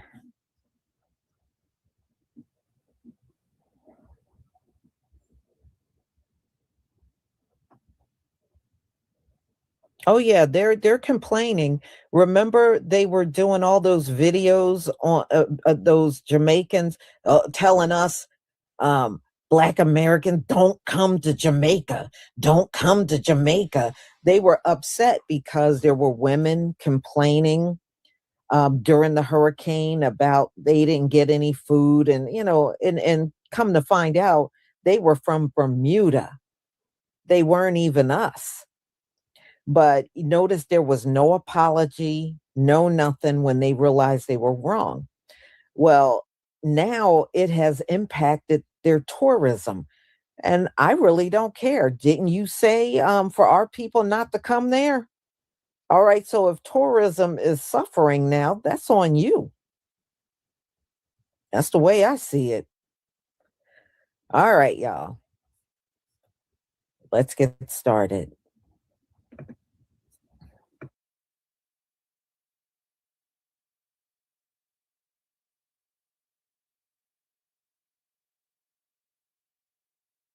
I'm not going to speak for my whole country. Love Jamaica.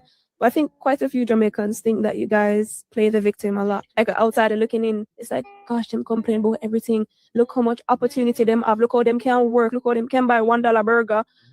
And them over there complain. And that is how I was preconditioned, if I'm being totally honest. They're like, Shantae, yeah, don't go over there and waste the opportunity. Don't go over there and start complaining. Work for your own, focus on that. So that's always been my mindset. We're so focused on just making it. I really want to emphasize that. But sometimes when you just focus on, oh, you have to eat, you know, I think say somebody I touch you. You know, I think say, you know, oh, I'm gonna have the right temperature.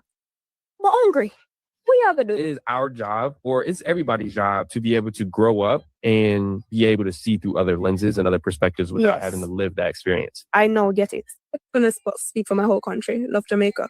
But I think quite a few Jamaicans think that you guys play the victim a lot. Like outside and looking in, it's like, gosh, them complain about everything. Look how much opportunity them have. Look how them can work. Look how them can buy $1 burger. $1. And them over there complain. And that is how I was preconditioned, if I'm being totally honest. They're like, Shantae, yeah, don't go over there and waste opportunity. Don't go over there and start complaining. Work for your own, focus on that. So that's always been my mindset. We're so focused on just making it. I really want to emphasize that. But sometimes when you just focus on, oh, you have to eat, you know, I think say somebody I touch you. You know, I think say, you know, oh, I'm going to have the right temperature. I'm hungry. We have to do it. It is our job, or it's everybody's job, to be able to grow up and be able to see through other lenses and other perspectives. So this Jamaican woman basically said that the way they view us, not the whole country, but a lot. Enough. The collective is that we just complain a lot. If Black Americans didn't complain, y'all wouldn't have no fucking opportunity to come over here. Y'all wouldn't be able to work if we didn't complain. If we just sat down and took everything that was given to us, if we stayed in shackles, if we stayed with Jim Crow, if we stayed walking outside potentially getting lynched and getting pop out in the street with no consequence, if we didn't fight back, if we didn't complain, y'all wouldn't be able to come over here and ride off the back of all of the things that we fought and complained about. Now, I know that this is really annoys me because y'all really come over here and y'all don't recognize that y'all are only able to come over here because of the work that Black Americans put in, because of the strife, because of the blood, sweat, and tears. I feel like I'm saying the same thing continuously over and over, video by video, because y'all don't get it. Why do you think you could come over here and get an opportunity? How are you even able to conceive of an opportunity here? It's because you saw people with the same field complexion being successful. If Black Americans just laid down and took it and didn't say nothing and was in good yes men and good slaves and good bootlickers like y'all want us to be, like how y'all are in y'all's countries. That's why y'all still colonized. Can't even go to y'all's beaches. If we was like that, you wouldn't be able to bring your Jamaican ass over here to get a better life. There will be no resources here for you. I feel like y'all literally need to be saying thank you. Y'all need to be saying thank you. It gets to a point. It gets to a point. And y'all swear y'all work so much harder and y'all was so much better in the model minorities and the better blacks. Why y'all don't apply all of that hard work, all of that we so better, all of that we don't complain? Why y'all don't apply that to building up y'all own countries? I don't understand. If y'all are so much better, y'all work so much harder, y'all just work. Why not work and apply that? It should, since you just work so hard, shouldn't that apply to where you live at? Shouldn't you be able to apply that same hard work ethic to building up your own country? And she's right. And the thing is, you really should be over there. Didn't y'all just go through a hurricane? Don't your island need to be fixed? A big part of Jamaica got torn up. in the hurricane that passed through there over the summer. That's all the more reason why you should be there building your country back up. But instead of doing that, they're sitting here in America complaining about us. Unbelievable.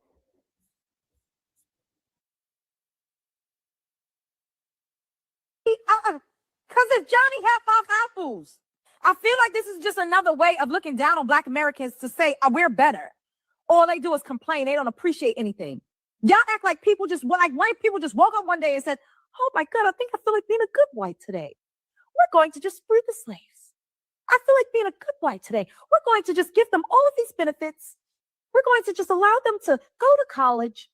We're going to just, oh my God, I feel like being a good white. We're just going to let these people walk around freely and have opportunity." No, we had to fucking fight and work.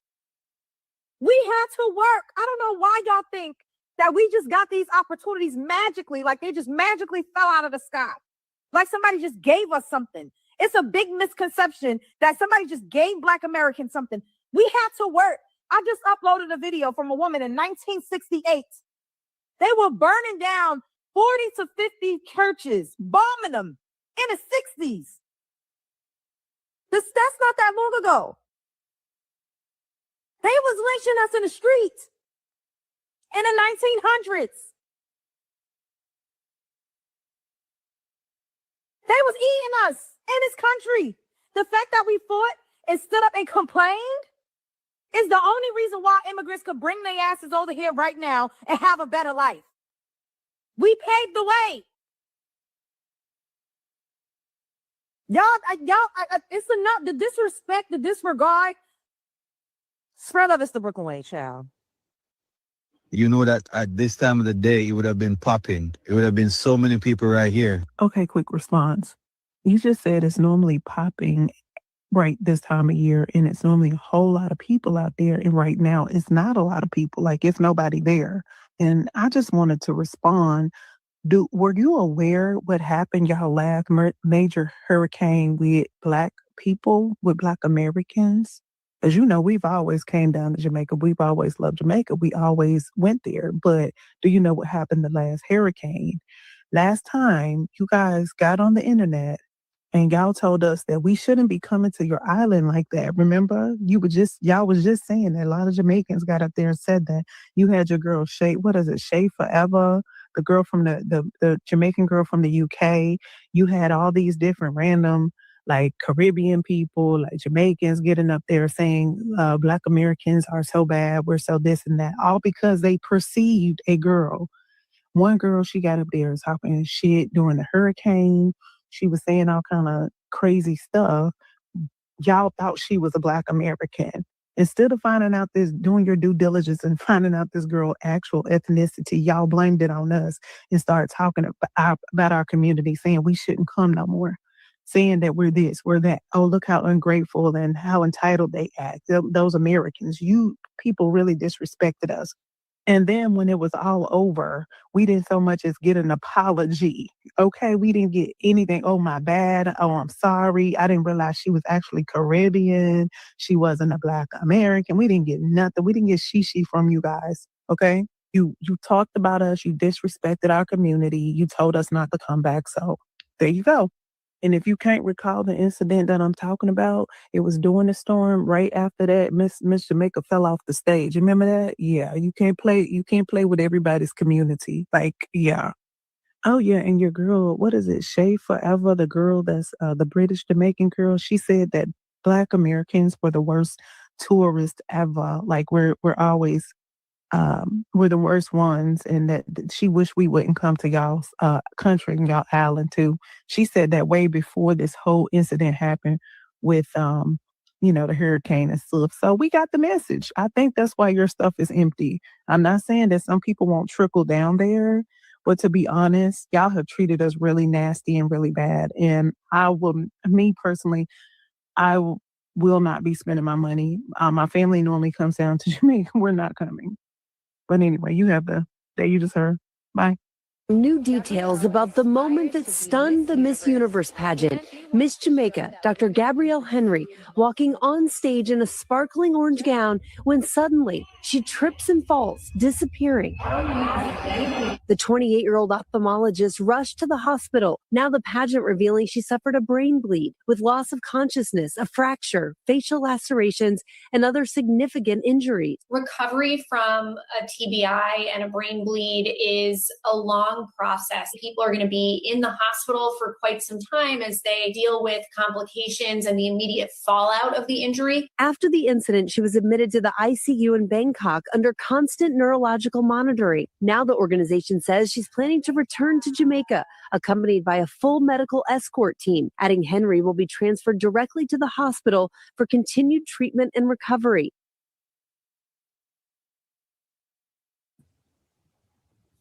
All right. Now, Miss Jamaica fell off the stage shortly after they start turning up at us online, believing this woman from Bermuda was a Black American. And that was the Miss Universe contest. So Miss Jamaica was on the runway. As you can see, she was walking and then she fell. Yeah. Shortly after that incident, that's what this other woman was talking about.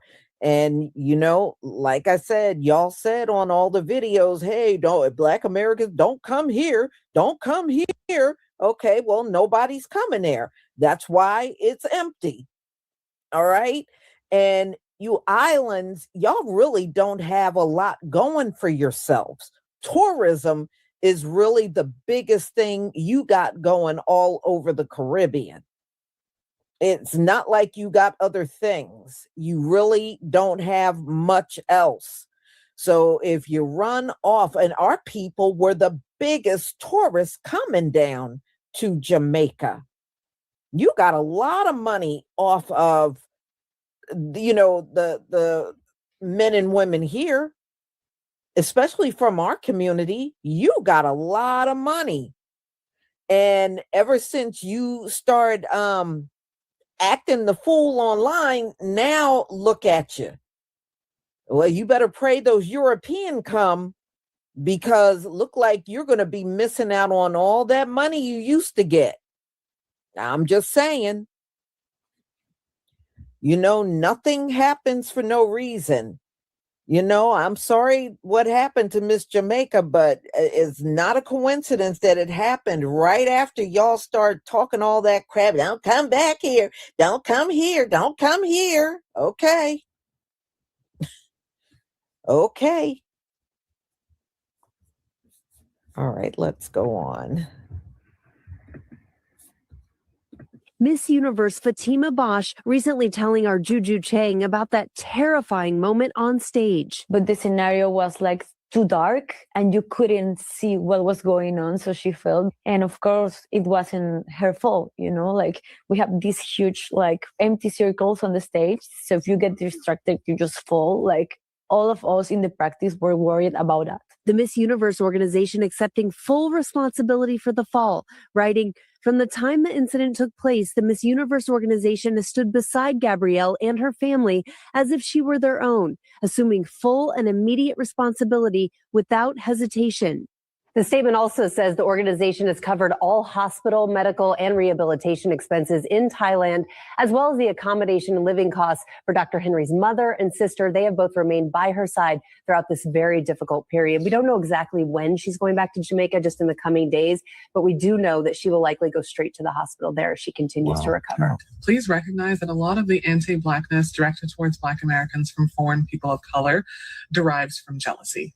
See, to be Black American is to be marginalized and disenfranchised, but from a foreign perspective, you're marginalized and disenfranchised in America, which is the best place to be marginalized in, from a foreigner's perspective.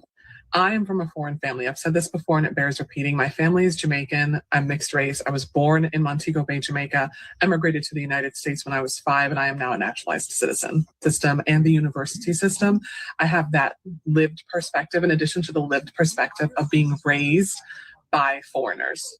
Like a lot of the opportunities for advancement, for job placement, for obtaining a formal education that are here in America, that exist in America, are of course taken for granted by American citizens who are born here. These opportunities are unheard of in most parts of the world.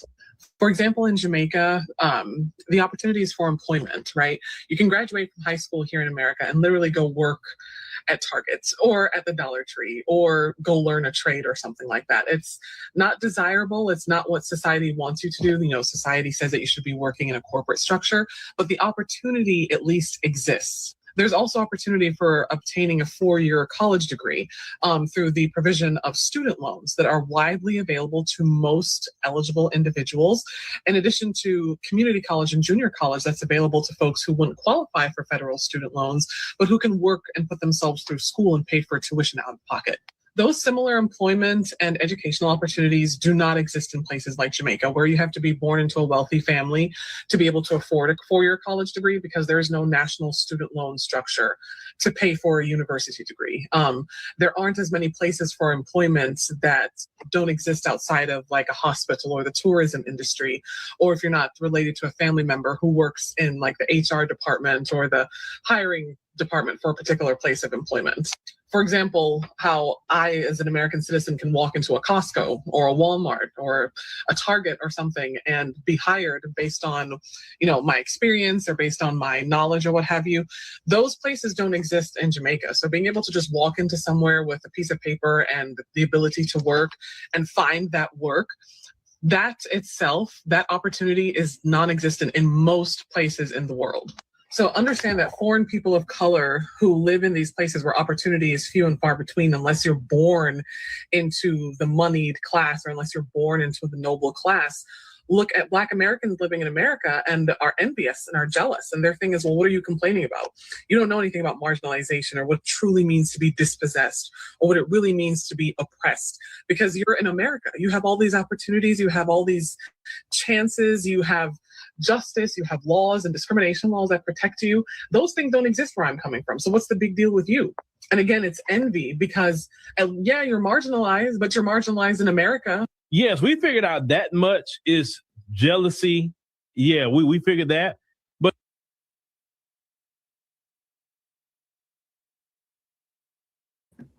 no, I saw what somebody wrote talking about you may be poor, but you're happy. Y'all are not happy. I tell you what, if you're happy, you look awfully miserable when you're bashing us on these videos. That's all I got to say. You look miserable as hell. And, you know, look, y'all, this is just one of these things that will always happen. You know, it seems like as we go through these final moments, we are really getting a full view of how much everybody hates us, including the ones out here in the diaspora. To me, they're even worse. How can you be melanated, come from a place, you know, Jamaica, all of the Caribbean, y'all, was a slave colony. How do you come out of that, come over here and hate somebody, especially other melanated people? What the hell? Now that's some damn, I thought we were bad. Boy, it seems like the diaspora is badly walking around with colonized minds. Bad. And then they come over here and they speak the same words you hear from white people. That you really can see how badly colonized all of these folks are out in the diaspora. It's sick. It's almost like a mental illness. It is deeply, deeply sick. So y'all, I'm going to go ahead and conclude. Thank you so much for being here. I got yet one more live coming at 5:45, and this is going to be about the Congressional Black Caucus and how they have blatantly ignored us and have given all of their attention to immigration. So we'll get into that. So everybody enjoy your evening. Lisa.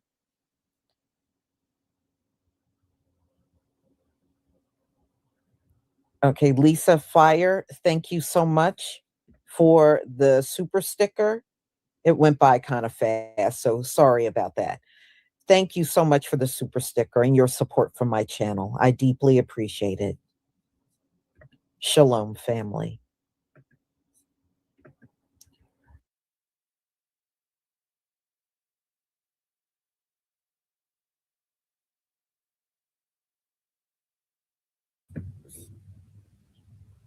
Shalom, family. Good to see you all here. Hope you're doing well. Well, we're going to listen to some more people that have already been deported back to their home countries. And you're going to see how much they are now struggling.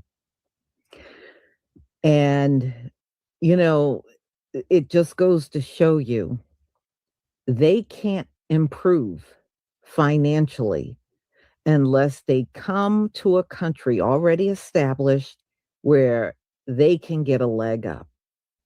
But if they have to go back to their underdeveloped countries, they fall straight back to rock bottom. And it is the truth.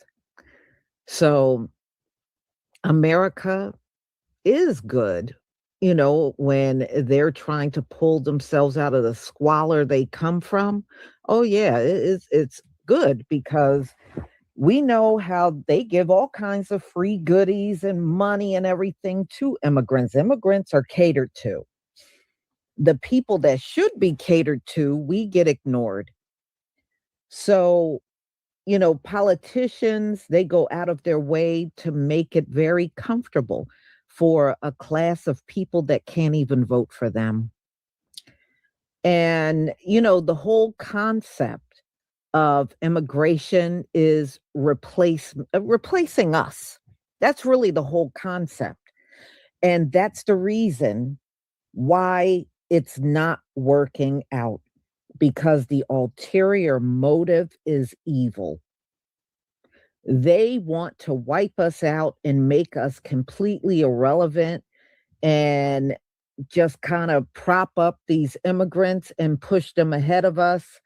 But the outcome is not working out the way the Democratic Party, the CBC, had anticipated.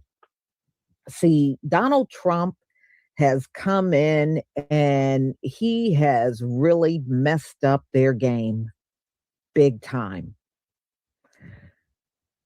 And even if they can get back in office, it takes some time. And you know, with all of the scamming that the Somalians are doing, they may get a lot of pushback on giving free stuff and money to immigrants after billions have been stolen by these folks, these immigrants here in the country. See, it's never going to be the same from this point on. This scamming thing is huge. And like they said, it's the biggest in American history. So it just goes to show you immigrants need a place where they can get an easy leg up in order to do well. But back home, there are no goodies.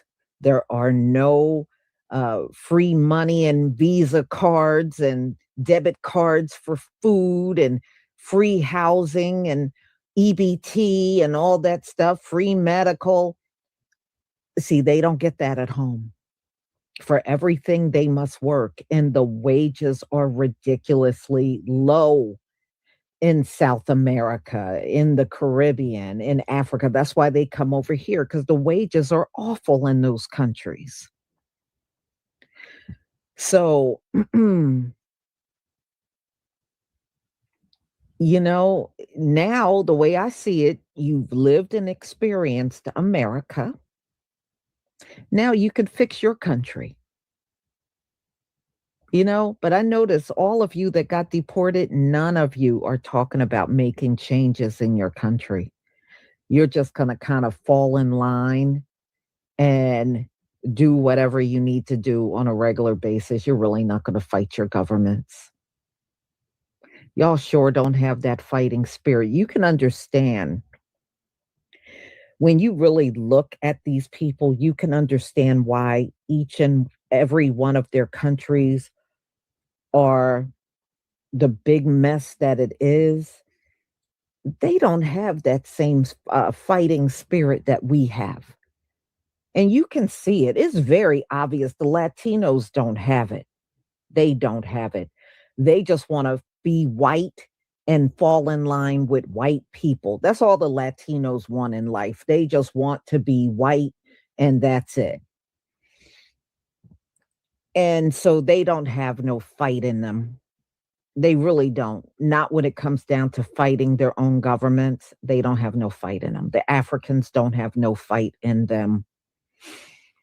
None of these Caribbean islands do. They have no fight in them. We're the only ones. That's why they want us out in these streets, because we are the only ones that will stand bold up in these folks' faces. They won't do it. They won't do it. That's why I'm telling you, their countries will never get out of the conditions it's in, because they just don't have that spirit on them at all. They don't have it. All right, y'all. Let me go ahead and share my screen.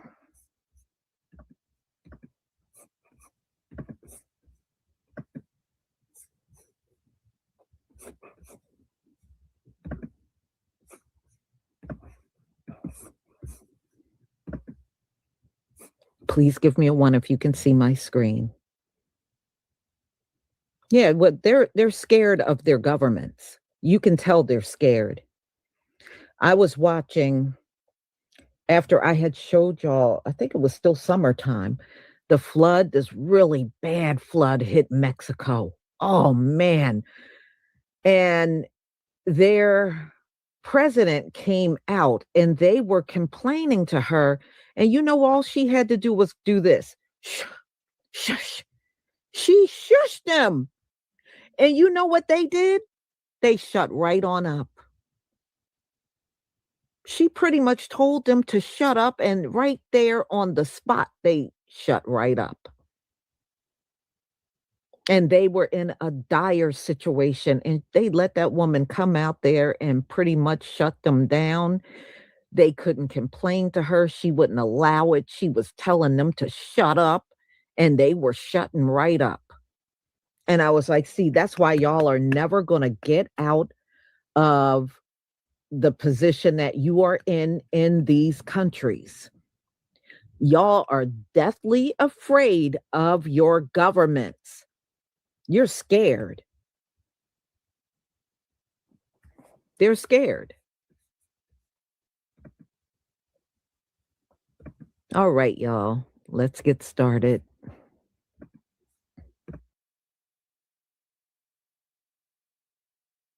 How much money did I have when I got deported? I saw a comment in there that said something about, oh, that's why you have AC in a car when you just got deported. So before I tell you guys all that, a little bit of my background story is, as some of you guys may know, I worked as a medical assistant for ICE, making $10,000 a month. And as a 21-year-old with that much money, I just ended up spending it all. Never did I think about saving. Never did I thought that I was going to be deported to El Salvador. The previous jobs I had before working as a medical assistant was McDonald's and Walmart. So I was literally living paycheck to paycheck. I never could afford anything that I wanted. So when I actually started making money as a medical assistant, I just ended up spending all of it. Never really saved, never, nothing. I would spend it on trips with my girl at that time. I would take her to wherever she wanted to go. I would give her money for the things she had to pay. I just never really saved. I would spend it on watches, shoes, chains, everything I couldn't afford before. So when I got caught by ICE and I ended up being deported to El Salvador, I realized that all the money that I ever made in the United States had gone. I had $98 when I got deported to El Salvador. Got to the point where I couldn't even afford a cell phone. And they have cheap cell phones over here, like $60 cell phones, and I couldn't even afford that. So my dad was actually the one that bought me one of those $60 cell phones, Android, and that was my way for me to be able to communicate with people and my family back in the States. And out of my whole family that actually wanted to come visit or stay here, I was the only one that did not want anything to do with El Salvador. And I ended up being the first one to come here. It's hard, but so the comment I saw that said I have an AC and a car when I just got deported. So no, I didn't just get deported. I got here in 2020. I just had never actually been vocal about it, never spoke about my experience until now that I was like, I'm going to tell people what it feels like to be deported, because I remember when I got caught, I didn't know what was going to happen to me. I was uncertain about my future. I knew I was going to get deported, but I didn't know what the process was like. So I just want to share my story just in case it does end up happening to somebody else and they don't want to go through pretty much that mental breakdown I had when I got locked up by ICE. The worst job you're gonna get once you get deported is a call center job. I've worked at Walmart, painted houses, scrubbed toilets for a living, and nothing messed me up more than a fucking call center job in El Salvador. The first jobs I had when I got deported was actually a call center. And I said never again. And here I am on my first day back to a call center job after I swore to myself that I was never gonna do this shit again. I slept 3 hours the day before, and I left the house at 6 a.m. because it was supposed to be a 20-minute drive from my house to the site. Bro, I got there at 7:30 in the fucking morning, and I was supposed to be there at 7. I almost said, fuck this, man. All for $700 a month. So this Latina, who is a Trump supporter, got deported from Mexico back to the U.S., and I want to use this video to show y'all, no matter how hard you try, you will never be white.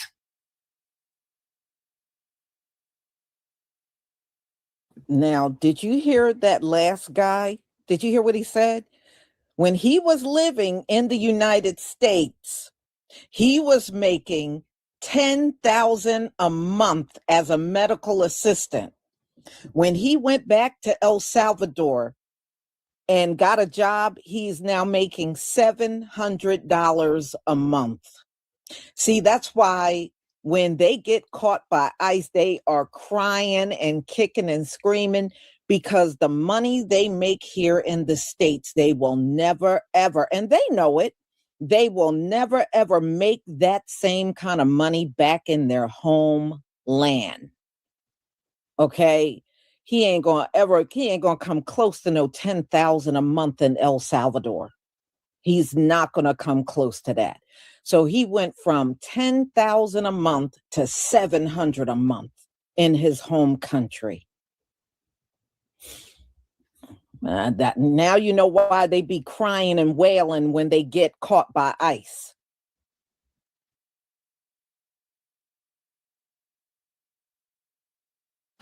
And I say that because she made videos going, oh, look, people are making too big of a deal about Trump and the deportations. He's only going after criminals. If you want to be here, you should do it the right way. Then she goes to Mexico, gets stopped by authorities while she's coming back from a concert. They check her papers and then they deport her. Now, they deported her because she overstayed her visa. I know some people are like, well, you should have done it the right way.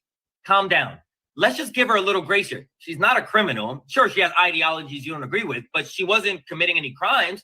She was down in Mexico partying it up. Now, this is where the you'll never be white part comes in.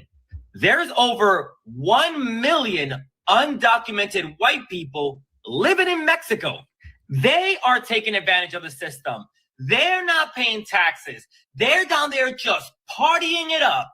And like advocates in Mexico have been saying, that authorities don't go after white people. They actually go after brown people. So you were racially profiled in a country that you were trying to get dual citizenship for. So if you were racially profiled in Mexico, what do you think is going to happen to you in the US when Trump comes into office? Because there are at least 500,000 white people undocumented in the US, and they're never bothered. Because I need you to remember that the immigration system was never set up to hurt white people. It was set up to hurt people of color globally. Our movements are constantly restricted, while white people are never bothered when they do the same thing we do. So as much as you say, oh, well, if you want to come to this country, you have to do it the right way. It is not about doing it the right way. It is always, the immigration system has always been about hurting Black and brown people, no matter where we are in the world. So please keep thinking how you're safe now that you're in the US, back in your home country. They don't see you as a US citizen either. They want to take away your citizenship. They want to denaturalize people. So please, let's get rid of that colonized mind, because this immigration system was never made for us. So I've gotten this stupid ass question so many times in my videos, I feel like I need to address it. And that question is something along the lines of, why did I not get any papers while I was in the States for 24 years? And I will never claim to be an expert on immigration or politics in the United States, but what I can speak on is my own experience and what I had to go through while being in immigration and how broken the system is. For example, I knew 3 guys while I was in immigration. One guy was charged with a DUI and owing child support.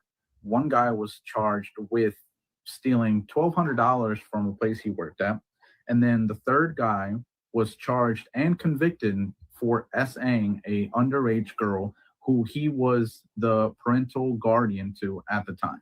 And out of those 3 guys, which one do you think was allowed to stay in the United States with a green card? If you guess the guy who SA'd the little girl got to stay, you are correct. Other guys were ordered deported. Both had immigration lawyers and both were told that no matter what they do, they are probably going to get deported. Now, I had DACA from the ages of 18 to 26. I had DACA.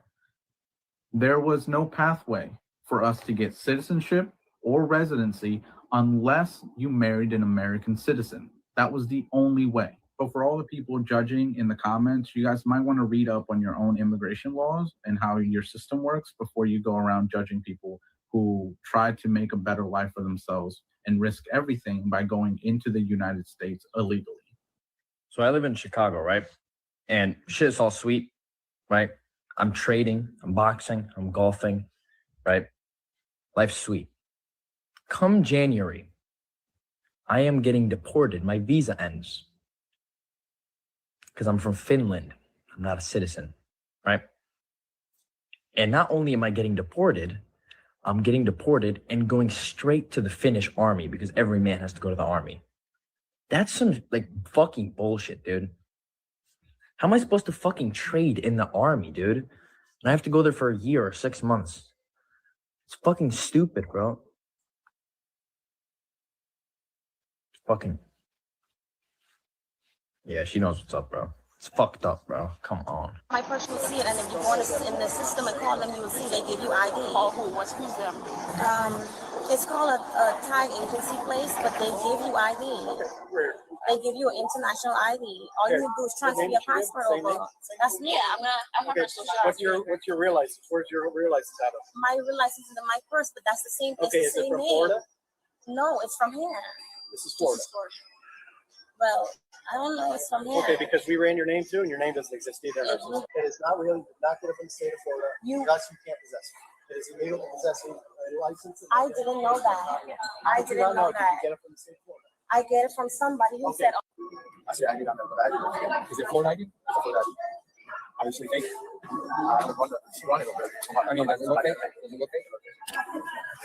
All that tether babbling is not going to get her out of this one. What do you mean you got your ID from a Thai place? Red flags instantaneously. And did y'all pay attention to the police officer? He kind of had like a Caribbean accent. And when they hand him the ID, he was kind of hesitant to say that it was fake. I feel like if it was just him by himself, he would have let her go. Florida Police Department need to be investigated. But Obviously, this was a fake ID, and this was a Jet2 holiday because she called her husband to pull up to try to get her out this one, and both of them got deported because their visas been expired 10 years. 10 years, they've been expired for 10 years. So you telling me within that 10-year period, you didn't do anything to change your immigration status? You just sat here and chilled?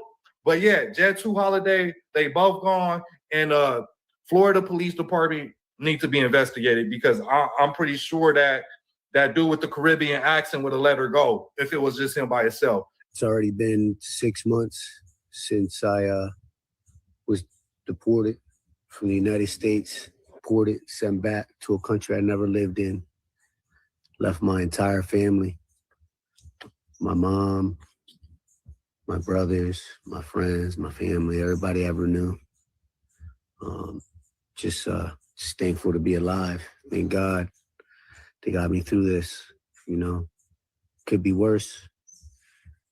I could be, sitting in a prison cell or something. I'm just grateful to be able to actually make this video. Yeah, 6 months trying to readjust my life. Never lived here. Don't know anybody. Don't have a job. Don't even know what to do, where to even start. But people say it's paradise. It's beautiful out here. And it is beautiful. It is. Mountains. Trees. It's 83 degrees right now. Mountains everywhere. Nature. So this is what happens when you get caught in Mexico. How did they even find me in the first place? I was coming back from a concert in a bus stop at a toll booth. Some guy came in asking for ID. I showed him my California ID, but I didn't have my passport. Next thing I knew, I was in a van. I got to the immigration office. They patted me down, took away all my belongings. They looked me up and they saw that I overstayed my 180-day tourist visa. Long story short, they didn't let me leave the immigration office until I bought my ticket to go back to the USA, which is crazy because I already have my dual citizenship in process, but it's not complete yet. That could be why it didn't show up in the system. The closest flight I could get had multiple stops. Before I went to LA, I stopped at Monterrey. I thought it was going to be a smooth process going back to the United States, but then this happened. I didn't get my little paper stamp that they give you when you enter the country, so I ended up missing my flight. And anyone that overstays their 180 days, you have to pay a fee of 717 pesos, which is $35. But since I'm being kicked out of the country, I didn't have to pay that. Anyways, they got me another multiple stop flight. So it took me 2 more flights before I got back to the United States. Yes. And once I saw the Edgar cuts and the LA outfit, I landed back to the motherland. What is this? Trump turned 20. Yeah. You're a Trump supporter. No. They gave us these wristbands right before we entered Mexico. We had to wear them to get food. If you didn't wear it, you got nothing. Everyone had to put it on, even if you didn't want to. Do you hope to go back into the US in the future and start your life again? I wouldn't think twice. Life was safer over there, but I don't know how to get out of this. The truth is that living like this is extremely difficult. That's the truth. It's very difficult. Sometimes I sit and wonder what I'll do next, but there's no answer. That's the reality here in Mexico. Just wanted to help you out a little bit. There's $200 for you. Thank you, man. Thank you, sir. All right. God bless. Don't answer the door. Do not answer the door. Your family has rights. Can you imagine Gestapo just beating on the fucking door? I can imagine how scared. But I still feel that way. I still feel like I'm the exact same person, but I'm stronger, and I'm here to speak up, and I'm here to tell the stories of those that cannot tell their own story, because if they do, they're gonna get picked up. But you know what? Fucking ICE. And I wasn't there when they came knocking on his door, but somehow I can see every single moment. The life of a lash artist from Dallas, Texas, who got deported after being in the U.S. for 28 years. When I was a little girl, I was 2 years old, and my parents took me illegally to the United States, which my parents were illegal too, and all of my siblings were U.S. citizens, but they were not the age of 21 and older. I was processed by ICE because I did not have a license and I did not have a social. So they allowed me to continue to fight my case in the US. So I fought my case. But in 2019, they decided, from 2013 to 2019, they decided, and the court decided, that I needed a voluntary departure because I did not hold any of these things, right? So when I went to court, my case was closed. And when I went to go report, because I was out on recognition since 2013, they basically told me that I would be eligible of a petition since I was married to a U.S. citizen. I had already gotten married, but the lawyer that I had at the time gave me bad legal advice and told me to just return to my country and find a job and make a living here. After I left court, I went to go report, which is something that you have to do when you are trying to apply for your residency or just trying to stay in the States, period. So I showed up, and the judge who had been before me my entire time going to court told me that that lawyer had given me bad legal advice and for me to get a new lawyer. So I ended up finding a new lawyer, and he petitioned for me. My husband is the one that is a U.S. citizen. So I filed a petition, and I filed a cancellation of deportation, which was supposed to cancel the deportation. But with everything happening with Trump right now, there's no way for them to cancel the deportation because it was already there. That is the reason why I'm in this position in the first place. My parents never had the money to fix papers for me. So this is why I'm in this position. I also never applied for DACA because my parents didn't have the money, and they didn't have the money to even fix papers for themselves. We always had really poor jobs and really sucky jobs just to make a living. It just wasn't possible. And I hope people could just understand that. If you have nothing nice to say, please do not comment on my videos. Do not send hate. The last thing that I need right now is a couple people saying a bunch of ugly stuff.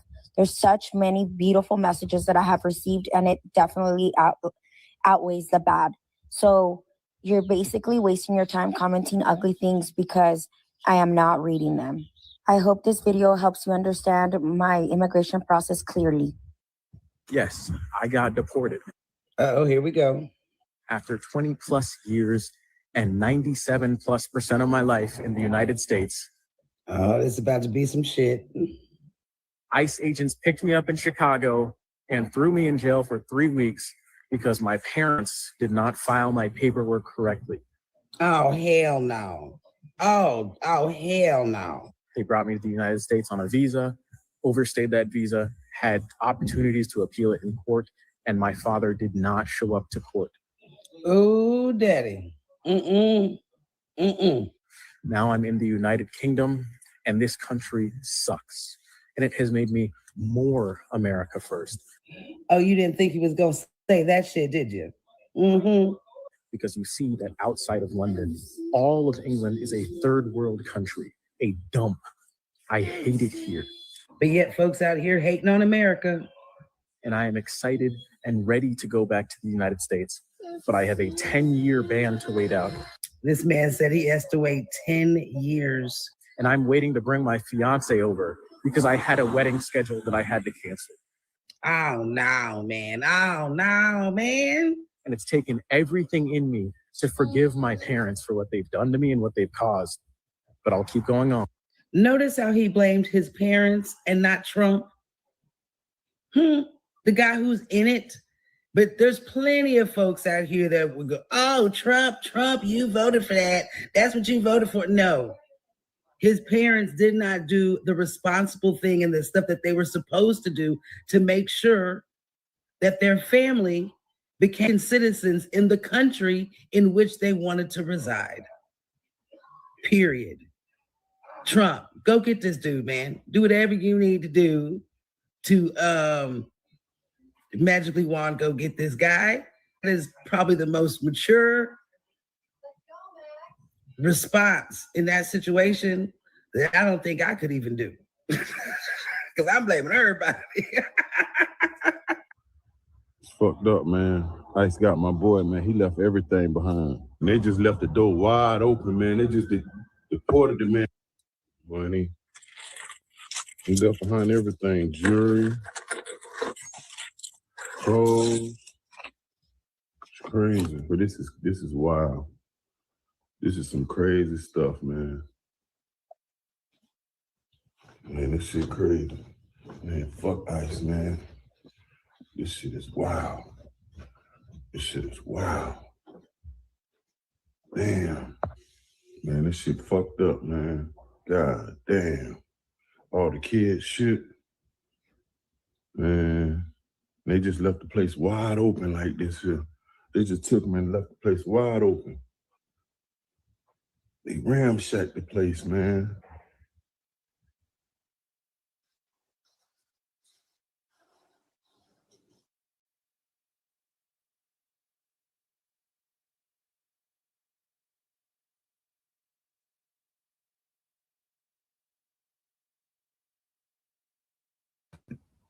Yeah, last week I was watching a video of this woman that lived next to immigrants that got deported.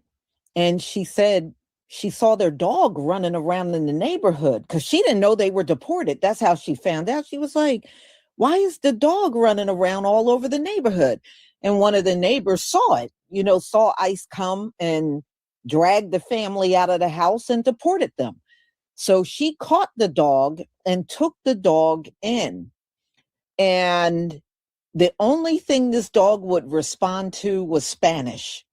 So as long as she spoke to him in English, he just kind of just sat there and just looked at her. But as soon as she spoke some words in Spanish, you could clearly see he would perk right up because that's probably what he heard all day long was Spanish. So she was like, well, I guess I'm keeping him. Yeah, because those people, chances are they may not be coming back at all. They may not be coming back at all. And y'all, a lot of their homes are empty. Do you know, in many cases, let's say our people needed a home, you could technically walk in that home, take it over.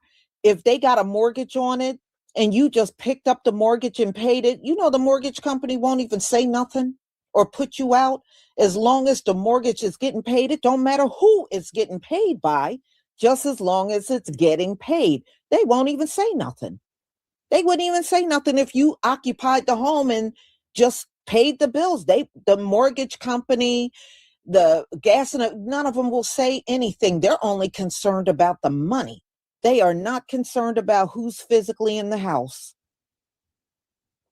So technically, if our people need somewhere to go and these immigrants got snatched out of their home and their home is just sitting there, you literally could technically take it over. I'm just saying. So anyway, y'all, you see how deep it is. You see how each and every one of them went back to their countries and they weren't making nowhere near the money they were making here in America. I said, see, that's why you can't run these people out with a rifle. You couldn't run them out of here with a rifle because they know they got it good here. Definitely. Believe it or not, they don't care. I had, when I was growing up, I had, well, I was an adult. I was a young adult, but I had a few friends that worked for a mortgage company. And they will tell you they don't care who's in that house. As long as you are paying the bill, they won't even say nothing. Even if you went in there and said, well, they got deported, so I'm just going to take over the house. I'll just pick up the mortgage and stuff. Do you know they ain't going to say nothing to you? They're not going to tell you you should leave. All they want, it's all about the money. If you got the money, they ain't going to say a word to you. Not one word. Not one word. The police wouldn't even come and arrest you. I mean, that's how deep it is. They just want the money. As long as you can show you can pay the money, they don't care who's up in there. They don't care.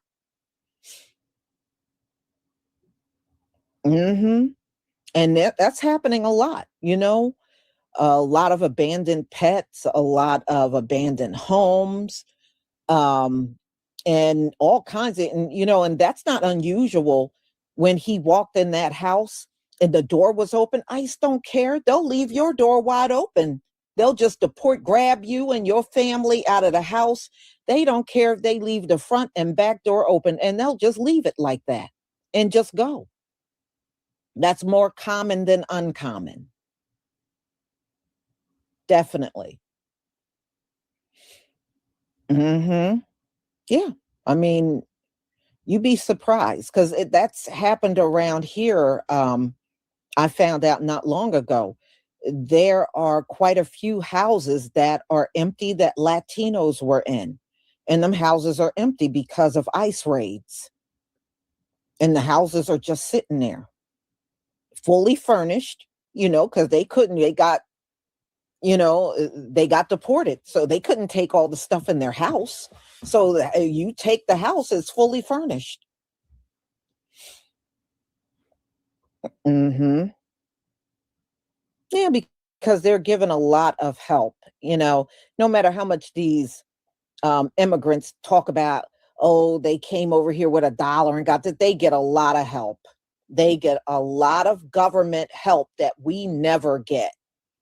That's how they can get a Mercedes and all kinds of cars for everybody in the family, plus their house, because they get a lot of government opportunity and loans and stuff that's not offered to us. That's why. Mm-hmm. They can get bank accounts with no social. Yeah, the banks will let them open accounts with no social.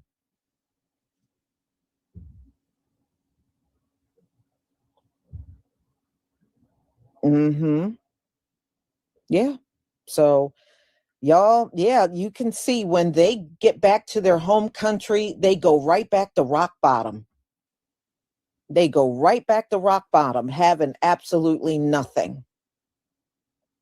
And that is happening to a lot of them.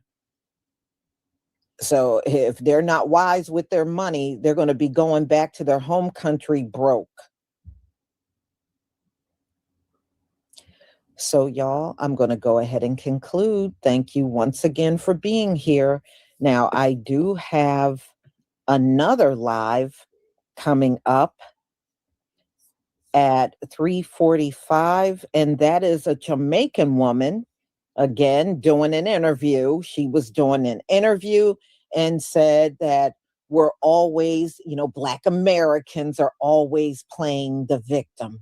And I was like, where do these people get off talking like this? Okay, obviously, you must have been playing a victim. You came over here and left your homeland. Why didn't you just stay in your homeland? If you don't believe in being a victim, you got out of there because you knew there was no opportunity. And you came over here, and then when you get here, you're complaining about the very population that made it possible for you to be over here. Man, I don't care if ICE run all of them out. I really don't care. I really, truly do not care. Y'all, I will see you later at 3:45.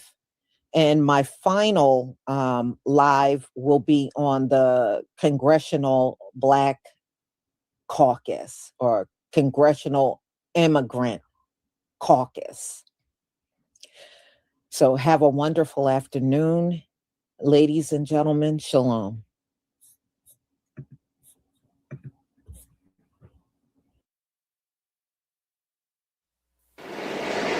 Beware the beast man, for he is the devil's pawn. Alone among God's primates, he kills for sport, or lust, or greed. Yea, he will murder his brother to possess his brother's land. Let him not breed in great numbers, for he will make a desert of his home and yours. Shun him. Drive him back into his jungle lair, for he is the harbinger of death. What's good, everybody? It's your brother, Mad Blacc, the most dangerous and the most toxic black man on the internet. And I am black up in your face again with some more pro-black commentary. So everyone's been talking about this subject, so I figured I'd give my 2 cents on it as well. And it is the subject of the President of the United States reposting a video that showcased the Obamas, Michelle and Barack Obama, as apes. And, obviously it has caused quite a stir on social media and in mainstream media. You even have big time politicians talking about it. So I figured I'd give my 2 cents as well. Now, I started off this video by doing my own little intro, and that intro, for those who don't recognize it, that is dialogue. The audio of it, anyway, came from the very first Planet of the Apes movie that came out in the 1960s. I know some of you are either too young or you're not sci-fi fans, so you may never have seen the original Planet of the Apes movie, but it is a classic, and I recommend everyone check it out just on a level of understanding the themes of that movie, not so much just the spectacle of it, but you really should check it out just to understand the themes of what's going on in that film. I know a lot of people are more familiar with the newer Planet of the Apes movies, the ones where they showcase the rise of the ape Caesar and how the apes took over Earth. Those are also amazing films as well. Very great with the symbolism and the story arc of it all and how it all connects back to the original Planet of the Apes movie. But I played that audio because I felt it was highly appropriate based on what the Tangerine decided to do on his social media. Now, what was interesting to me about the whole thing, not surprising, but interesting, is that he decided to do it late at night. So like while he was up at night, that's where these white supremacists love to showcase their racism because they're cowards at heart. So a lot of them like to come out at night and they like to post racist stuff, or they like to troll and harass Black people who are already on social media. Because I notice that's usually when I get a lot of my racist comments from the bigots and the MAGA mutants. They usually show up late at night because they're up at night for some reason, probably playing with themselves, watching interracial porn or whatever, and they just get mad and they have to go out there and make themselves feel better by harassing and tearing down Black people. So even when Black people are asleep and there's no Black people around them, we're always on their mind, and they just wake up in the middle of the night thinking about how they're going to torment and harass Black people. You see that? So that was the one interesting thing that struck me about this, is that Trump has the same mentality as your average white bigot. That's why he's so attractive to them as a leader, because he does the type of nonsense that they like to do on a regular basis. So, but as far as him posting a video like that, I'm not surprised by it. This has always been Trump's mentality. And I know there are people trying to, run interference saying, well, listen, Trump's not racist because he takes pictures with Black people. Like as if that is somehow going to mitigate someone's bigotry and racism. Slave owners used to have themselves painted in portrait with their slaves. Okay, so that whole idea that being in proximity to Black people somehow alleviates the idea that you are a bigot or a racist is nonsense. But it's pretty obvious, Trump's mentality, and especially, like I said, the fact that he would go so lowbrow as to compare any Black people to apes or whatever. I mean, that's like the lowest common denominator of white supremacy, where they compare Black people to animals, especially to apes, and they call Black people monkeys and whatnot, and make jokes about Black people having tails. That's like the lowest common denominator of the racist and the bigot. You really don't win any points for doing that. And most Black people, while it's offensive to us, it's almost not that big of a deal. Like we've all pretty much dealt with that type of nonsense. And a lot of us Black people, especially Black Americans, will just kind of laugh it off and kind of go on about our day. Like we don't care that that's how you think about us. We kind of assume that about you anyway. And we know that you're a devil to begin with. So it's like, whatever. But of course, anytime you have a white supremacist like Donald Trump doing anything racist, you're going to have some of the biggest buffoons and buck dancers and butter biscuit eaters come out there to defend him. So of course, you got the classic bootlicks like Tommy Sotomayor. He came out there to defend Donald Trump. And, I guess thinking he's going to earn himself some more butter biscuits or whatever and say that, comparing black people or the Obamas to apes, that's not racist or whatever. And he made all types of nonsensical excuses. And then you have this clown here. What's his name? Terrence something. I don't even know this dude's name half the time. He's just annoying, right? And I pride myself on trying to avoid doing content about him. I know there are other YouTubers who have talked about this clown, especially like Torian Rain has called this clown out several times. I personally have been avoiding doing videos about him because I'm afraid I'm going to say something that's going to get me taken off of YouTube. Okay, because he has that type of personality where he's just very whiny and he's very, like, I can tell he was someone that probably got bullied when he was in school. Whether it was he was probably bullied by if he went to school with white kids, he got bullied by them. And if he went to school or lived in a neighborhood with black kids, they bullied him too. Because he has that type of demeanor. He's the type of kid that would, tell on you or, remind the teacher that we have a homework assignment that's due or remind the teacher that we have to take a quiz. He's that type of brown-nosing clown. So I can pretty much guess that wherever he was in life, he got bullied, and his little performative buck dancing and bootlicking, that's his way of getting revenge on the black community by doing that, right? So of course he came out to defend Donald Trump, and like he went hard in the paint for Donald Trump, because like now people were saying like, well, you're a MAGA supporter. What do you got to say? Are you going to denounce Donald Trump about this new incident where he's posting pictures of the Obamas as apes? And this is what this clown said. He went hard in the paint to defend his god, Donald Trump here. So let's listen to what he has to say. I'm not going to play the video, but I'll play the audio so you folks can hear this punk and how he went out of his way to defend Master Tangerine himself. I am under so much pressure right now. I am literally under so much pressure.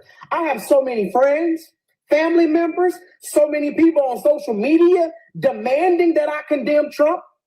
People are threatening me, calling me, emailing me, texting me, blowing me up on social media, telling me that I have to condemn Trump.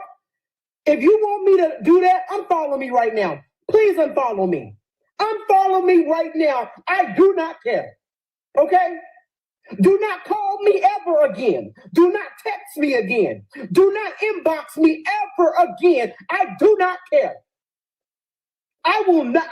You will not bully me into doing something that I absolutely do not want to do. You will not shame me into doing something that I absolutely do not want to do.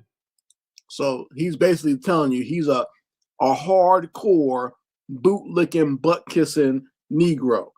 And he will never, never denounce his master. And his master is Donald Trump, so he'll never denounce him. But like I said, just listen to his voice right there. Listen to that audio. Tell me that does not want to make you give him a DDT or like a tombstone pile driver or something like that, or just clothesline him when you hear that. Does he just annoy you when you hear that? I know he got bullied on the schoolyard. I just know it based on that audio right there, right? So once again, anytime you have one of these bigots do something, you're going to have a lot of these black bootlegs come out of the woodwork to defend them. So that's not surprising at all. And a lot of you fools, when you do that, white people, even the white people who are bigots themselves, don't take you seriously. They know you're nothing but a crash test dummy and a cartoon in the way that you're going out of your way to support hate against your own people. So, I mean, that's not a surprise either. Now, getting back to the whole portraying black people as apes thing, let's be honest here. Let's be 100% honest. We all know that black people on this planet are the original people of this planet. And if there is any race that is low grade or is mixed with any type of animal, it has to be the Caucasian, just from their basic behavior of hanging around in caves, the way they like to eat things like raw meat and the way that they like to make excuses for terrible crimes like child molestation. This is all the behavior that you would see in the animal kingdom. And we all know that if you took a monkey and decided to shave all the hair off, what color that monkey's skin is going to be. So all that nonsense about calling black people apes and joking about black people looking like gorillas or monkeys or apes, all that is projection. They know who the true apes are on this planet, or who have the closest relation to the ape on this planet. And all you gotta do is look at some of these side-by-side pictures and you'll see who the true ape and the true monkey is. So I don't want to hear that nonsense about calling black people apes. Once again, that's easy pickings for your average bigot, and it's a lot of it is internal projection of what their true nature is. And to be honest, I don't even like comparing apes to Caucasians. In my opinion, that's disrespectful to the apes. I often go to the zoo just to observe the gorillas and the chimpanzees, and I find them to be very fascinating, and I love the way that they live in harmony and in peace. So they know how to have a community and how to have a family, but you look at some of these MAGA Neanderthals, and you can see that they have no idea what it means to have community, have harmony, and have peace on this planet. So even in that, even comparing these demons to the animals of the planet, even that is somewhat disrespectful to the animals and to God's creation. So you folks can let me know how you feel about all this in the comments section. I'd love to hear your opinions on this subject. Anyway, Mad Blacc, and I will be back on my foot on a devil's back. Warning. Copyright disclaimer under Section 107 of the Copyright Act 1976, allowance is made for fair use for purposes such as criticism, comment, news reporting, teaching, scholarship, and research. Fair use is a use permitted by copyright statute that might otherwise be infringing. Nonprofit, educational, or personal use tips the balance in favor of fair use. Family, we have a saying in the Black grassroots: let them talk long enough, and they will show you exactly what you need to know. Let's get into it.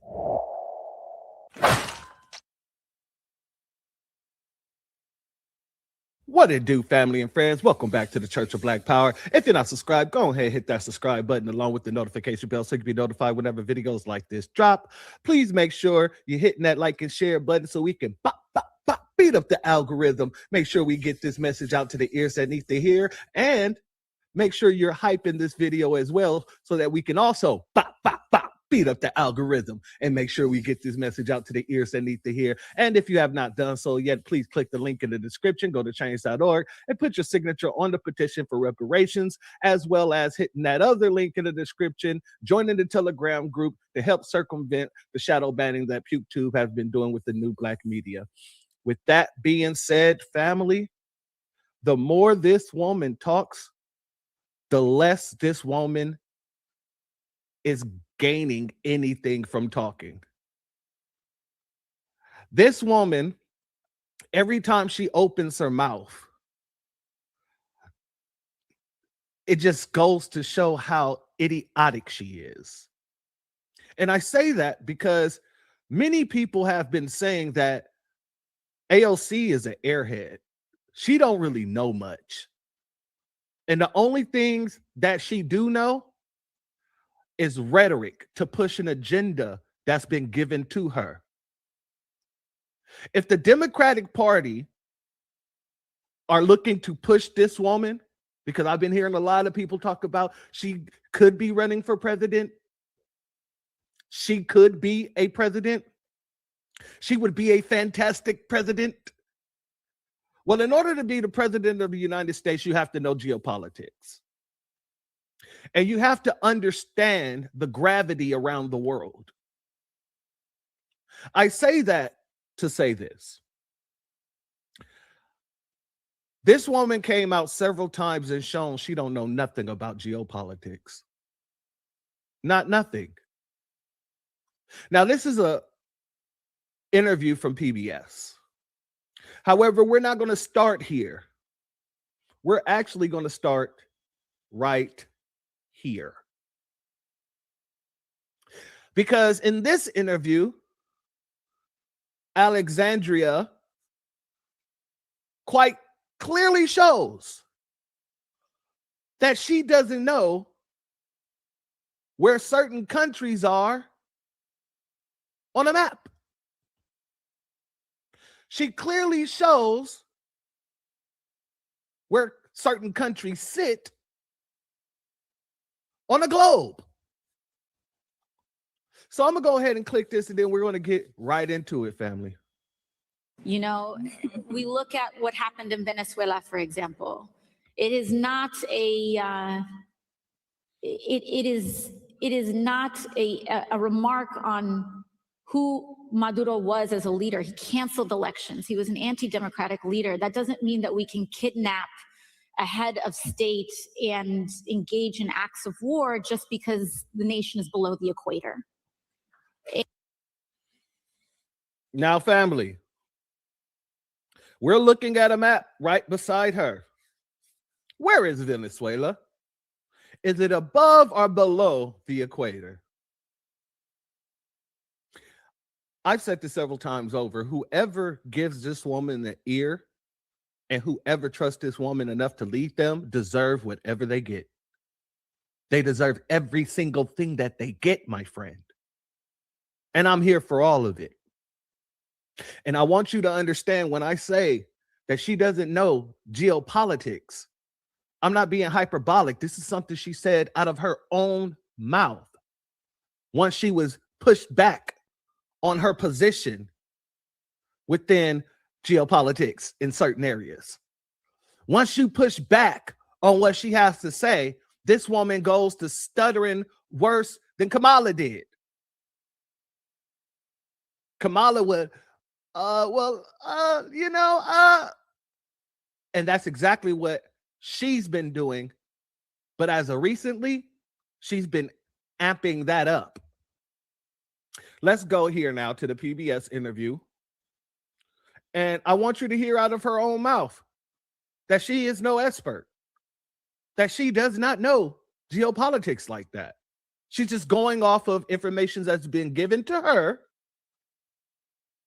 And she's been pushing a narrative, all because of the regime that's in office at this moment. Let's go here. But I am, of course, the dynamic there in terms of geopolitics and the war in the Middle East is very different than people expressing their First Amendment right to protest. Well, yes, but I also think that what people are starting to see, at least in the occupation of Palestine, is just an increasing crisis of humanitarian condition. And that to me is just where I tend to come from on this issue. Now I'm going to pause it. And after which I'm going to let it finish playing out. But I have to make a mention of this. Watch what happens when the Nabisco woman pushed back on her. Watch her facial expression. Watch her body language. And you tell me, does she get visibly irritated because she's getting pushed back on something she has no knowledge of? That's what it looks like to me. Let's continue. You use the term the occupation of Palestine. What did you mean by that? I think what I meant is like the settlements that are increasing in some of these areas and places where Palestinians are experiencing difficulty in access to their housing and homes. Do you think you can expand on that? Yeah, I mean, I think I'd also just, I am not the expert on geopolitics on this issue. But yet you're speaking on it. You're speaking on an issue that you're no expert in, and you don't really have the facts in the situation. You're just given what you're given, and then you go off of that. You couldn't even expand on your comment about the occupation. You know, it makes absolutely no sense that anybody would take anything out of her mouth seriously, because every time she opens her mouth, more malarkey, or is it malarkey? It's malarkey. More malarkey comes out of it. And people are consistently calling her out for the malarkey that falls out of her mouth. So, family, I'm going to say this one last time. Anybody who supports this woman at all, for any reason, deserves exactly what's coming to them.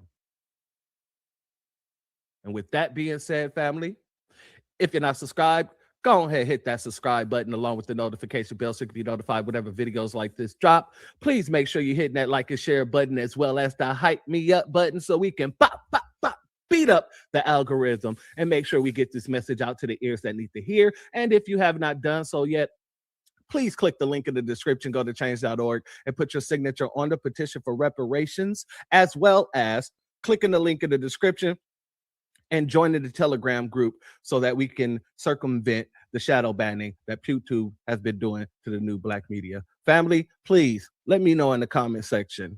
Do you think that she knows anything? Because she's quite literally coming out every chance she gets, showing that she has nothing in that brain of hers. She has an empty skull. It's full of air. But with that being said, family, the doors of the church are now closed. Peace, family. My grandfather built this country, man. He fought wars for it. And most places he went wouldn't let him sit down and get a cup of coffee. I can't even catch a cab in New York. You know, it doesn't matter how many degrees I get. All you people see is color. Your grandfather was an immigrant. You're American. My grandfather was born here, Duke. And you people still look at me as just another nigga. I know that the government, whatever can't stand us black people, he doing everything in the world to make black man be extinct. But I'm going to tell you one thing, us black people going to survive. Yeah. So fuck everybody. I'm out.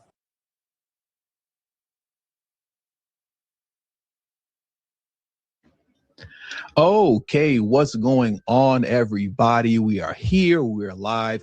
I want to thank you all for joining me today. If you haven't already, please make sure you hit the like button, subscribe to the channel. If you're new to the channel, share this video on your social media platforms. And please do not forget to follow me on Telegram at TD Media Group to help circumvent social media censorship and shadow banning. With the introduction out the way, let's get the stream started.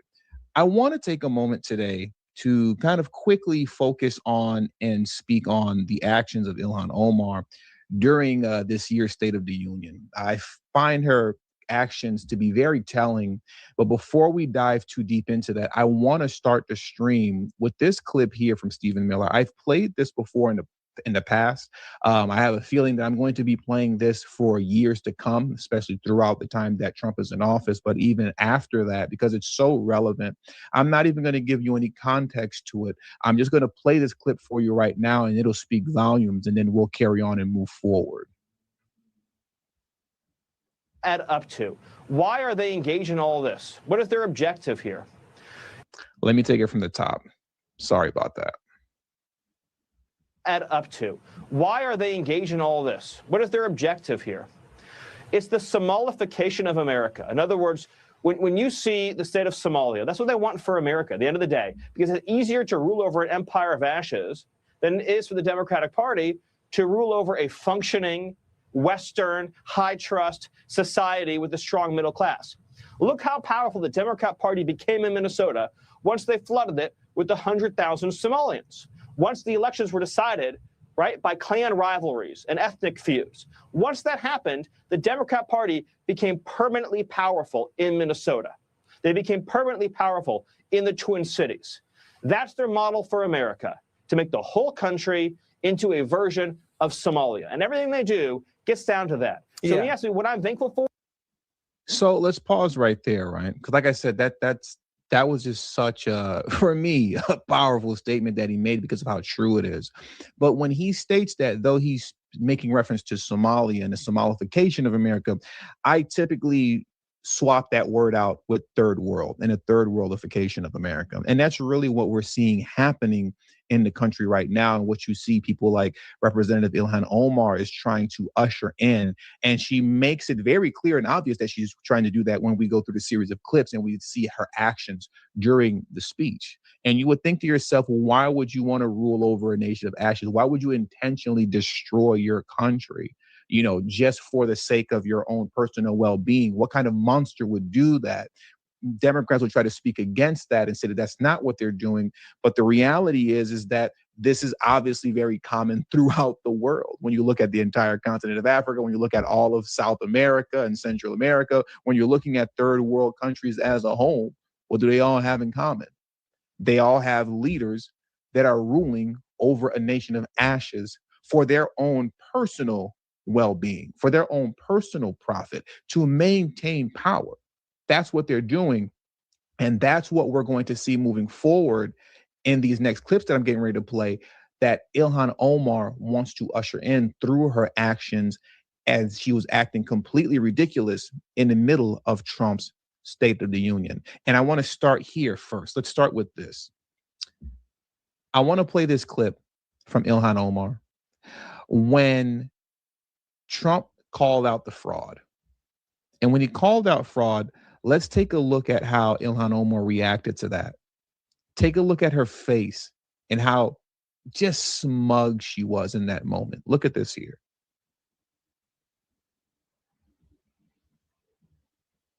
The Somali pirates who ransacked Minnesota remind us that there are large parts of the world where bribery, corruption, and lawlessness are the norm, not the exception. Importing these cultures through unrestricted immigration and open borders brings those problems right here to the USA. And it is the American people who pay the price in higher medical bills, car insurance rates. Now, as you can see, she was called out, right? And she's doing everything to keep her composure. And I shouldn't say she was called out directly, but the fraud in her state was called out directly. Fraud that she was very aware of, in my opinion, called out directly. And you can see she's just kind of trying to keep her composure and hold things together.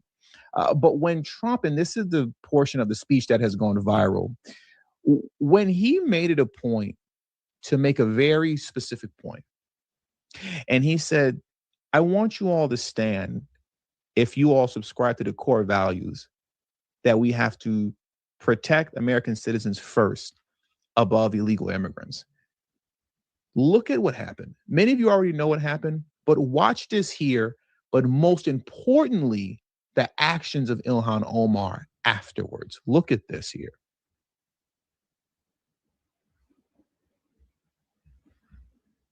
Join with my administration in reaffirming a fundamental principle. If you agree with this statement, then stand up and show your support. The first duty of the American government is to protect American citizens, not illegal aliens.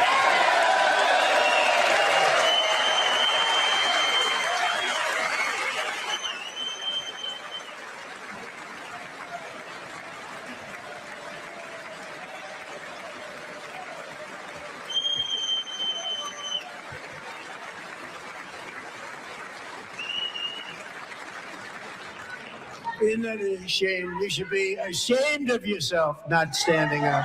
You should be ashamed of yourself. That is why I'm also asking you to end deadly sanctuary cities that protect the criminals and enact serious penalties for public officials who block the removal of criminal aliens. In many cases, drug lords, murderers all over our country, they're blocking the removal of these people out of our country, and you should be ashamed of yourself.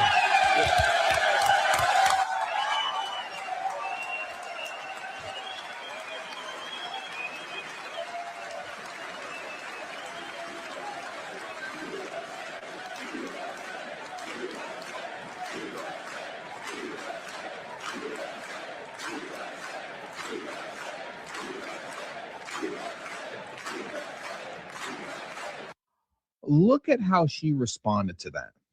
Look at how she responded. Completely belligerent, like a fool. In her mind, how dare you ask me to prioritize the American citizens over illegal immigrants? How dare you ask me of that? And when we go back to the video that I played of Stephen Miller, where he was talking about the Somalification of America, but really meaning the third worldification of America, and how this is what Democrats are trying to usher in, that clip proves this to be true. And it's not just Ilhan Omar, it's the entire Democrat Party. None of them stood, nobody. And on top of not standing, they chose to interrupt, shout absurdities, and try to disrespect the president of the United States in the middle of his State of the Union address. And here's what's amazing about this. What is this representative's name right here? I have it written down. Representative Janelle Bynum. Representative Janelle Bynum. When she was asked about not standing up and how Democrats didn't stand up and things of that nature, right? What do you think her reasoning is behind the justification for not standing up? What do you think that justification is? Why do you think she's going to say, oh no, this was a horrible thing to stand up? It begins with an R. It begins with an R, and it always goes there, doesn't it? It always does. Very quickly, it looks like if you noticed, and because I don't mean to disrespect the stream, right? If you notice, I've been looking away quite a bit, and I keep looking away and looking away a lot more than usual. It's not uncommon for me, but I keep doing it. It looks like I'm having an issue with the comment section. So if you are commenting and nothing is coming through, it's not me deleting or restricting comments. Just for some reason, comments do not appear to be working on the stream, right? But nonetheless, not to deviate too far off the topic, let's get into this representative's excuse and reasoning for not standing up for the American people.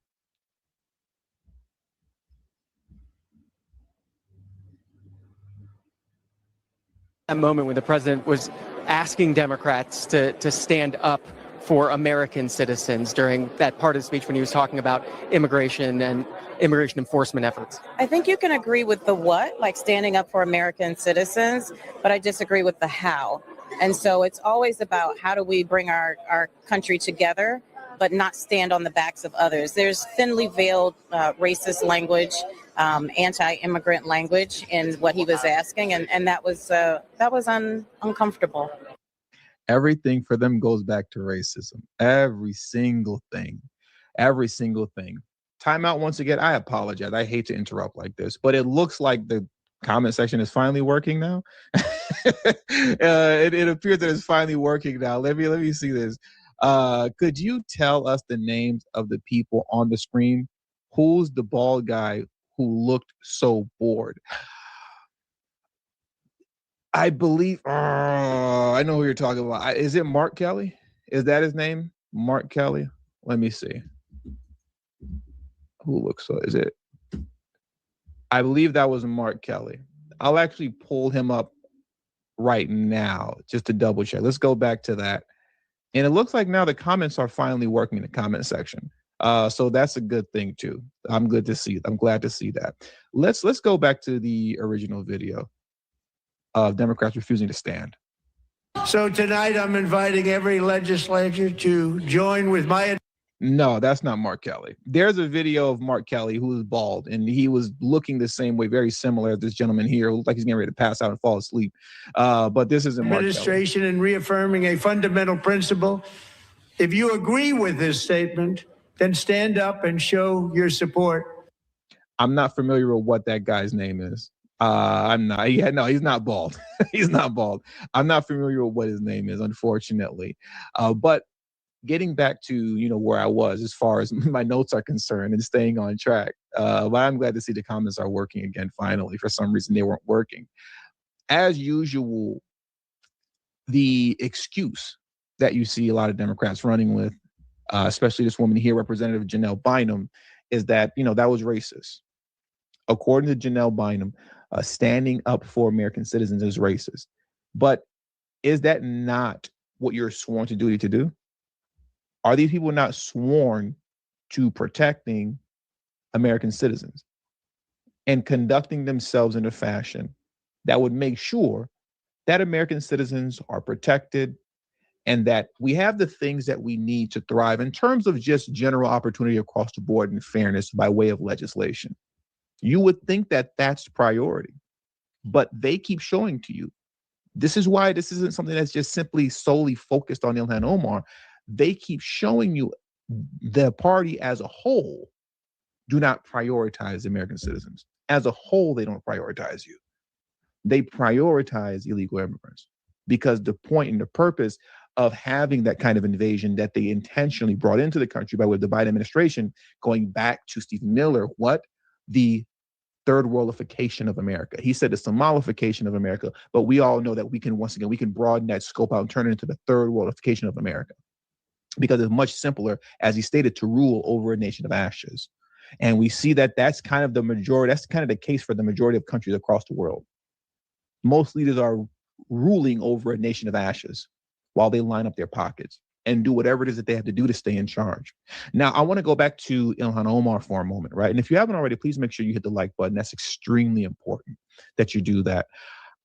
She had quite a bit to say concerning her reasoning behind why she did what she did and spoke out and not stood up. I'm not going to play the entire segment where she was kind of explaining herself because I just don't really feel like hearing her talk too much.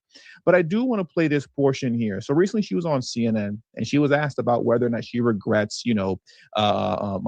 speaking out of turn and interrupting the State of the Union and things of that nature. And here's what she had to say. In Minneapolis, many members of your Democratic Party criticized their Republican counterparts when they interrupted President Biden's State of the Union address, as a lot of us remember. Do you have any regrets at all about the interaction we played between you and President Trump just last night? I do not. And I think many people look at that moment when the president says it is our responsibility to protect Americans. And he does not acknowledge the fact that two Americans, two of my constituents, two of our neighbors were killed. And it was important for me to just remind the American people that the president and his administration was responsible for killing two American citizens. I could sit here literally for hours and name victim after victim after victim of actual innocent American citizens who lost their lives at the hands of criminal illegal aliens that Biden and the Democrat Party, which is Ilhan Omar, intentionally allowed to invade the country. I can sit here for hours and name names. And don't you find it funny how they never acknowledge those people? Ever. They never do. Actual victims. They never say their names. They never bring them up.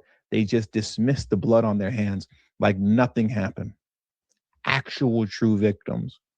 And if you want to know the kind of disdain, right, that they have for you, how much they despise America, how much they despise the American people, citizens that is, I want to play this for you in closing. Let me transition to this over here first. I forgot to pull this tweet up or X post up. You guys know I always go back and forth between that, but I want to pull that up for you right now. So give me just a moment while I pull up this X post or tweet. Yeah, I'm just going to keep saying tweet. I'm never going to stop saying Twitter. It is what it is. But check this out here.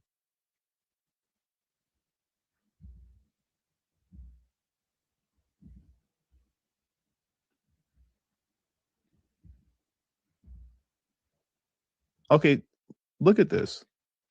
I just want to read this very quickly.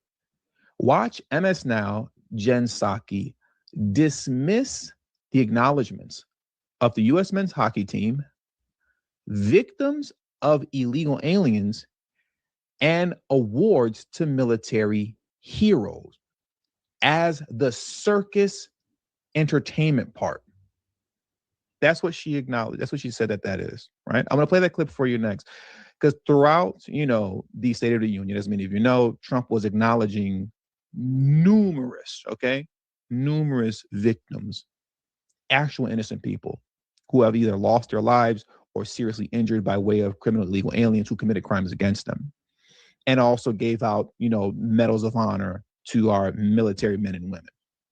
And once again, Jen Psaki referred to this as the circus entertainment part. I want to play that clip for you first, right? Look at this, the circus and entertainment part that she's saying.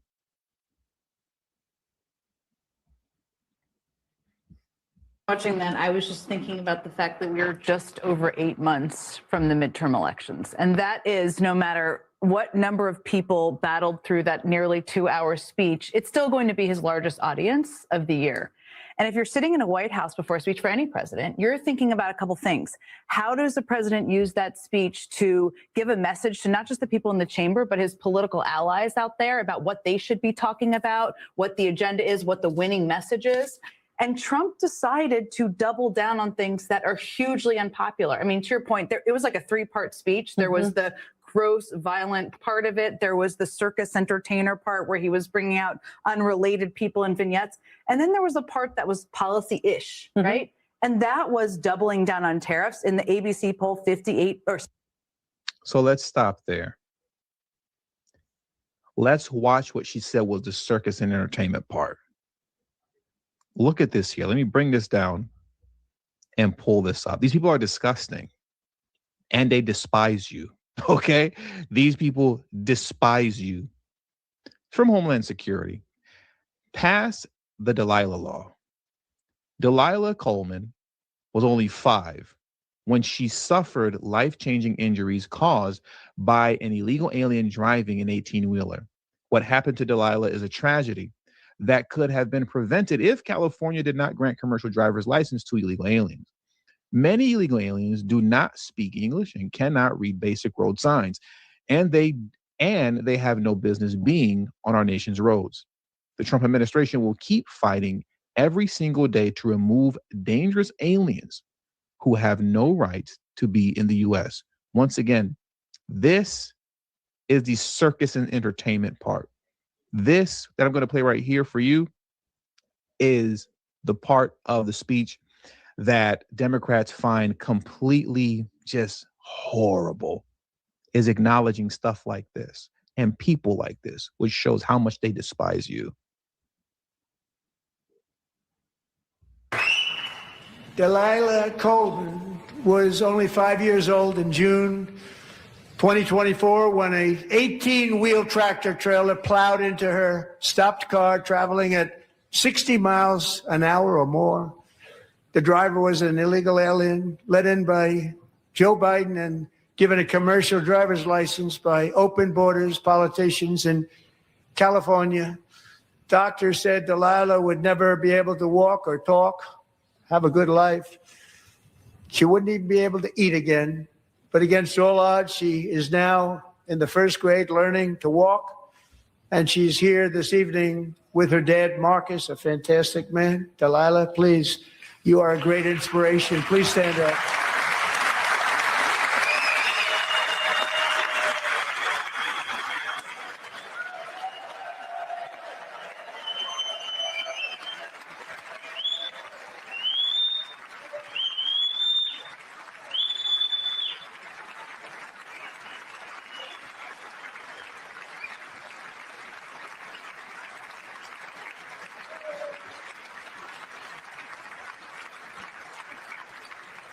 Imagine calling that part of the speech circus and entertainment. That's what they call circus and entertainment. And there were so many Democrats. I'm talking about from Abby Phillips all the way to a bunch of other, lackeys that I'm not even going to waste time mentioning on podcasts that disrespected this portion of the speech, where actual victims who were legitimately innocent were being acknowledged, where medals of honor were given to military men that fight for our freedoms here in America. This is the portion of the speech that they are all attacking and is saying, that's just entertainment. That's nonsense. They dismissed all of this. Thank you, Delilah. Many, if not most, illegal aliens do not speak English and cannot read even the most basic road signs as to direction, speed, danger, or location. That's why tonight I'm calling on Congress to pass what we will call the Delilah Law, barring any state from granting commercial driver's licenses to illegal aliens.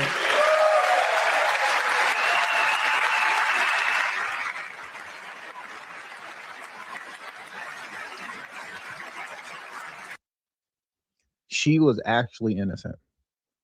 Unlike what Ilhan Omar is talking about when she's talking about lunatics who intentionally obstruct, impede, disobey lawful orders, resist arrest, all that kind of stuff. This was an actual innocent person. She's an actual victim. And Democrats couldn't find it in themselves to stand for her. They couldn't stand for her. They won't even say her name. 5 years old and suffered injuries that will change her forever. But what's more important to Democrats, and particularly in how Ilhan Omar, as this stream has been revolving around, what's more important for them is open borders, the continued flooding of America, of the third world into the country.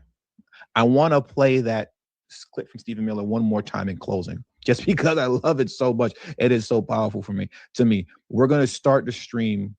We're going to end the stream, I should say, with how we started it, with this clip from Stephen Miller.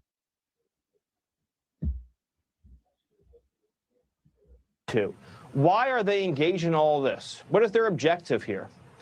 It's the Somalification of America. In other words, when you see the state of Somalia, that's what they want for America at the end of the day, because it's easier to rule over an empire of ashes than it is for the Democratic Party to rule over a functioning, Western, high-trust society with a strong middle class. Look how powerful the Democrat Party became in Minnesota once they flooded it with 100,000 Somalians. Once the elections were decided, right, by clan rivalries and ethnic feuds. Once that happened, the Democrat Party became permanently powerful in Minnesota. They became permanently powerful in the Twin Cities. That's their model for America, to make the whole country into a version of Somalia. And everything. I rest my case. I'm going to be playing this for years to come, with the only caveat being you swap out the Somalification of America with the third worldification of America to make it broader, and it really and truly all makes sense, because that's clearly what they're trying to do. That is clearly what the goal is. And they are aggressively pursuing that goal. And with all that being said, that does it for today's stream. So I want to thank you guys for joining me today. Please hit the like button on your way out. It's really important. Subscribe to the channel if you're new to the channel. That's also very important. But most importantly, please do not forget to follow me on Telegram. That is extremely important, so that you never miss a notification and we can circumvent social media censorship and shadow banning. The link to my Telegram is in the description box below and pinned in the comment section as well. Thank you all for your time. Until the next stream and or video, peace and have a great afternoon.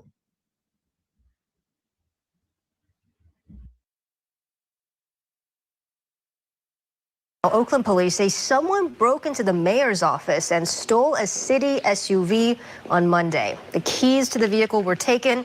The car was recovered the next day in Vallejo, and the suspect is still at large. What's going on, everybody? Thank you all for joining me today. If you haven't already, please make sure you hit the like button, subscribe to the channel if you're new to the channel, and most importantly, please make sure that you are following me on Telegram at TD Media Group to help circumvent social media censorship and shadow banning. With the introduction out the way, let's get into today's news. And today we have to head on over to my home state of California, Los Angeles to be exact. Why is that? Well, ladies and gentlemen, you can't make this stuff up.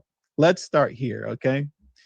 Look at this article, and it reads as such: Pam Bondi takes aim at violent, dangerous people in idyllic LA County City, baffling locals. Right now, why were locals baffled at what Pam Bondi had to say? Well, here's why. The article reads as such: U.S. Attorney General Pam Bondi took aim at Culver City during a congressional hearing on Wednesday, implying that the Los Angeles County community is plagued with violence and crime. The comment drew jokes and baffled reactions from locals who pondered why Bondi would take such sharp aim at a city considered one of the county's most desirable locales. Bondi's Culver City takedown came during a heated exchange at a congressional subcommittee hearing between the Attorney General and Democrat Representative Sidney Kamlager Dove, right? Or Dove, I should say, who represents the community. The Congresswoman was berating Bondi for what she said was the Trump administration's dishonesty regarding the threat of right-wing extremism. She said Bondi's Department of Justice had taken down reports highlighting such crime. So Pam Bondi was, I guess you could say, thoroughly roasted and clowned for saying that, you know, there's so much crime and violence happening in Culver City. And as they would say in SpongeBob SquarePants, right? Moments later, shoppers scramble as gunfire erupts outside the Westfield Mall in Culver City last night.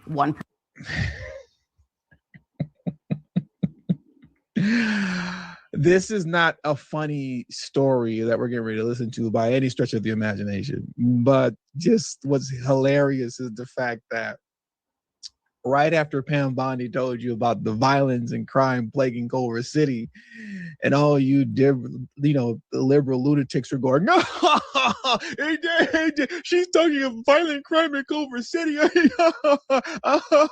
She's dumb. And then once again, moments later, shoppers scramble as gunfire erupts outside the Westfield Mall in Culver City last night. You know? Anyways, let's let this continue. I guess maybe Pam Bondi was onto something, you know? I guess she's not as dumb as, liberals say that she is, or some conservatives too, because a lot of oh, I'm not even gonna go there, I'm not even gonna go there. But it looks like she was onto something here. Let's let this carry on. One person was killed and another wounded. And tonight, police are still searching for the two suspects. The violence comes just days after the city was thrust into the spotlight by Attorney General Pam Bondi's remarks about crime in the normally quiet neighborhood. Angelique Cockadee is live for us in Culver City. She has reaction to that. Angelique. Well, Rick and Karina spoke to one witness who says he completely went into flight or fight mode. He also says other people nearby also panicked. All this as the search, as you said, for those two suspects continues tonight. 10 to 12, more shots in a row. Sylvan Wolf, an employee at the Bombay Frankie Company in Culver City, is recounting a harrowing Friday night. One dad picked up a child and scooped him up and ran to the back. After police say an argument between four people, possibly more, outside the Macy's at Westfield Mall left two men shot, one later dying from his injuries, and two suspects still on the run. We immediately set up a containment area and began searching for any involved parties. The area around Sepulveda and Jefferson was shut down for hours as police collected evidence, K-9 units assisting in the search. We did have several witnesses, several vehicles that were in that area that had to be secured for a portion of time. And we really appreciate the cooperation that we received from the public. The shooting follows comments made by U.S. Attorney General Pam Bondi this week about the crime in Culver City, putting it on the national stage. Her district includes Culver City, and she's not talking about any crime in her district. So I guess Bondi was onto something. I guess she was onto something concerning crime in her district. But even most importantly, when you're talking about crime overall, in LA as a whole, LA County, right? We all know, as we've discussed time and time again ad nauseum on this channel, when it comes to, liberal cities, they manipulate data. They manipulate it like crazy. They drop charges like crazy. Most times people just aren't even arrested when they're committing crimes. They let people go all the time. How many times have you seen me cover just stupid crimes, right? And they are crimes, stupid crimes like, what is it called?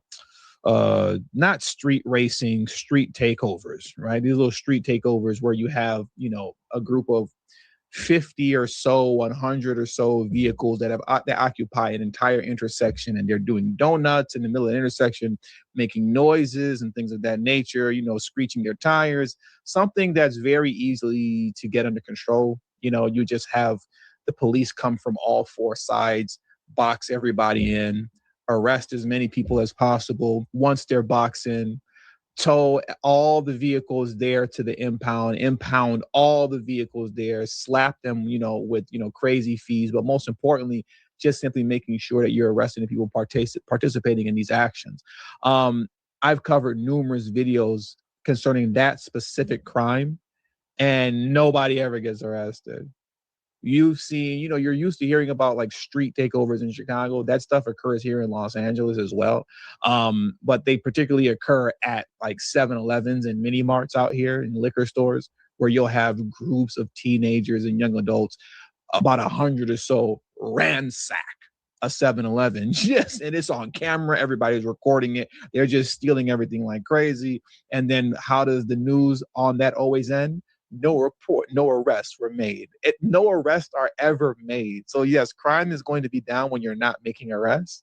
And then even if you are, you're dropping charges, if not significantly downgrading it. So I say all that to say we all know the degree to which crime statistics are manipulated, in Los Angeles and in liberal cities alike, when you're talking about Chicago and New York as well.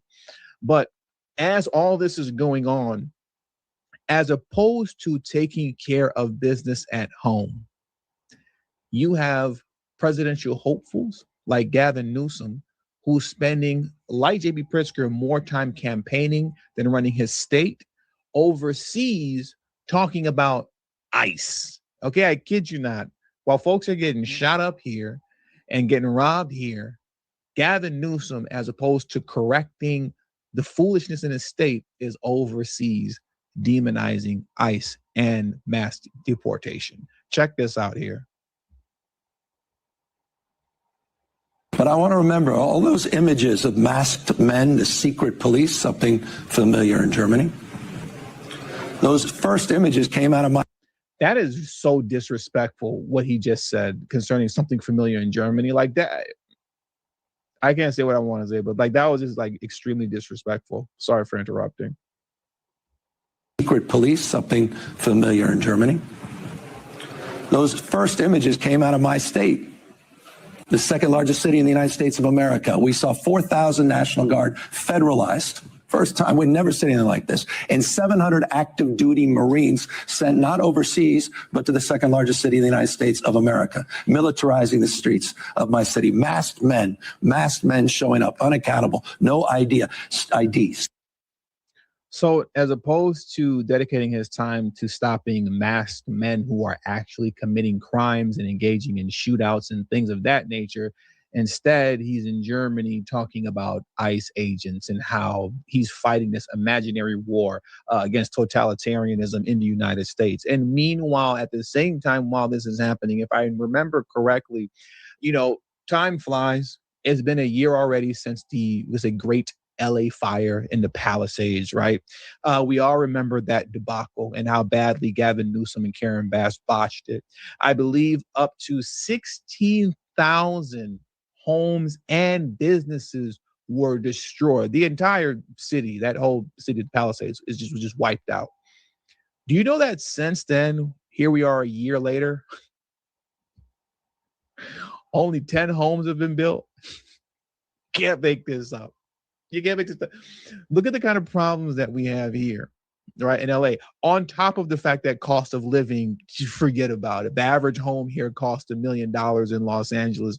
In California, we have I believe the highest gas prices in the nation. I believe the average cost here in California is like $4.58. This is despite the fact that across the country, we're seeing, if I remember correctly, record lows. Like all across the country, people are experiencing, $2 gas. At least in red states they are. But when you're in a state like California where you're taxed out the wazoo for every single thing, you don't get the benefit of a Trump administration with low gas. You don't get $2 gas over here. You get damn near $5 gas over here. And as opposed to handling these issues and taking care of the people in the cities and states that elect them, these people are fooling around, once again fighting an imaginary war against Trump while not fighting crime here in the country, and clearly not assisting the people of Los Angeles rebuild the homes that they've lost in the Great Fire that occurred last year. Let's listen to the excuses from Karen Bass and why, after a year later, only 10 homes have been built. This is crazy. 16,000 homes and businesses were destroyed in the fires. But at this point, we just heard Liz there. Fewer than 10 homes have been rebuilt in LA County. How do you explain that to the people of your city? The first few months after a disaster like this, the attention is paid to clearing out the debris. That took several months. So if you're going to look at the rebuilding, you could say that it started in around April. The fact that we have over 400 homes in the Pacific Palisades that are actively under construction now, there's about 2 that are pretty much ready to move in and several more that will be ready in the next few months. I know that it is very difficult for anyone who is not in their homes, but this is actually pretty quick. Are you satisfied?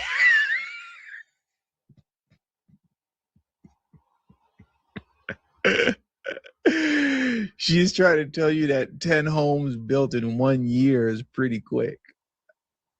Only 10 homes have been built, because that's how long and that's how badly, as far as the local governing body is concerned, that's how badly they've been dragging their feet concerning all type of permits, licenses, and fees that have to be paid, issuing these permits and licenses out to build. You know, the amount of red tape that goes into, you know, building homes and businesses here from the ground up is completely absurd.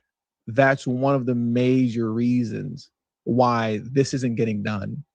And if you go back to a year ago, Trump said this would happen when he was sitting down with Karen Bass. He said that if he was in charge, you know, he'd have within 6 months, all the homes, everything would be built up and the city would be back up and running, you know, and all these homes in LA County that were affected. I believe, what's the other city name? I can't think of it outside of Palisades right now. But if you remember, Trump said that, you know, if I'm in charge and if you guys allow me to help you, we can get this taken care of lickety split. But if I'm not involved, you guys are going to drag your behind, and this is going to go on forever and ever and ever. And as you can see here, once again, in 1 year, out of 16,000 homes and businesses that were burnt down, only 10 homes have been built in a year. Only 10. You know, but ICE. Right? But ICE is the problem. But Trump is the problem, you know? Meanwhile, in these neighborhoods where crime shouldn't be occurring to the degree that they are, you have shootouts happening in the middle of the mall, and you have people that can't get their homes built. Meanwhile, common folk like me can't afford to put gas in the car out here. Go figure. With all that being said, man, that does it for today's news. I want to thank you guys for joining me today. Please hit the like button on your way out. Subscribe to the channel if you're new to the channel. Share this video on your social media platforms, and please do not forget to follow me on Telegram at TD Media Group. Link to my Telegrams in the description box below and pinned in the comment section as well. Thank you all for your time. Until the next video, peace, and have a great afternoon. All right, my friend. Like a liquor store slow on a Monday morning, there are just some things owner Matthew Amerson expects. Oh, very much. But it's what he doesn't that leaves him leery. I feel like we're just kind of left waiting to see what happens next. Amerson is talking about tariffs that were imposed by President Donald Trump. I get you at 431. For months, those taxes had ripple effects on imports like certain liquors and wines, forcing some businesses to raise prices or absorb the costs. On Friday, SCOTUS struck down some of those tariffs, saying the president overstepped his authority. Shortly after, Trump issued a sweeping 10% tariff. Then he hiked it up to 15%. On Monday, he warned of more to come for any country that, quote, plays games in response to the SCOTUS decision. Seeing the ups and downs in the roller coaster is just really challenging. As a business professor, we know that uncertainty is not good for the businesses as much. So that's where we stand right now. Kishore Kulkarni is an economics professor at MSU Denver. He says while some companies may challenge this 15% tariff, he thinks it might hold up. It's across the board, so no particular country is punished more or less, and therefore, it may stand. I think that it could be months or potentially years before we see changes. Amerson believes even if companies are refunded for those tariffs, small businesses like his won't see any of it or a price reduction from their distributors for a while. I'll get you $6.87. All he can hope to see is a little stability. Because it's not to my benefit, it's not to our customers' benefit to walk around and threaten these giant tariffs, because it creates fear in the market. Thank you. Yeah, you have a good one. You as well. Denver Mayor Mike Johnston announcing today the city will lower its flags through the end of this month in honor of the late Reverend Jesse Jackson. The civil rights leader died last week at the age of 84.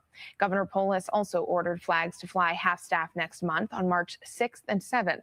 Those are the same days as a public ceremony to celebrate Reverend Jackson's life and a private memorial.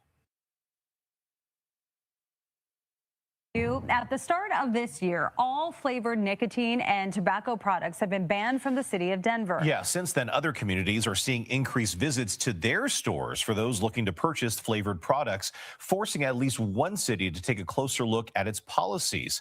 Let's go to your reporter in Arapahoe County, Justin Adams. And Justin, today, Aurora plans to vote on regulations to tobacco and vape shops. Yeah, Brian, the ordinance would change the city code to create a tobacco kratom age restriction hemp license, all in an effort to tackle youth tobacco access. According to a survey from Healthy Kids Colorado from 2023, vapes are the most commonly used nicotine products among teens, and 30% of high school students in our state have tried vaping. According to the Aurora Sentinel, if the ordinance passes, the city would check up on businesses twice a year with an enforcement system that's more than the current state system. A fourth violation could result in a company losing its license. Now, back in August of last year, Aurora City Council approved a sweeping ordinance of cracking down on psychoactive products and illegal drug paraphernalia in convenience stores, vape shops, and liquor stores. Aurora City Council will meet later on this evening at 6 o'clock. All right, Justin, thank you. Right now, we are covering Colorado. The Denver auditor says he will not sign off on a city contract with a controversial surveillance camera company. He sent a letter saying that to the mayor, city council, and Denver's police chief this week. This is just the latest in an ongoing battle over the use of flock cameras in the city. Your reporters have been following this story ever since Denver started using the cameras back in 2024. Since then, Denver police say it has helped them solve many serious crimes, while city council members and some residents have repeatedly raised privacy concerns. Your reporter, Kelly Worthman, talked to the city auditor. And Kelly, who has access to this data, is one of the reasons he says he won't sign off on a new contract. Well, Michael and Karen, you may remember it was just last month when the mayor's director of policy told us that only Denver and Denver police officers would have access to the data from flock cameras. But when I talked to the city auditor today, he told me that the documents that he received from the city, including since this recent contract extension and the provisions that were made, they show that 80% of those who have access to that data are outside the Denver Department of Public Safety. I think personally identifiable information is something that needs to be protected. Denver Auditor Tim O'Brien explaining why he is not signing the current city contract with Flock Group, the company behind the license plate reading technology in more than 100 cameras around Denver. I don't know what's happening to that data when it gets down to a municipality, and neither does the Department of Public Safety. O'Brien outlining his concerns in this letter sent to the chief of police, mayor, and city council, saying the contract, quote, incurs a risk of liability for the city. I just want that data secure, so that you and I as citizens don't have our data, being exposed to people that shouldn't have it. In a statement to CBS Colorado, the mayor's office pushed back, saying the contract is valid and legally vetted, adding the city attorney confirmed, quote, there is no lawful basis for the auditor to withhold his signature. I think the charter tells me that I can withhold my signature if I think it creates a liability for the city. And that's exactly what I say in that letter. O'Brien says in his process of reviewing the contract, he struggled to get timely and complete information from city departments, saying documents came to his office highly redacted. I find that against the law also, because the auditor, by city charter, really has unfettered access to any and all information kept by city government. What he did receive raised concerns, solidifying his decision to withhold his signature. Do we want mass surveillance, or do we want to, fight crime? I think we want to fight crime, But in doing that, are we mass surveilling the citizens of Denver? That's the issue that I think needs to be worked out before they contract with anybody. So the city's contract with Blacc is set to expire at the end of March, so March 31st. But we are told Denver is also accepting bids from other companies, and any future contract is expected to have to pass by many other city leaders. That, of course, does include the mayor and city council. Reporting live in Denver, I'm Kelly Worthman, covering Colorado First. You're new at 9. As you likely know, the Supreme Court struck down a bulk of President Trump's sweeping tariffs on imports last Friday, but aluminum is not included. And now many small businesses here in Colorado, they're struggling with fallout from the increased price of it. Fox 31's Shaul Turner is joining us live in Golden tonight to see how one local brewery is coping. Shaul? Yeah, they're really hanging in there. And what these breweries are telling me is that it's come down to community support. A lot of longtime customers are keeping them in business. But one brewery I talked to here in Golden shares the same experience with many across Colorado. They say it's going to be a long road to financial recovery. It is difficult to get aluminum cans in the size and the quantity that we can use. But that's not the only problem facing Golden City Brewery owner Tamara Monroe. The higher cost of aluminum means a halt to her business's growth. We actually had to stop our wholesale distribution program, so we no longer distribute cans to liquor stores. It will take a long time to build up the local supply of aluminum after tariffs rose up to 50% last year, affecting several industries, including aerospace and construction. So these production facilities can't just, you can't just start these up on a dime. So it's important to understand some of the price implications also has to do with supply and demand. For many, finding a way to survive has meant making tough decisions and coping with devastating consequences. We unfortunately had to let those staff members go, which was really sad. I miss them a lot.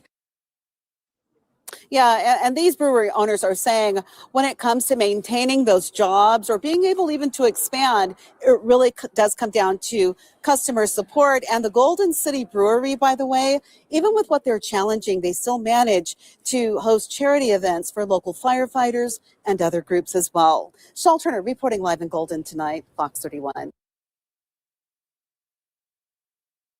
Police departments and district attorneys from around the area sure did their best to try to kill the surveillance bill on Monday, but it's advancing with some amendments too.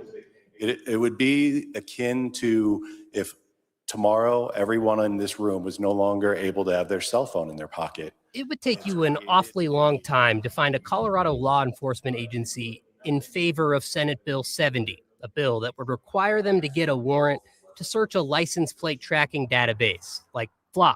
It's created a convenience. Take Republican El Paso and Teller County District Attorney Michael Allen's word for it.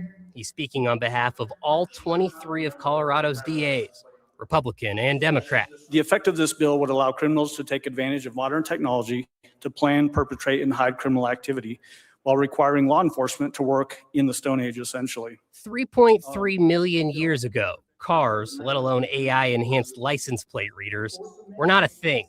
But concerns about mass surveillance and how private companies are sharing data location in 2026, that's real. Immigrant communities have seen those tools used beyond their original purpose. That history matters. When guardrails are weak, trust erodes. If we have to write a probable cause warrant to access this data, it's going to be very hindering to many investigations where we don't already have probable cause. That point from the Jeffco sheriff, not having enough and relying on a Blacc-type system to create probable cause, is actually why some like this bill. Thank you. Like Christiana Elser, whose story went viral after police in Columbine Valley used Blacc data to build their case, wrongly accusing her of stealing packages. He told me you can't get a breath of fresh air in or out of town without us knowing. He also told me that he's tracked me over the last month 20 times going in and out of that town. He had a summons already prepared for theft before he even spoke to me. I was faced with the dystopian task of proving my innocence against the apparent evidence from the system. The bill is advancing out of committee, passing on a 5-2 vote. It'll see some changes, like allowing police departments to hold data for up to 30 days, an increase from its original version. there is clearly a huge mass of the public who do not think that you should have this data. Spencer Soysher, 9 News. Now, when you call for an Uber or for a Lyft, you expect the photo on the phone to match the person behind the wheel. But that's not always the case, and the state of Colorado is now looking to hold so-called imposter drivers accountable. Denver 7's Richard Butler highlights the safety issue and what's being done about it. At Denver's Union Station, requesting a ride share is part of everyday life. So I would say at least once a month. Probably once or twice a week. And while those rides usually go off without a hitch, occasionally the driver pictured on your phone doesn't match who's behind the wheel. Last St. Patrick's Day, there was some guy's wife who was driving under his Uber. So a little spooky, but got from point A to point B just fine. The picture is game changer. If you look in and it doesn't look like the person that you're getting into the car, why would you get into the car? It's an issue state regulators say needs to be addressed. The Colorado Public Utilities Commission is working to stop what they call imposter drivers, or people using someone else's account to pick up passengers. An imposter driver is essentially someone who is pretending to be a licensed driver, whether for good reasons or bad, borrows an identity from a relative or a friend and has their phone for the night, say, and sort of pretends to be a driver of a rideshare company. That is the behavior we're seeking to address with the rules. The commission is proposing new rules that could require rideshare companies like Uber or Lyft to do more to prevent account sharing. They haven't done all that work to prove that they have a driver's license, that they don't have a background of unsafe driving, that they don't have a background of other criminal offenses. The state is looking to fine and possibly ban imposter drivers. If somebody imposes as a driver, they would be held accountable potentially with a fine, as well as the driver that loans their identity and potentially even the rideshare company. The commission is gathering feedback now. Getting input from the public would be really helpful, and we'll see where it lands here in a few months. For riders here, the changes could bring peace of mind. I think that would make, our populace in general safer during ride shares. Give paying customers their sense of security. In Denver, Richard Butler, Denver 7. Another issue with rideshare regulations the PUC wants to hear about is ride denials for people who use service or guide dogs. Deshaun Spears, an older blind specialist at Colorado Center for the Blind, told us riders with guide dogs are often denied, leading people who need them to not go out at all. It's very important for us so we can be able to live the lives we want, because otherwise it's not worth it. A lot of us who are blind, they will kind of retreat back into their homes and not do anything. The form to provide your feedback is available on engagedora.org. All right, up next for you.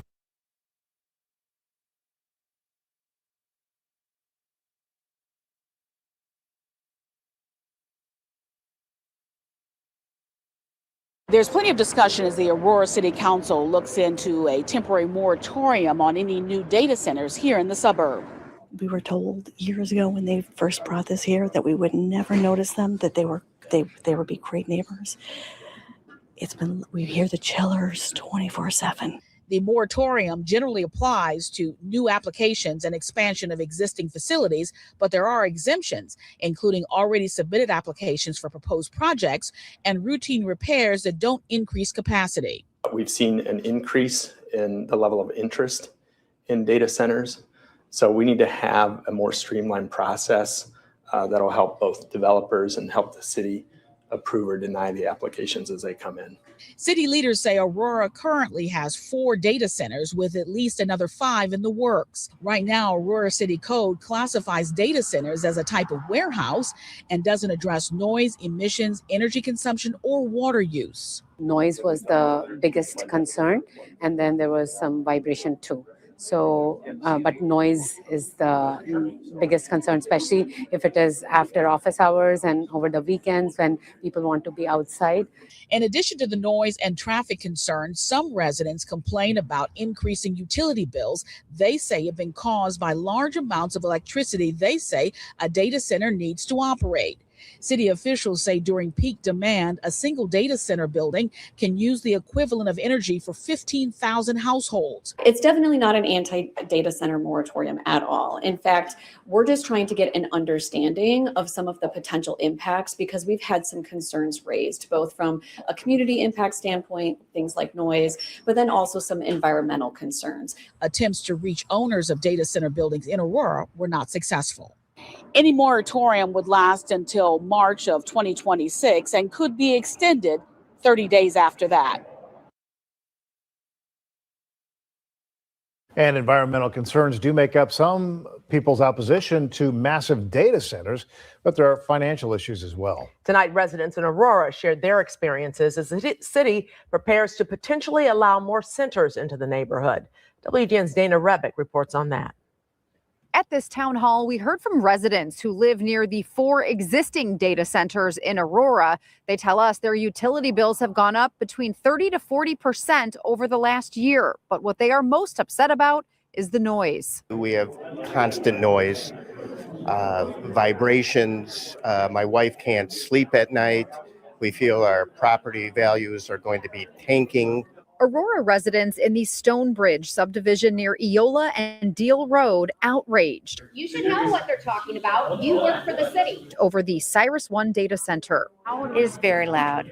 There's been times when the generators are running, and not all of the generators, a very small amount of them, like of the 36 that are on the ground closest to my house, maybe 6 of them were running, and my house was shaking. The city holding a town hall Thursday night. The top concerns are noise, energy consumption, and how that impacts their utility bills. Also effects on the environment and water sources. Data centers need water to cool the vast number of computer servers inside. Large centers can consume millions of gallons of water per day. Our state has few safeguards to prevent over-withdrawal.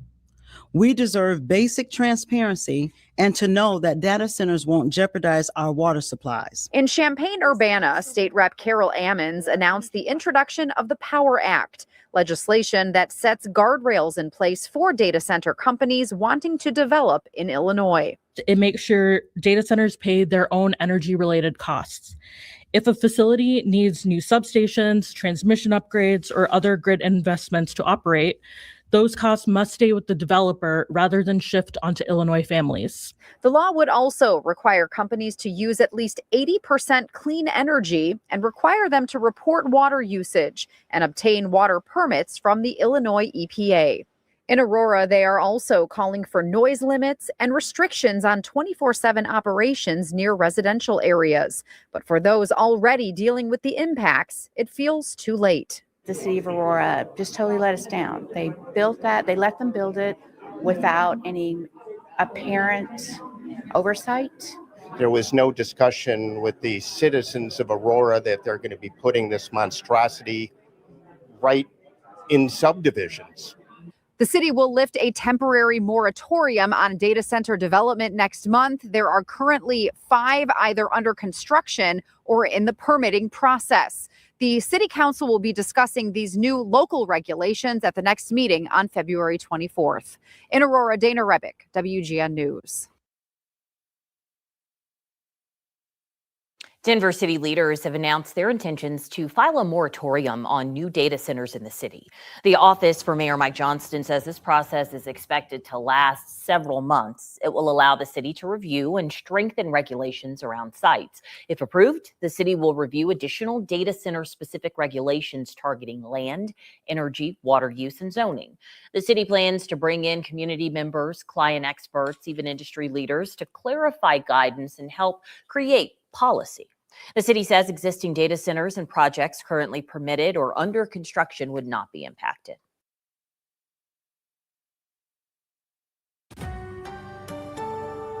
I think they're an environmental concern. They do require an insane amount of energy. That concern that you just heard is one of many we have been following for months at this point about data centers that are popping up around the Denver metro area. And as you just heard there, we've heard people question the amount of water and energy that they use. And that's why a new bill aims to hold developers accountable to meet climate goals while also working to boost our state's economy. Denver 7's Allie Jennerjohn has been staying on top of this discussion. Allie, you're hearing a lot on this issue from both sides. Yeah, of course. Some people feel this way, some people feel the other. So we're trying to talk to both sides here because the average person may not even realize just how often we interact with data centers. For example, you're watching me right now because of a data center. And if you want to hop on DoorDash, maybe order breakfast while you watch, that originates from a data center too. And that's why Ryan Mallory, CEO of Flexential, a data center platform that operates 5 here locally, says we just can't go without them. That's why he's pushing back on public concern about power use, telling me data centers pay power companies to access it, which he says subsidizes the rate base for the community. And with water, Mallory tells me data centers don't take it from municipalities. We operate our facilities at a 0 WUE, which stands for water use efficiency. We have no water impact on the communities outside of just drinking fountains and local bathrooms. And so no abnormal impact to the communities. Still, a new bill aims to put some real guidelines in place and hold people like Mallory accountable and meeting environmental safeguards. So this would mean a few things, including ensuring electricity providers comply with craft labor requirements. It would require operators to obtain a certification under energy efficiency standards, as well as implement water stewardship strategies and consult with the Department of Natural Resources. Now, this bill is set to be discussed in the House Energy and Environment Committee on February 12th. You can also view a full statement from Majority Leader Monica Duran and Representative Alex Valdez. That's in this story on our website, denver7.com. Live in studio, Allie Jennerjohn, Denver 7. Thank you for breaking that down for us, Allie. And as that happens here in Colorado, Elon Musk is now making a move to build data centers in space. Yesterday, he announced a merger between SpaceX and the artificial intelligence company xAI. In a memo, he cited data centers in space as the main driver for the deal. Musk says current advances in AI require immense power and cooling, and that moving those operations into orbit is the only logical solution. SpaceX is already seeking FCC permission to launch a constellation of 1 million satellites into orbit. Neighbors in Denver are sharing their formal demands for a new data center campus planned near the National Western Complex. At a press conference today, residents of Globeville and the Elyria-Swansea area delivered their good neighbor proposal to CoreSite about its DE3 data center, listing out specific demands. They are asking for full transparency, and that includes detailing energy load, water use, and generator plans. The community is also asking for safeguards to privacy. They want limits to prevent the facility from supporting mass surveillance and deportation systems. The community is concerned about the increased energy demand and high water use that could impact the environment. Neighbors say this was necessary as this is, quote, not a trust situation and cannot be handled in private. If CoreSite wants to be a good neighbor, well, here's a proposal that's going to allow them to be a good neighbor in this neighborhood. And this proposal is really the only way that CoreSite can be here without adding to this cumulative harm. The proposal also demands CoreSite provide a written response by Tuesday, February 24th. The data center boom is coming to Colorado. We're seeing states around the country as well as Colorado really grappling with how do we accommodate data center growth? Alana Miller is the Colorado Climate Policy Director for the National Resource Defense Council. She says it's unclear how large AI data centers will impact our state. The growth will be rapid. This legislative session, Democratic lawmakers seem split on how to handle this. A House bill would offer a state sales and use tax exemption to companies investing more than $250 million to build a data center here. But Alana supports a bill with a different goal. A Senate bill, if passed, would require data center operators to generate or purchase enough renewable energy to match their annual electricity use. We want to ensure that these massive new energy users don't derail Colorado's transition to clean energy. Heidi Leithwood with the environmental nonprofit 350 Colorado supports the Senate bill requiring more clean energy. We are concerned about data centers being wooed without sufficient guardrails to protect communities and protect our climate. Weld County Commissioner Kevin Ross feels what Senate Bill 102 is asking is too much. I think this is a personal backhanded way of saying we don't want data centers here because we're going to make it essentially impossible to power those up here in Colorado. Different ideas for Colorado's future and how to handle AI. Amanda Gilbert, 9 News. Welcome to the 9 News Business Buzz. I'm Ryan Frazier, 9 News business expert. Just 6 years ago, Colorado celebrated a major win when Palantir moved its headquarters from Silicon Valley to Denver. Now, the state's largest publicly traded company has packed up again, this time for the Miami area. The sudden departure has business leaders and policymakers asking hard questions about Colorado's competitiveness. Joining me to discuss what this means for our business climate is JJ Ament, President and CEO of the Denver Metro Chamber of Commerce. JJ, great to have you, my friend. Ryan, nice to see you. Glad to be here. JJ, the announcement that Palantir is moving to Florida caught a lot of local leaders by surprise. You've called losing the state's top company by market cap a wake-up call for Colorado policymakers. What is the immediate read from the chamber on why we lost them?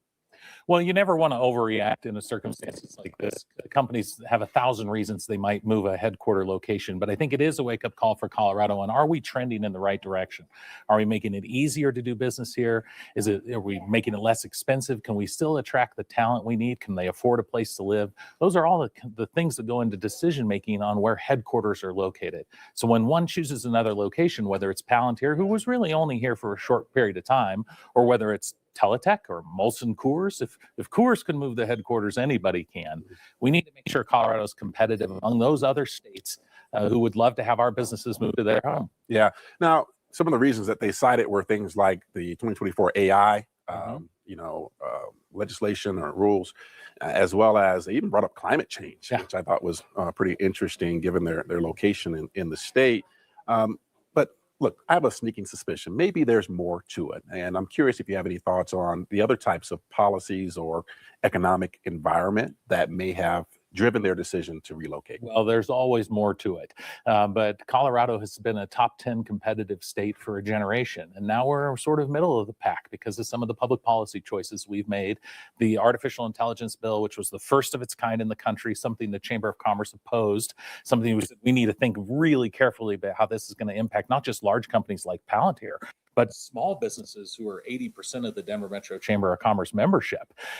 These kind of choices that we've made in public policy have hurt Colorado's competitiveness. We've made it really hard to build houses. Colorado's more expensive than it's ever been. We're 47 in a nation in terms of cost of living. So again, whether you're a big company or whether you're a small business just getting started out, we're not trending in the right direction in terms of our economic competitiveness. And when we see somebody make a choice to say the headquarters is going to move from here to somewhere else, and climate, I don't quite buy because it's going to Miami. So I'll take Colorado's climate risk before that of the coastal cities. Right. But whenever that happens, we need to start really taking an assessment of, is this a friendly place to do business? Is it welcoming? Is it easy? Is it affordable? And if we're trending in the wrong direction, we need to make the choices that restore Colorado's competitiveness. Well, related to that, right? And I know the chamber has spoken about this, on many occasions, right? Is the regulatory burden in Colorado just become too heavy for cutting edge tech firms to operate here? Yes. So we're a top 10 regulated state now. We're one of the most complicated public policy environments anywhere and frankly in the world. The pieces of legislation that are coming through our Capitol building are dozens, if not hundreds of pages long. It's impossible for any small business or large business to manage that regulatory environment in an affordable way. So yes, now, can we still recover? Is this still a great place for businesses to start and do business? For sure. It's my whole job, travel around the U.S. and the world and promote Colorado and the Denver metro region.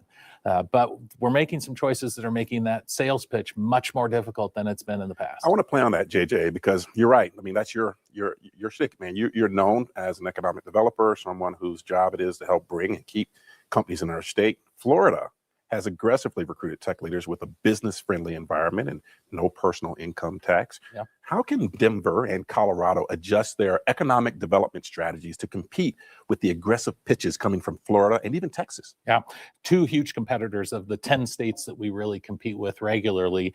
Utah, Texas, Florida come right to the top. And then on aerospace, even Alabama. Look at the move of Space Command from Colorado Springs to Huntsville, Alabama. So I think, one, we have to recognize that if we want to compete, we have to be competitive, and that there are other states and other markets in the U.S. and around the world who would love to have what Colorado has had. So if we neglect a business-friendly environment, if we're too regulatorily burdensome, if we continue to change tax policy and fee policy to be very, very expensive, ruining, I've joked, how much more expensive do we have to make it before it becomes affordable? We're going in the wrong direction on those choices. So it's not irreversible. They are choices. So if we can go to the legislature, go to our city councils and say, is the legislation or the rule or regulation you're passing going to make it easier and more affordable to do business in Colorado and have employees be able to afford a place to live, be able to afford buy their first house, be able to, maybe that house is a condo, which we don't even build in Colorado anymore because of the regulatory and litigious environment. That's what it'll take to get us back on track. JJ Ament with the Denver Metro Chamber of Commerce. Thank you so much for joining us and sharing your insights. The takeaway is, as far as I can tell, is that, keeping companies here is only attracting companies here is only half the battle. Keeping them requires a competitive, business-friendly environment. We'll be back during the 11 o'clock hour to take a look at neighborhood-scale design to reshape Denver's Globeville community. For the 9 News Business Buzz, thanks again to my guest, JJ Ament. I'm Ryan Frazier. See you soon. Colorado's most valuable publicly traded company just up and left the state. Palantir, the tech company known for building government surveillance, really stayed under the radar in Colorado, and its departure was equally quiet. Governor says he didn't know, same with Denver's mayor. Even the people who regularly protest outside Palantir's offices were surprised. Here's Marshall Zellinger. Palantir's name is not on its headquarters in Denver, whether that's the Tabor Center downtown or this glass building in Cherry Creek North. And it does not matter anymore. Based on this social media post this morning and the company's annual investor report today, the AI technology company is now in Florida, just outside of Miami. Even as we speak, there's activists in Miami mobilizing to keep the pressure on. Michael has been protesting outside of Palantir's offices in Denver. He would only say his name is Michael. It is safe to organize, but I like to be careful what I hand to a international surveillance and targeting company. The protests outside the offices are in part because of Palantir's military contracts and reports the company is using artificial intelligence software to help ICE with deportations. We believe that there are still operating offices here in Denver. We definitely won't be stopping our campaign anytime soon. What I would be looking to is, does it affect any jobs here in Colorado? It's not clear whether a headquarters move would or wouldn't affect that. Neither Democratic Governor Jared Polis nor Denver Mayor Mike Johnston received advance notice. Polis believes more than 500 employees are based in Colorado. I have requested a meeting with executives at the company to see if we can learn more. According to Palantir's annual investor filing today, the company more than tripled its annual revenue to $1.6 billion. The investor filing perhaps hints to a reason for the move. It mentions Colorado's AI bill from 2024. The law requires businesses using AI to protect against algorithmic discrimination and notify consumers when AI makes decisions affecting employment, finance, or healthcare. Palantir writes, compliance with such obligations may be difficult, onerous, and costly, and could adversely affect our business. Palantir also writes, our Colorado headquarters has experienced climate-related events and may continue to at an increasing frequency in the future, including drought, water scarcity, heat waves, and wildfires, and power shutoffs. I guess I need to reach out to the energy company to find out if they believe they might be to blame with that power shutoff reason. When a company leaves, they're supposed to file a notice with the employment office in the state if there's going to be mass layoffs. We hope to get that notice later this week if Palantir has filed one. I haven't seen it listed yet. So when we think about why companies move from state to state, sometimes you'll hear tax rates, right? Mm-hmm. But Florida's corporate tax rate is higher than Colorado's, but obviously they have no income tax. Right. So I guess if you're looking to just, as a CEO, to keep more in your pocket, yeah, that's why athletes go to Florida over different states. Right. And you think about what the impact could be if Palantir leaves town. I didn't see them sponsoring a lot of parades, if you know what I'm saying, right? There weren't a lot of little league teams wearing Palantir t-shirts. There are still job postings in Denver today on its website, so there would still be a presence. And I know there are some remote work, so it's unclear. I know the governor said he thought 500 or so employees in Colorado. It's just unclear how many are actually in Colorado. All right. Interesting stuff. And it just happened like that this morning. Marshall Zellinger, thank you. Over to the state capitol, where today community members and police weighed in on flock cameras and systems like them. A bill in committee looks to change the access that police have to those systems. Fox 1 political reporter Gabrielle Franklin is joining us live from the Capitol with more. Gabrielle. Yeah, Christine, supporters and opponents are currently debating a measure at the state capitol, looking to strike a balance between public safety and privacy when it comes to these surveillance camera systems. This bill will not take these cameras off the streets. They will. This bill will simply enact safeguards to make sure that law enforcement can continue to use them for legitimate reasons, and the public can rest assured that their rights are not being trampled. A bill being heard in committee at the state capitol tonight would require law enforcement to have a warrant requesting information from automated surveillance systems like Flock. It would also change how long the cameras can store location information. Law enforcement has some problems with the measure. The big things with the bill is the search warrant requirement outside of 24 hours and the actual feasibility on what will get done with that and the struggles that we already have getting search warrants in a timely manner out of our courts. And then the 4-day cap on keeping data would significantly hinder some of our longer investigations and our serious violent crimes. Under the bill, thousands of the camera systems operating across the state would have a shortened window for storing information. Originally, lawmakers wanted to lower the window to 4 days, but amendments could be coming to expand that time frame. I understand the system does make police work easier, and that's exactly what we want, but it doesn't give you a right to be lazy. Fox 31 originally covered Chrisana Elser's story about a flock mix-up back in October. An officer wrongly accused her of theft using flock cameras. Today, she's testifying in favor of the bill for more safeguards. It is a great and powerful tool. They all are. And we should be able to have every tool in our arsenal. But we should be trained to use them appropriately and use them with proper due diligence. Because in this case also, if he would have done his due diligence in-house, not even included me, he would have saw my truck at the other entrance parked the entire time. And this bill does have bipartisan support over at the state capitol. Testimony is still going on at this hour. Reporting live in Denver, Gabrielle Franklin, Fox 31. First up at 7 this morning, a bill is moving forward that would require law enforcement to get a warrant to search license plate tracking data.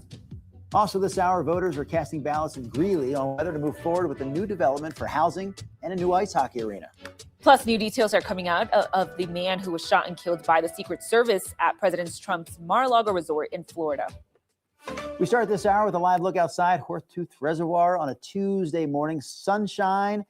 Bright at 7 o'clock in the morning. Very bright. Beautiful sunrise all over the place, but we are going to see some warm temperatures here in the metro area today. Thanks for joining us at 7 o'clock. I'm Drew Carney. And I'm Brianna Fernandez filling in for our Corey Rose, but I want to send things over to our Katie LaSalle because, Katie, we really have two different stories happening in our state. Yes, good morning, you guys. It's 47 degrees in downtown Denver right now. Sun is rising, a beautiful, very mild morning.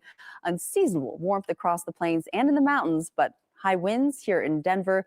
More snow on the way to Colorado's high country. Not just yet. This morning, it's partly cloudy skies, dry conditions up over Winter Park, but we're bracing for several inches of fresh snow accumulation, really starting late tonight through the day on Wednesday. This morning, getting you outside, we're in the upper 40s out to the airport. Castle Rock, Boulder sitting at 45 degrees, but the winds have already been strong off to the west this morning. You can see last recorded wind gust out near Loveland Pass over 40 miles per hour. Starting to see those gusty winds downsloping over portions of the foothills up near Genesee, Evergreen, breezy this morning, and the winds will continue to pick up steam across the Front Range and plains for today. So hold on to your hats. It's going to be partly cloudy skies, very warm for this time of the year. 11 o'clock getting to 65 degrees. Our record high temperature today in Denver is 71. That was set back in 1995. Low 70s expected out to the airport, across the plains, 40s, even some low 50s in the mountains. Here's that red flag warning. This will take effect at 10 a.m. Gustiest conditions conditions until about 5 later on today, and then high winds as well into our northern mountains, where we are bracing for good snow accumulation. But with the high winds, snow heavy at times, especially over our northern high country, could be seeing very limited visibility, tricky travel to be anticipated, especially if you're in and around the mountains as we get through tomorrow in the day. Brianna, though, how are things looking right now on this Tuesday at 7:02? Yeah, we're busy all across the Denver metro area. So taking a live look of 270 between Quebec and Bacc. So heading into I-70 and I-25, this is what you can expect for that commute. Right now, your overall drive along 270 is about 10 to 12 minutes. I do want to switch things over to our main maps and zoom into just one little trouble spot that I'm noticing. This is a water main break that happened yesterday. So just west of I-25, this is happening on the westbound lanes of Hamden between Colorado and Happy Canyon Road. So again, we are probably going to see the delays because it's close to I-25 on-ramp.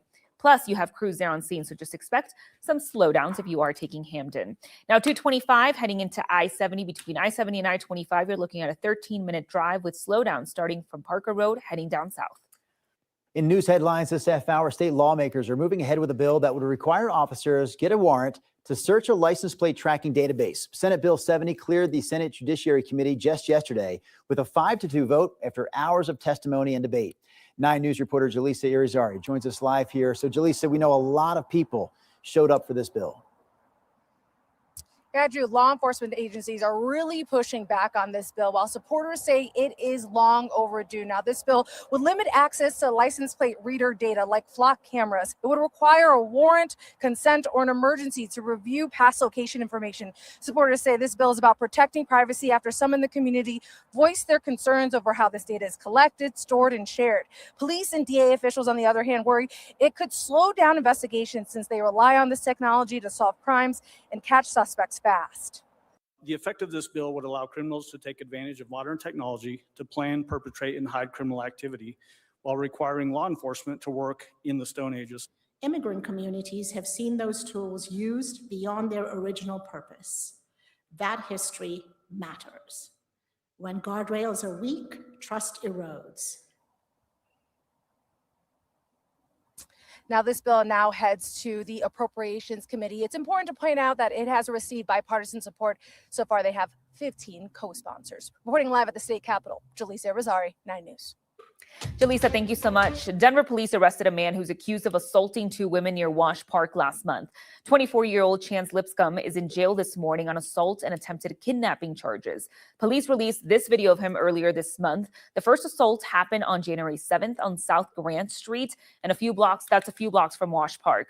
Police say the second attack happened on January 27th, right at the intersection of East Ellsworth Avenue and South Grant Street. A former Parks and Wildlife ranger will not go to jail after making false claims that he was stabbed during an attack while on the job. This happened last August. That's when Calum Heskett reported that someone stabbed him at Staunton State Park, and that set off a big search for a suspect that never existed. Yesterday, Heskett pleaded guilty to attempting to influence a public servant and false reporting of an emergency. A judge sentenced him to 3 years probation and ordered him to pay more than $16,000 in restitution. If he violates the terms of that deal, he could spend between 2 and 6 years in prison. Attorneys for a man who spent 12 years in prison for a murder he says he didn't commit hopes to convince a judge he was a victim of an outrageous government misconduct. They want DNA records from CBI to help to prove it. Michael Clark was convicted of the 1994 shooting death of Marty Grisham. That conviction was based in part of a DNA analysis and testimony by Missy Woods, who is now accused of falsifying results and other issues during her decades-long career at CBI. Clark's conviction was overturned and he was freed last April. Prosecutors plan to take him to trial again. At a hearing Monday, his defense team asked for access to file in other cases where Woods did DNA testing. The judge did side with the defense, but she also gave CBI 2 weeks to ask her to reconsider that decision. New details are coming out about the man who was shot and killed after showing up at President Trump's Mar-a-Lago estate in Florida this past weekend with a shotgun. 21-year-old Austin Tucker Martin from North Carolina walked up to the property's secure perimeter early Sunday morning. Secret Service says he dropped a gas can and raised the shotgun at 2 agents before a local sheriff's deputy opened fire and killed him. According to his cousin, Martin worked as a golf course groundskeeper, rarely talked about politics, and actually seemed afraid of guns. He also says Martin came from a family of President Trump supporters. President Trump often spends his weekends at Mar-a-Lago, but this past weekend, he was at the White House. Investigators have not yet identified a motive. President Donald Trump is warning more tariffs could be coming for any country that wants to, quote, play games following a U.S. Supreme Court ruling. On Friday, the High Court ruled that Trump went too far when he imposed sweeping tariffs under a national emergency law. Shortly after that, the president issued a sweeping 10% tariff, and then he hiked it to 15%. On Monday, he warned of more tariffs to come, and this is in response to the Supreme Court's decision. Business owners say the tariff instability makes it difficult for them to plan for price increases or manage cost. It's not to my benefit, it's not to our customers' benefit to walk around and threaten these giant tariffs, because it creates fear in the market. And it's not good for us, it's not good for anybody. The Supreme Court did not offer clear next steps on refunds, but a few U.S. Senate Democrats have introduced a bill that would require the government to refund that $175 billion in tariff revenue with interest. It is 6:34, continuing coverage of breaking news we've been following since Wednesday night. Daquan Johnson shot and killed by Grand Rapids police, and this morning we're expecting Michigan State Police to continue their investigation into what happened. We've talked with Johnson's family, neighbors, the Grand Rapids Police Department, and community leaders about what happened. 13 on your sides, Aaron Sullivan live this morning in Grand Rapids. Aaron, good morning to you. What are we hearing from those groups? Emily, Tanner, well, a question from the community this morning is, why did Daquan Johnson have to die? We know that Johnson was riding a bike Tuesday evening after officers stopped him. While attempting to stop him, they said he wasn't complying. Now, Grand Rapids police did share this body camera video saying Johnson ran, so they used a police dog to attempt to stop him. That's when they say Johnson pulled out a gun and an officer shot him. But Johnson's family is sharing a different video this morning, saying he was on his stomach when he was killed. Well, my son, nowhere in that video was he resisting. I saw somebody laying on their stomach with a dog on their back and 2 police officers behind them. And then I watched them shoot my son 4 times. He wasn't just my nephew, but he was a son. He was a dad. He was a brother. He was a cousin. He was surrounded by people that loved him and that supported him. Johnson's family, as well as community members and leaders, marched in Grand Rapids calling for justice in Johnson's death. And Johnson's mother, Angelica, says she's still not been allowed to see his body. She's hoping later today she can say her final goodbyes. For now in Grand Rapids, I'm Aaron Sullivan, 13 on your side. Protests began before the speech tonight. About 50 Democrats boycotted the event, including Colorado's Diana DeGette. Your reporter Sarah Horbakowitz has been analyzing the address tonight and spent the day speaking with those people who represent Colorado. So, Sarah, what are some of those eye-catching moments that you noticed tonight? Yeah, well, some moments definitely brought people together. There was certainly a lot of division overall, a lot of each side of the aisle. Many of the president's comments, with some criticizing Democrats, other comments were followed by applause and standing ovations from Republicans. Some Democrats yelled comments in response. 2 of the bigger moments, however, was Texas Democrat Al Green getting kicked out of the address after holding a sign that said Black people aren't apes. The president also had a lot of guests that were honored, some bringing people together. He honored the U.S. men's gold medal hockey team, service members, and supporters, packing a whole lot in. And Sarah, I know you also talked to a number of our state's representatives heading into the address tonight. So what do Coloradans need to know from what happened? Yeah, I was really looking at this through a lens of what could impact us here in Colorado. Some of those key issues we talk about in Colorado are oil and energy production, tariffs, immigration policies, and election security. I reached out to every Colorado representative in Congress yesterday for an interview. No Republicans were available, but some sent statements. Republican Gabe Evans' office supported the president's policies on cost of living, lowering housing costs, inflation, energy, and border security. This afternoon, Representative Crow shared his frustrations with how those policies, particularly how immigration enforcement, is impacting Coloradans. Continue to be a leader in this country and in Colorado to restore oversight and transparency to this runaway immigration system that the president has created. The abuses have to stop. The violence against Americans has to stop. The masked officers in unmarked vehicles snatching citizens off the street and deporting them without habeas corpus and judicial hearings. It all needs to stop. Sarah, the president also touted the economy tonight, talked about record numbers for the stock market, and talked about affordability as well. Yeah, that's the first thing that Representative Brittany Pedersen actually spoke to me about. Alongside her guest to the address tonight, a survivor of the Evergreen High School shooting. Donald Trump trying to tell everybody how great the economy is when we know that that is far from the reality. And Tyler is here representing not just the need for federal action to prevent school shootings like he has unfortunately experienced in Evergreen, Colorado, but also he represents a generation who has been left behind, who are facing unimaginable circumstances with skyrocketing costs, not knowing if they're able to afford to put a roof over their head, to pursue a college education, a very unstable future for the next generation. Gun violence within the U.S. was not highlighted in the president's speech tonight. Michael and Karen, in Colorado, the president signaled continued efforts, though, to grow oil production, pushing AI data centers to pay for their own electricity, and pushing to possibly end mail-in ballots. Issues that we know he will continue to talk about and that our representatives will continue to talk about as well. Sarah, thank you. Next to a huge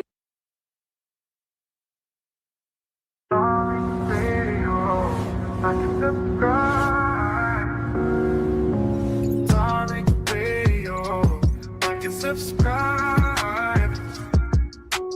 Darling Radio, like and subscribe. It helps us fit those skills into our lessons. Black schools that like they're they're too dumb to know they're in a bad school. Independent in our class. I mean, apparently Martin Luther King said it. Like if you train a Black person well enough, they'll know to use the bacc. You don't have to tell them anymore. They just Allison Friedman, what you're saying is absolutely hearable here. You've got to stop.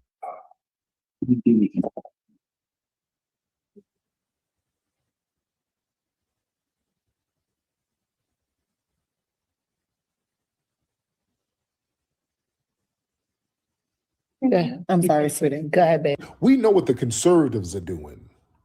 You know, down in Florida with the DeSantis, they're trying to remove Black history.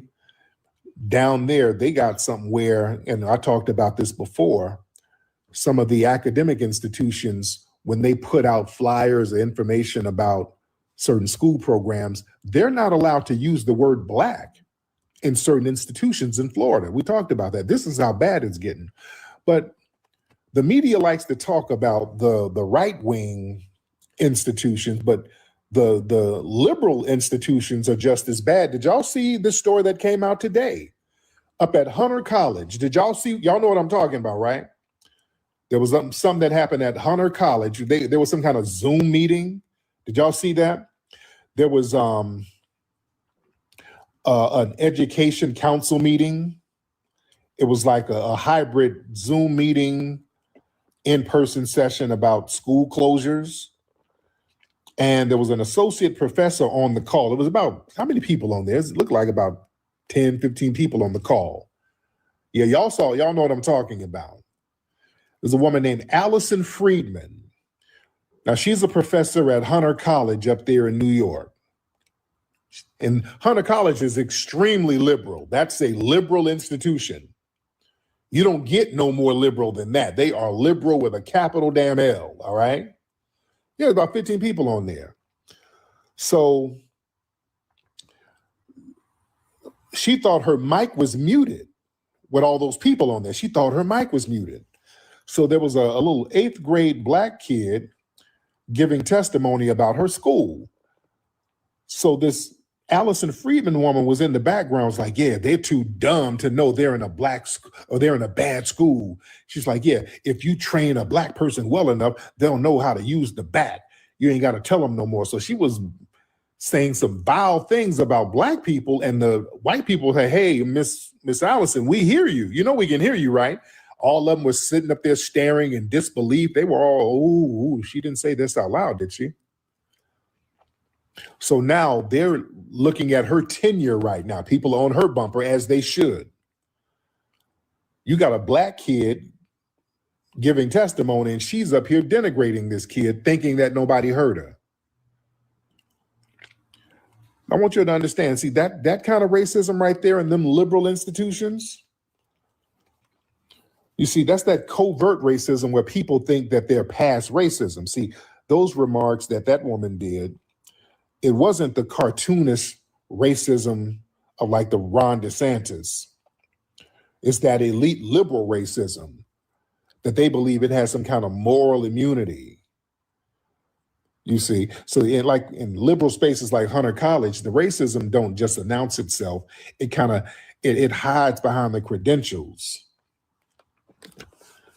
You see, they keep it hidden in those liberal institutions. They're never supposed to talk about it.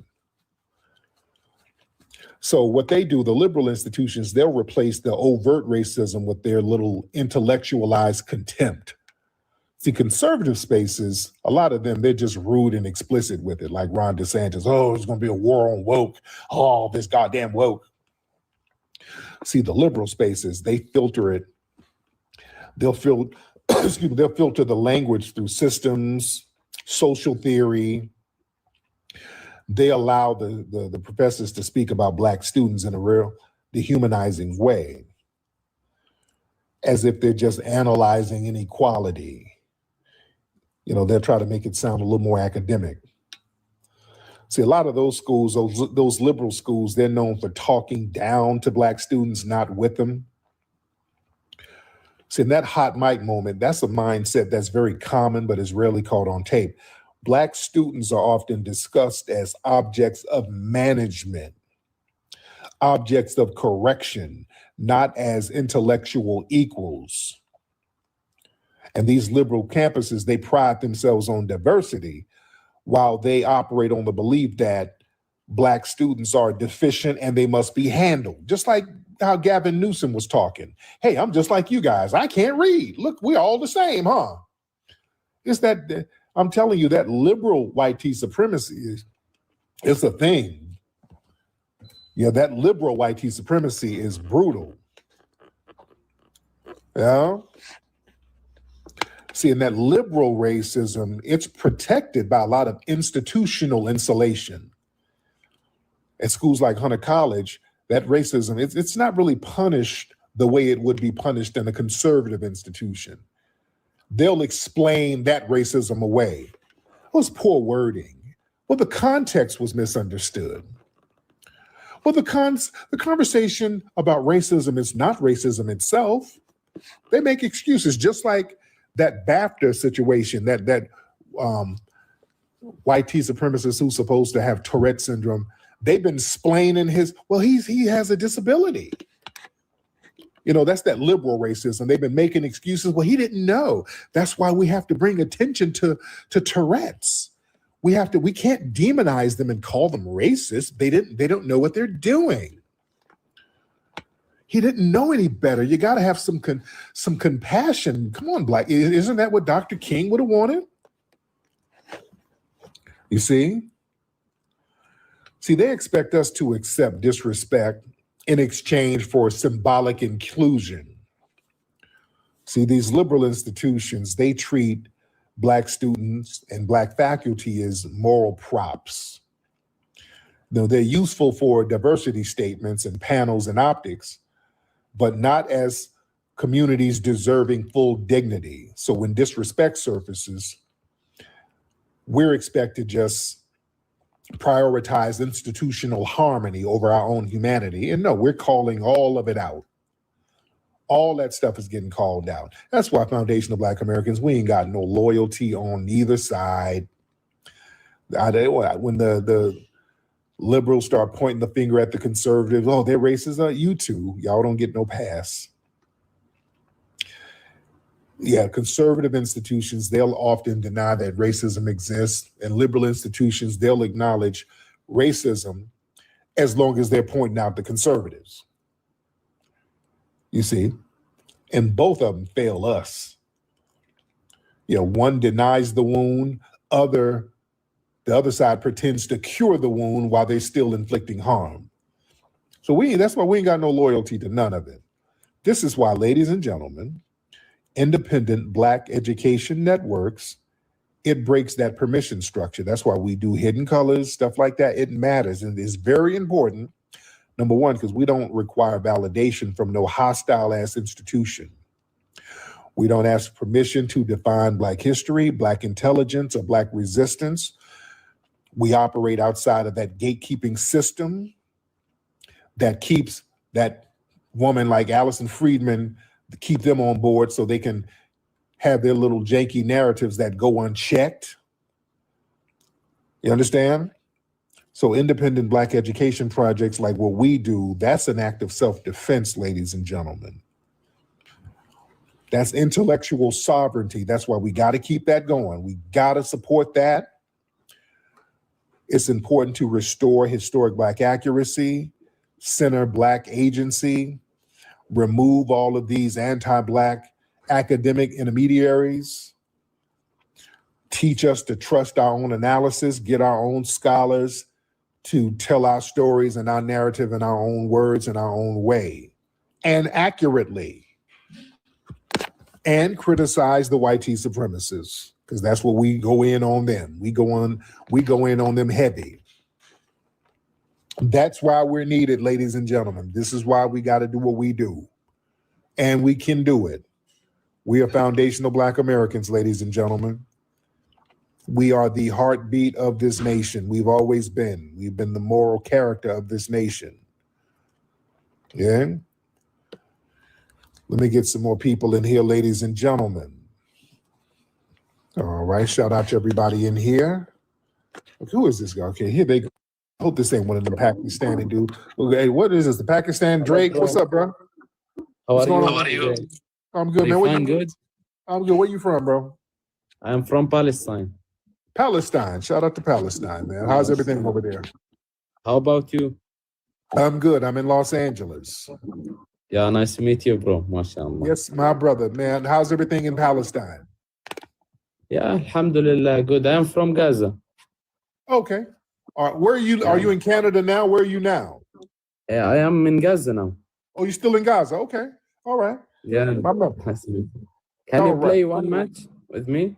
We'll do. I'm talking about some important things, but we'll do it later. Just hit me up later. We'll do it. We'll chop it up. Palestinian Drake. All right.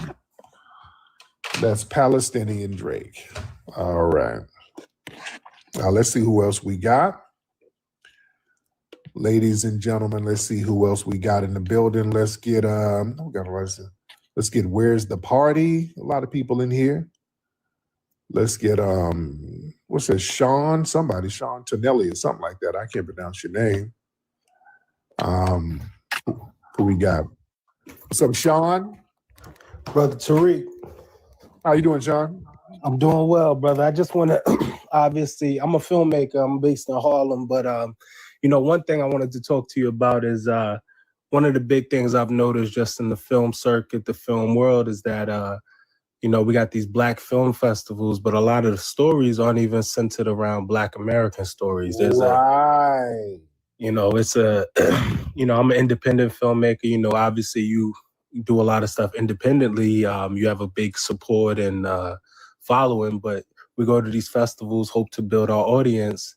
And I'm foundational Black American. I know some people say Caribbean, but I'm from Harlem. You can check out my work. I've been doing a lot of films over the last 10 years in Harlem, documenting our community. So feel free to check out my work, to read some of the other folks in the chat as well. So, but yeah, it's a big problem. I mean, you look at the festivals, all of the films that are selected, awarded, are all from Africa.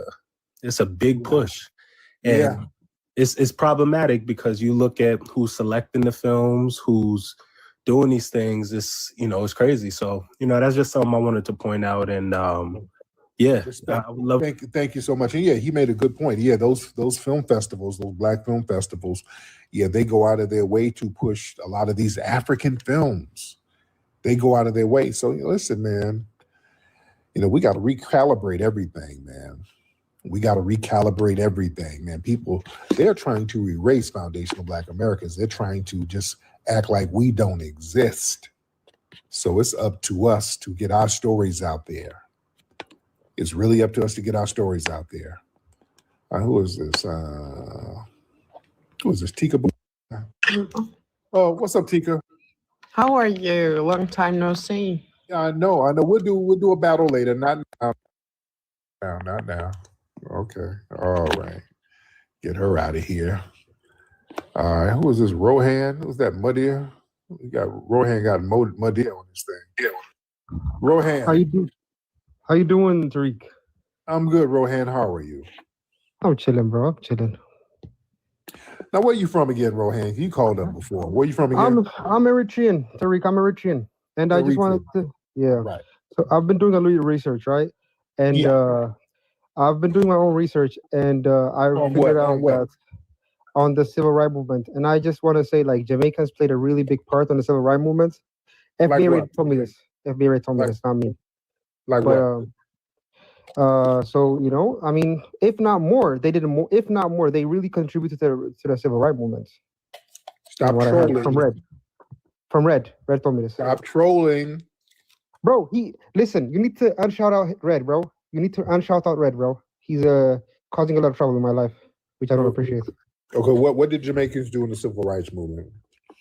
I mean, I remember this one guy. He got deported to Jamaica, but he went to the UK. He did quite a lot. Good Lord, man, your trolling is boring. God damn, he's talking about Garvey. He's just saying shit.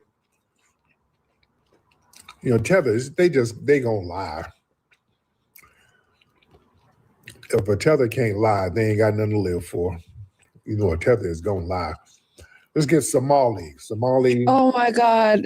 Thank God you have me up here. What's up? What's going on? What's up, Somali nationalists? What's going on? Somali nationalist. Do I sound like a dude? I didn't say that. Why did you mute me? I didn't mute you. You're not muted. Yeah, you did. We can hear you perfectly fine. So basically, you're gonna come in trolling. You got any? No, I'm not trolling. I'm not trolling. This is my actual account. Is your trolling gonna be witty at least? I hope so. I don't know. Okay, let's hear some of this trolling. Let's hear some of this Somali wit. Well, I'm not trolling, my guy. This is my actual account. People know me from here. Right, because you're already coming in. You're not witty. So, what's on your mind? I never claimed to be witty. Yeah, you're not. So here's the thing, Tyreek. You have a lot of followers who are, it's more so, they're not really doing your name any good faith, if that makes sense. Who's a lot of FBAs, you know, they're be doing my name. No. Yeah, a lot of. When was it required for people to do my name? Nobody's required to do my name a good faith. What are you talking about? Nobody represent me and I don't represent anybody. So I can only do my name good or bad. Nobody represents me. So what are you talking about? Come on, Somali. Unmute your mic, ma'am. I mean, somebody keeps on muting me. I don't know who the fuck that is. Calm down. Watch your mouth. You want to hop on camera? Let's see what you look like. You've seen how I look like, my guy. I forgot, ma'am. I forgot. Let's see your beauty. Let's see your beauty. I'm very pretty. I have that East African gene, you know. Right. Let's see that beautiful slim nose. You know, nice. All right, let's see. Hop on camera. Let's see that beautiful. No, you've seen me before. You've seen me before. I hopped on your camera. I'm trying to jog my memory. Trust me. No. My beauty is not for you, anyways. So well, come on, let's see some of that beauty and hunger. Let's see it. That's just beautiful. I have high cheekbones. You know, slim nose, not wide nose. You know, nice thin hair. Right. Yeah, jaws slim. Full of bush meat. Let's see it. Not bush meat. Trust me. Okay, but go ahead. You know who Iman is, right? I'm Somali, bro. Right. Yeah. Have you seen her recent interview where she was like, "Yeah, I got." Okay, yeah, I'm already bored. Let me get some more people. I'm bored. Yeah, your trolling wasn't witty. It's boring and hungry. Okay. Yeah, just my phone just started getting musty. I don't want to hear it. Okay, I got to rub some root work on my iPhone. All right. Yes. Omar, what's up, Omar? Hey, hello, Tariq. How are you? I am good, Mr. Omar. How are you? Yes, I'm fine. I'm fine. Always a pleasure to hear you, to listen Yes. to your talks. Yes, indeed. Now you've been on here with me before, right? Yes, indeed. I've been. Hop on camera so I can remember. I got to jog my memory. I know your voice, but hop on camera. Let me see your face. So, All right. Wait a minute. Yeah. Wait a minute. Yes. That's me. There you go. Okay, there you go. All right. I don't remember your face. Have you ever been on camera? No, I've been on Twitter with you, not Okay. on camera. Okay. All right. So what's on your mind, Mr. Omar? No, but I just wanted to. By the way, thanks for coming to my country in Senegal last time. Yes. I see that you enjoyed the nice food and the vibe. Yeah, I really enjoyed myself over there. Very, very Yes, cool. yes. You know, Tariq, as I always comment on your things, I always say that you did something great that people need to recognize. I disagree with you on some points, but I agree with you on other points, as I always say that also. You made it clear that it's important to recognize the Black American experience, right? And thanks to your contribution in a certain way, this conversation has been more important in the last year of 2 years than it ever was the last 20 years concerning. So, by example, just to emphasize the fact that the Black experience is a unique experience, all right? And that the history of Black people in America needs to be recognized as such and not to be confused with others, okay? I agree with those points. The part where I not agree, and maybe is a choice of yours or a choice of people who follow you, I think this is not because this experience is specific that some people need to antagonize FBA with migrants, or with Africans, or with others. It doesn't need to be antagonized. It just needs to be made specific, right, Tariq? Right. And I think that there is so much to gain from that knowledge and to learn from each other's, right?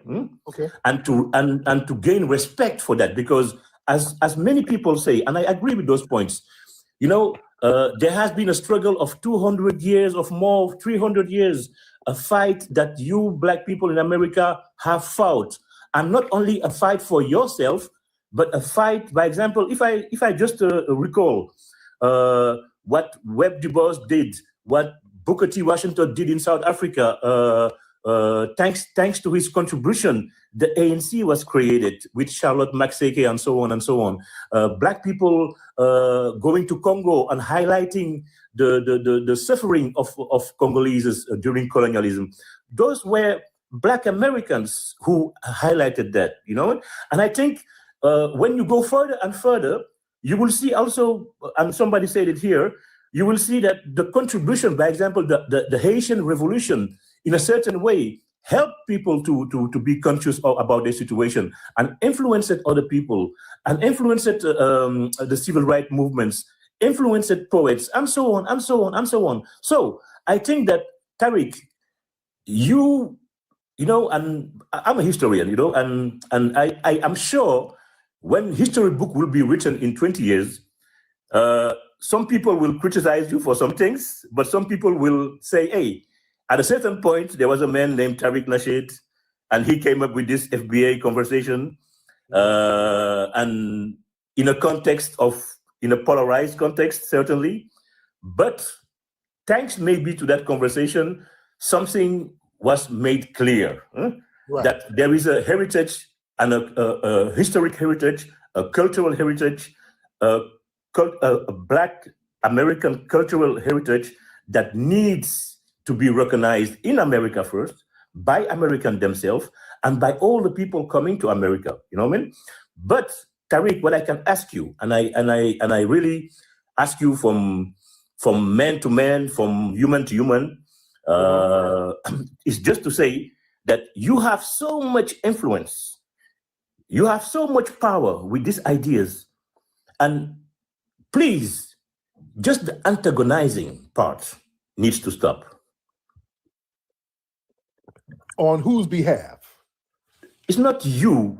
It's not about you. It's just the people who misunderstand this concept of FBA being a concept of self-consciousness, of the conscious of his own history, the conscious of your own heritage, but it's not about to antagonize toward others, against migrants, against Africans, against Caribbeans. Okay, No. all right, let me thank you. Thank you so much. Let me address that. Okay.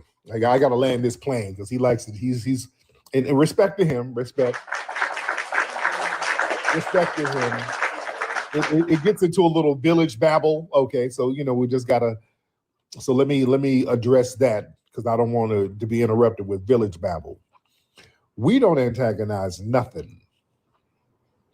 Let's be very clear. We as foundational Black Americans, we mind our business. We're not over in other people's countries interfering with nothing they got going on. We're not trying to go over there and undermine you. We're not going over there trying to extrapolate your resources. We're not going over there getting into your political structures, nothing. In fact, when we show up in your homeland, we're bringing something. We don't really get anything, but we bring. We invest in the businesses, we help the people, we bring things. The problem is when folks get over here, is stay away from the Akata, stay away from the Jareer, stay away from the Abids. We got a lot of negativity from other people who come over here, and then they start getting into our political business and then undermining us. That's antagonistic. They start getting into certain positions and then start bringing in their fellow people who come from an immigrant background and actively discriminating against us. We don't do that. See, you want to talk about antagonism. The antagonism is one-sided. What we do is make them accountable for the stuff that they do, and they don't like being held accountable. But it's a new day. It is a new day. You want to talk about antagonism, we are talking about our lineage, and then you get a bunch of people who tell us, why y'all claiming FBA? Y'all is African. That's antagonism when people try to tell us who we are and tell us about our history. That is antagonism. So we're making everybody accountable right now. So it's just a brand new day.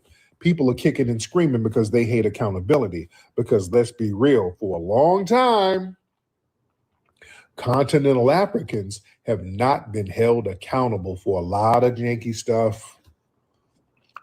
A lot of continental Africans been getting away with a lot of shit, and they've not been held accountable, especially by us.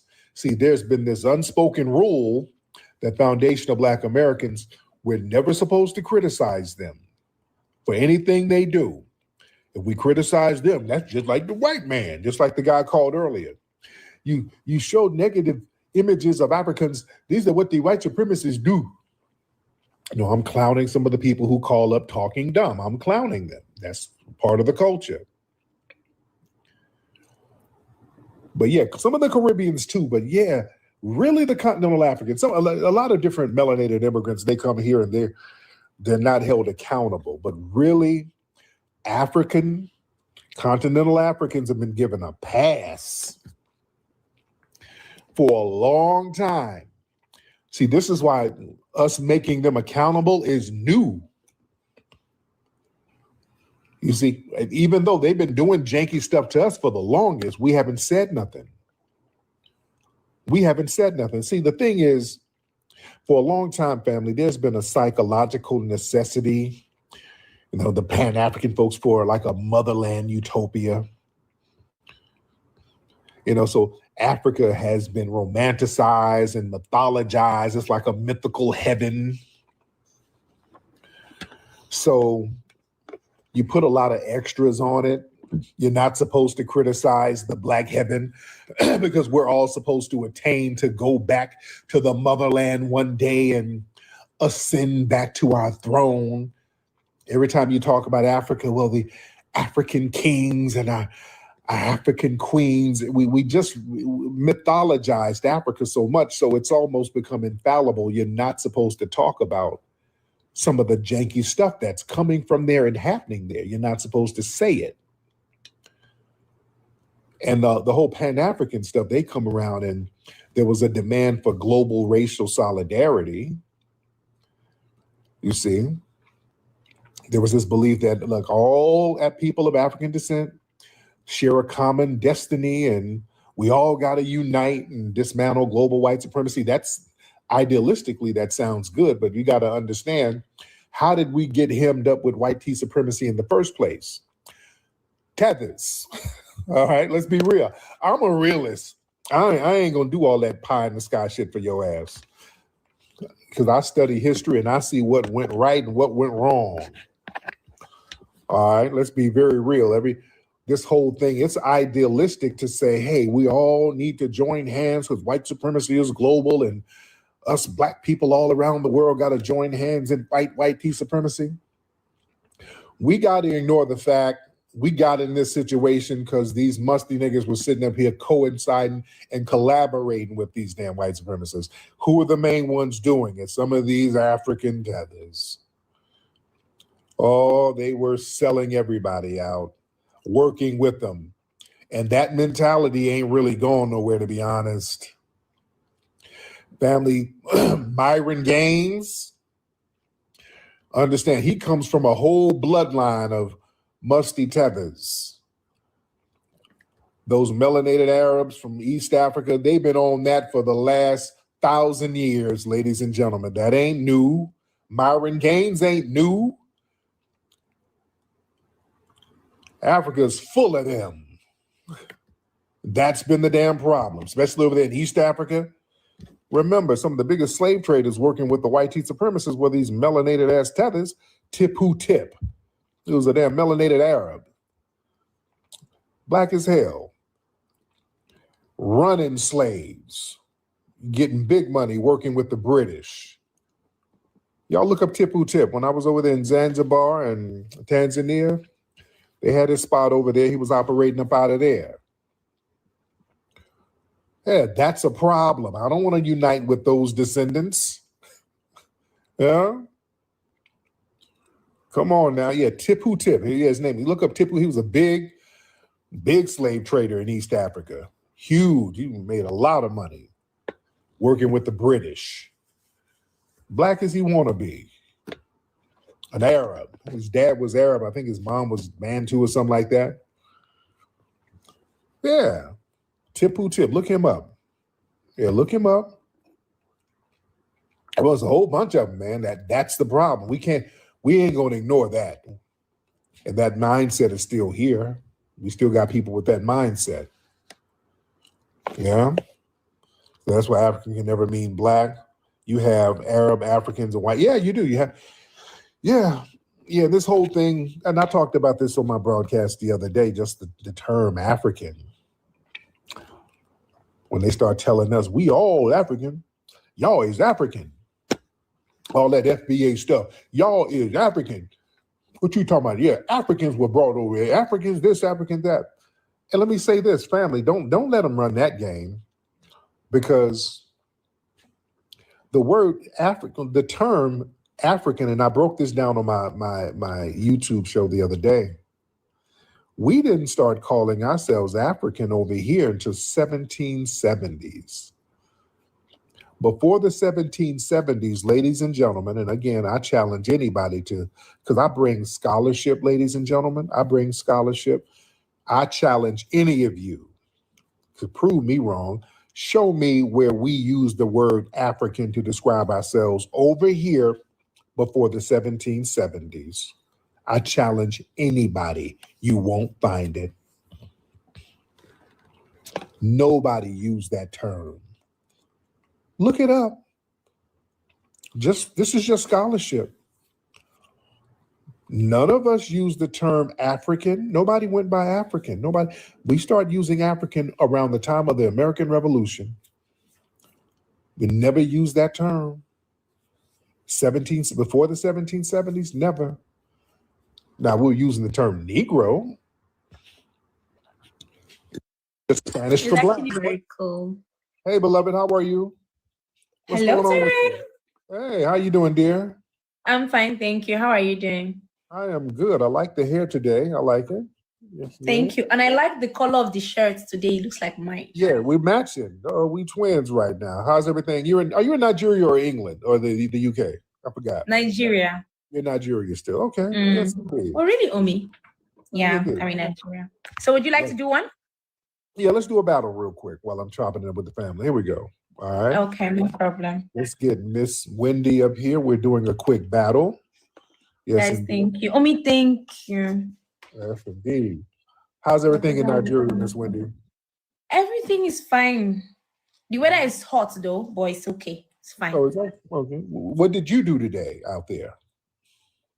Oh, well, I didn't do anything much. It's morning for me. So Oh, okay. yes, it's daybreak. Okay, I It's daybreak. forgot. So it's more like, what am I going to do today? Oh, okay. Right. Now, what do you normally? Oh, now over there in Nigeria, what do you normally eat for breakfast? What do you have for breakfast over there? Different things, depends on you. I like bread and tea. Bread and tea. Okay. Okay. Yes, I like bread and tea. So I eat bread and tea very much. Then there's something we call akara. Akara. What is that? Okay, it's bean cake. Thank you, Prom King. It's bean cake. Like you use beans, you grind the beans, and then you make it into a cake, small, round. I'll just show you a picture. We take it with corn pap. Is it kind of like? Is it like pancakes like we do? Is it kind of like pancakes? No, it's not like pancake. Let me see. Akara. Let me show you a picture of it. Okay. Sounds interesting. So, yes. Akara. Yes, akara. Thank you, Jonathan. So this is akara and pap. Let me show you a picture of it. So see, this is akara. Hi, Brian the investor. This is akara. Then this is pap. Pap, okay. Then you can mix it. Thank you, Brian. You can mix it with bread. You know bread? Sliced bread. Okay. Cool. Is Yes. that like cream milk you're putting on top of the pap? Yes, you can decide to put cream, milk. Thank you very much. You can decide to put milk or you put sugar. You put sugar most of the time. All the time. Either Now, sugar or honey. Thank you, Jonathan. Now, what is your favorite dish? What dish do you like to make the most for dinner and food? What's your favorite dish you make? I like swallow. Swallow? Yeah, you've heard of fufu. Fufu? I heard of fufu, yeah. Fufu and egusi soup. Okay. Thank you, Brian. Yes, I like it. It's my favorite. Hi, maybe. Yes, but I don't like egusi soup, but I like fufu. I like another soup. Okay, and that soup is called swallow? No, not swallow. I said swallow. Like when you swallow something. So now the fufu is the swallow because you don't chew fufu. You swallow it. Swallow it. Got it. Chewing is not right. You are defiling the food. If you chew it, wow. Yeah, you don't chew fufu. You swallow only. Oh, wow. I think Yes. I heard that. I heard that. Yes, you're not supposed to chew. Oh, wow. Mhm. Wow. Oh, that's what I like eating the most. The soup I like it with is not egusi. It's called native. Hi, Queen Tricia. Hi, maybe. Yes, it's called native. But that's what I like eating. Then I like rice. Rice is good. You know jollof rice? Hi, Yeah, I do, maybe. Yes. Jollof rice is good. Yeah. Now, why does the Nigerian jollof rice taste a little different from the Senegalese jollof? The Senegalese jollof had more of a smooth taste to it when I was over there. I've had some Nigerian jollof. The Nigerian jollof, it always has somewhat of a burnt taste. It almost tastes like a burn, more of a charred taste to it, right? Thank you, Mando. Okay, is the main, about jollof rice, when you call it party jollof, the thing that makes it the party jollof is the burnt taste. I'm fine, thank you, maybe. It's the burnt taste. You leave it on the fire. You use firewood to cook it. Okay. Now, firewood is different from the gas or burner you use. Now, firewood is just like putting 3 big stones at different pots, like 1 here and 2 here. So you put the pot on top of it to lap, then you put wood, sticks from 3 branches under, and then you light up the fire. So now the fire makes the food taste differently from when you use your normal gas burner or your table burner. Do you understand? Okay. Right. Okay. Got it. It gives it a totally different taste and is nice. And again, the spices we use is a bit different from what the Senegalese people use. Oh, okay. There it is. There it is. All right. Well, there we go. We got the battle done. There you go. Miss Thank Wendy. you, Brian. Thank you very much. Thank you, Brian. Thank you, Mando, Prom King. Thank you, Tariq. Thank you, Wendy. It's a pleasure talking to you again, beloved. Thank you so much, dear. All right. Thank you. You from Nigeria. She's nice. I like her. That's a sweet sister. I like her.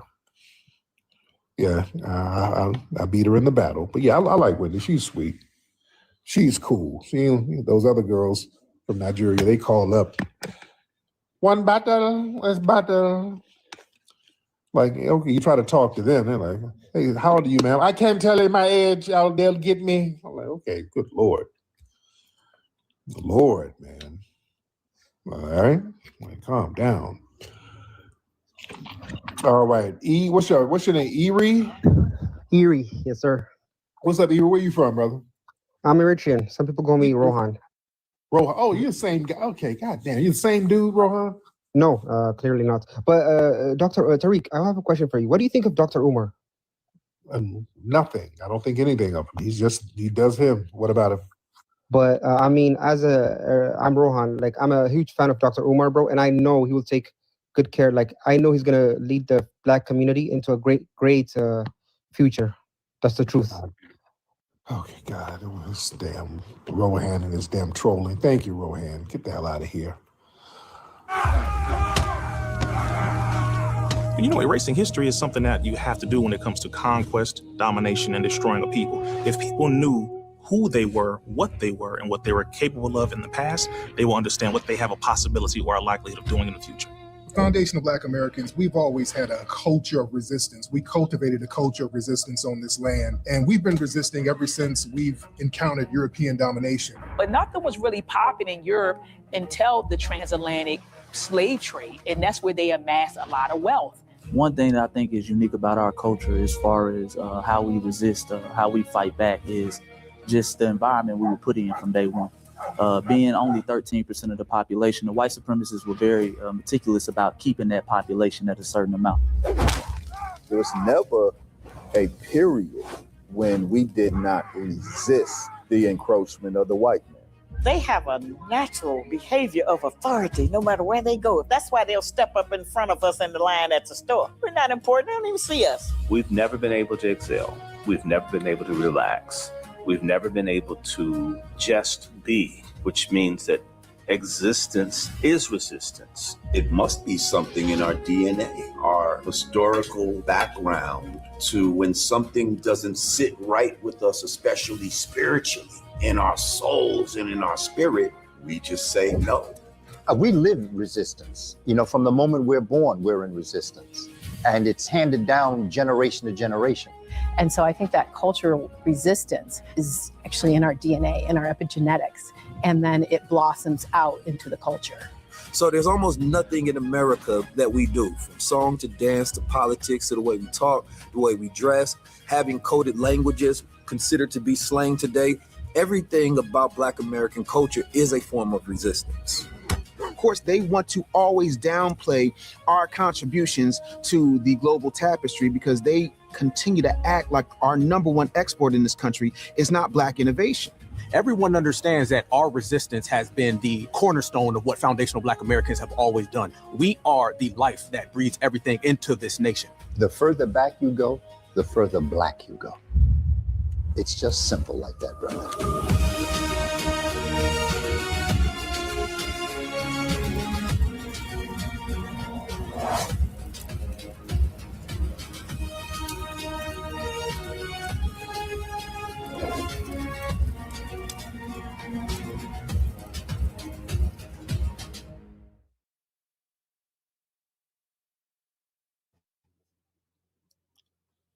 Peace, love, and reparations. Welcome to Black Star TV 2.0. It's your boy Black Star.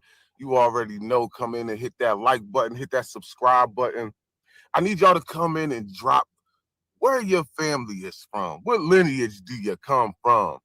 Drop it in the comments. Family, I don't know what Dr. Kubar talking about.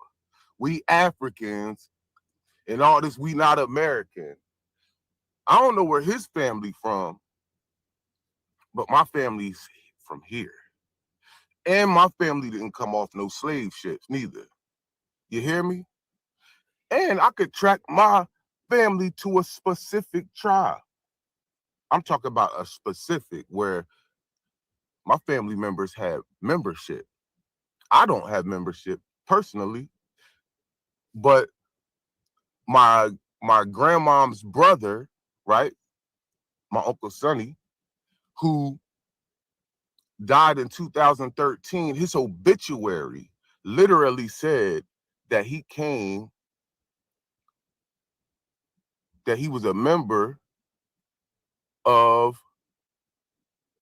the Natoki Lenni Lenape tribe, and identifies his parents as James and Letitia Brown Bateman. Now, family, I can walk you down all the way to 1590, right? Because this is my grandpa, Lester. That's my mom's mom, Noonie. Now watch this, Grandma Noonie. Boom. Now watch this, family. And we could just go, and I found this trying to figure out, because I was looking and searching about how to do the tribal courts and tribal government, and it said that you had to be part of a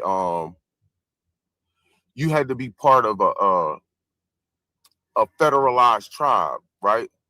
A federally recognized tribe. So that's when I just started doing my research, because I already knew that my family was part of a tribe, right? But see, this one is not federally recognized, it's actually state recognized, right? Now watch this, family.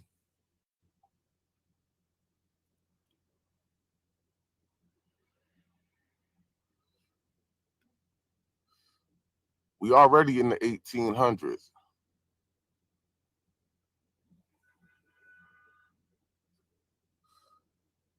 We already in the 1800s. Now watch this, family. We can get back to 1590. You hear me? Hold on. Hold on.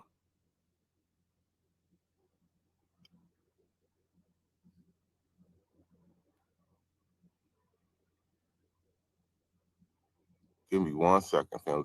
Because I gotta get it through this way.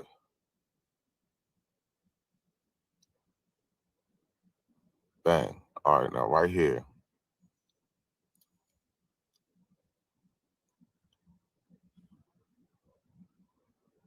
Here we go. Grandma Hattie. Aunt Hattie. Now watch this, family. I want to show you my Grandma Hattie's mother, right? Now watch her mom. Now this is her mom, right? This is her mom, Julia Murray Pierce. Now, as you can see, she looks super white, but I'm gonna go to her details, right? And this is how you know my family was affected by the Dawes rolls, right? Also known as, look, race, Black American, Black. Now watch this, family.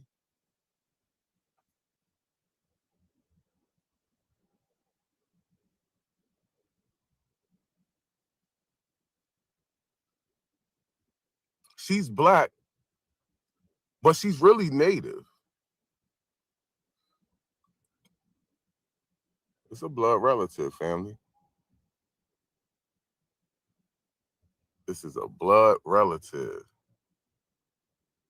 Y'all hear me? So they was reclassifying people, right? They were reclassifying people. And my family got caught up in that. And I can even show you through the thing, through the dolls rolls, right? Where's her parents at?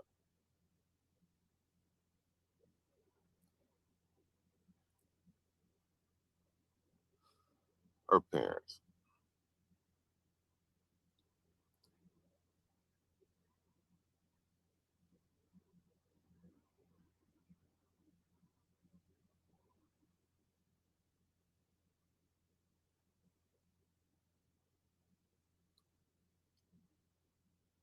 Family, I advise everybody to go look at their own family lineage and trace your own family back, right?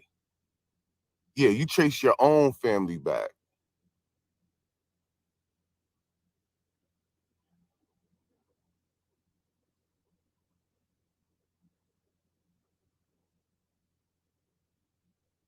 And instead of going through all that, right, I'm gonna just show y'all this way.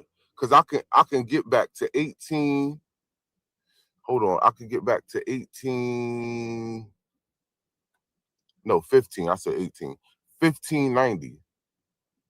And we know that the first slaves landed here in America, right? We know that the first slaves landed here in America. Hold on, here we go, family. Bear with me. We know the first slaves landed here in America in 1619. That was the first slaves that came over on the ship, was in 1619. But there was a couple of African slaves in Spanish Florida back in 1526. So now watch this, family. Look at this. Look at this. I was supposed to go to Pierce, and but I had went to Julia Murray just to try to show y'all something. But watch, family. Look how far this go back now. Look how far this go back. We into 1730. Look how far this go back now. 1700. Richard Pierce III, born in 1590 and died in 1666. Who came off with slave shit? Huh? Listen, family, do your own lineage. This site I was on is called Family Search, right? Family Search. This is my other great grandmom. I'm gonna show y'all my great grandmom on my dad's side.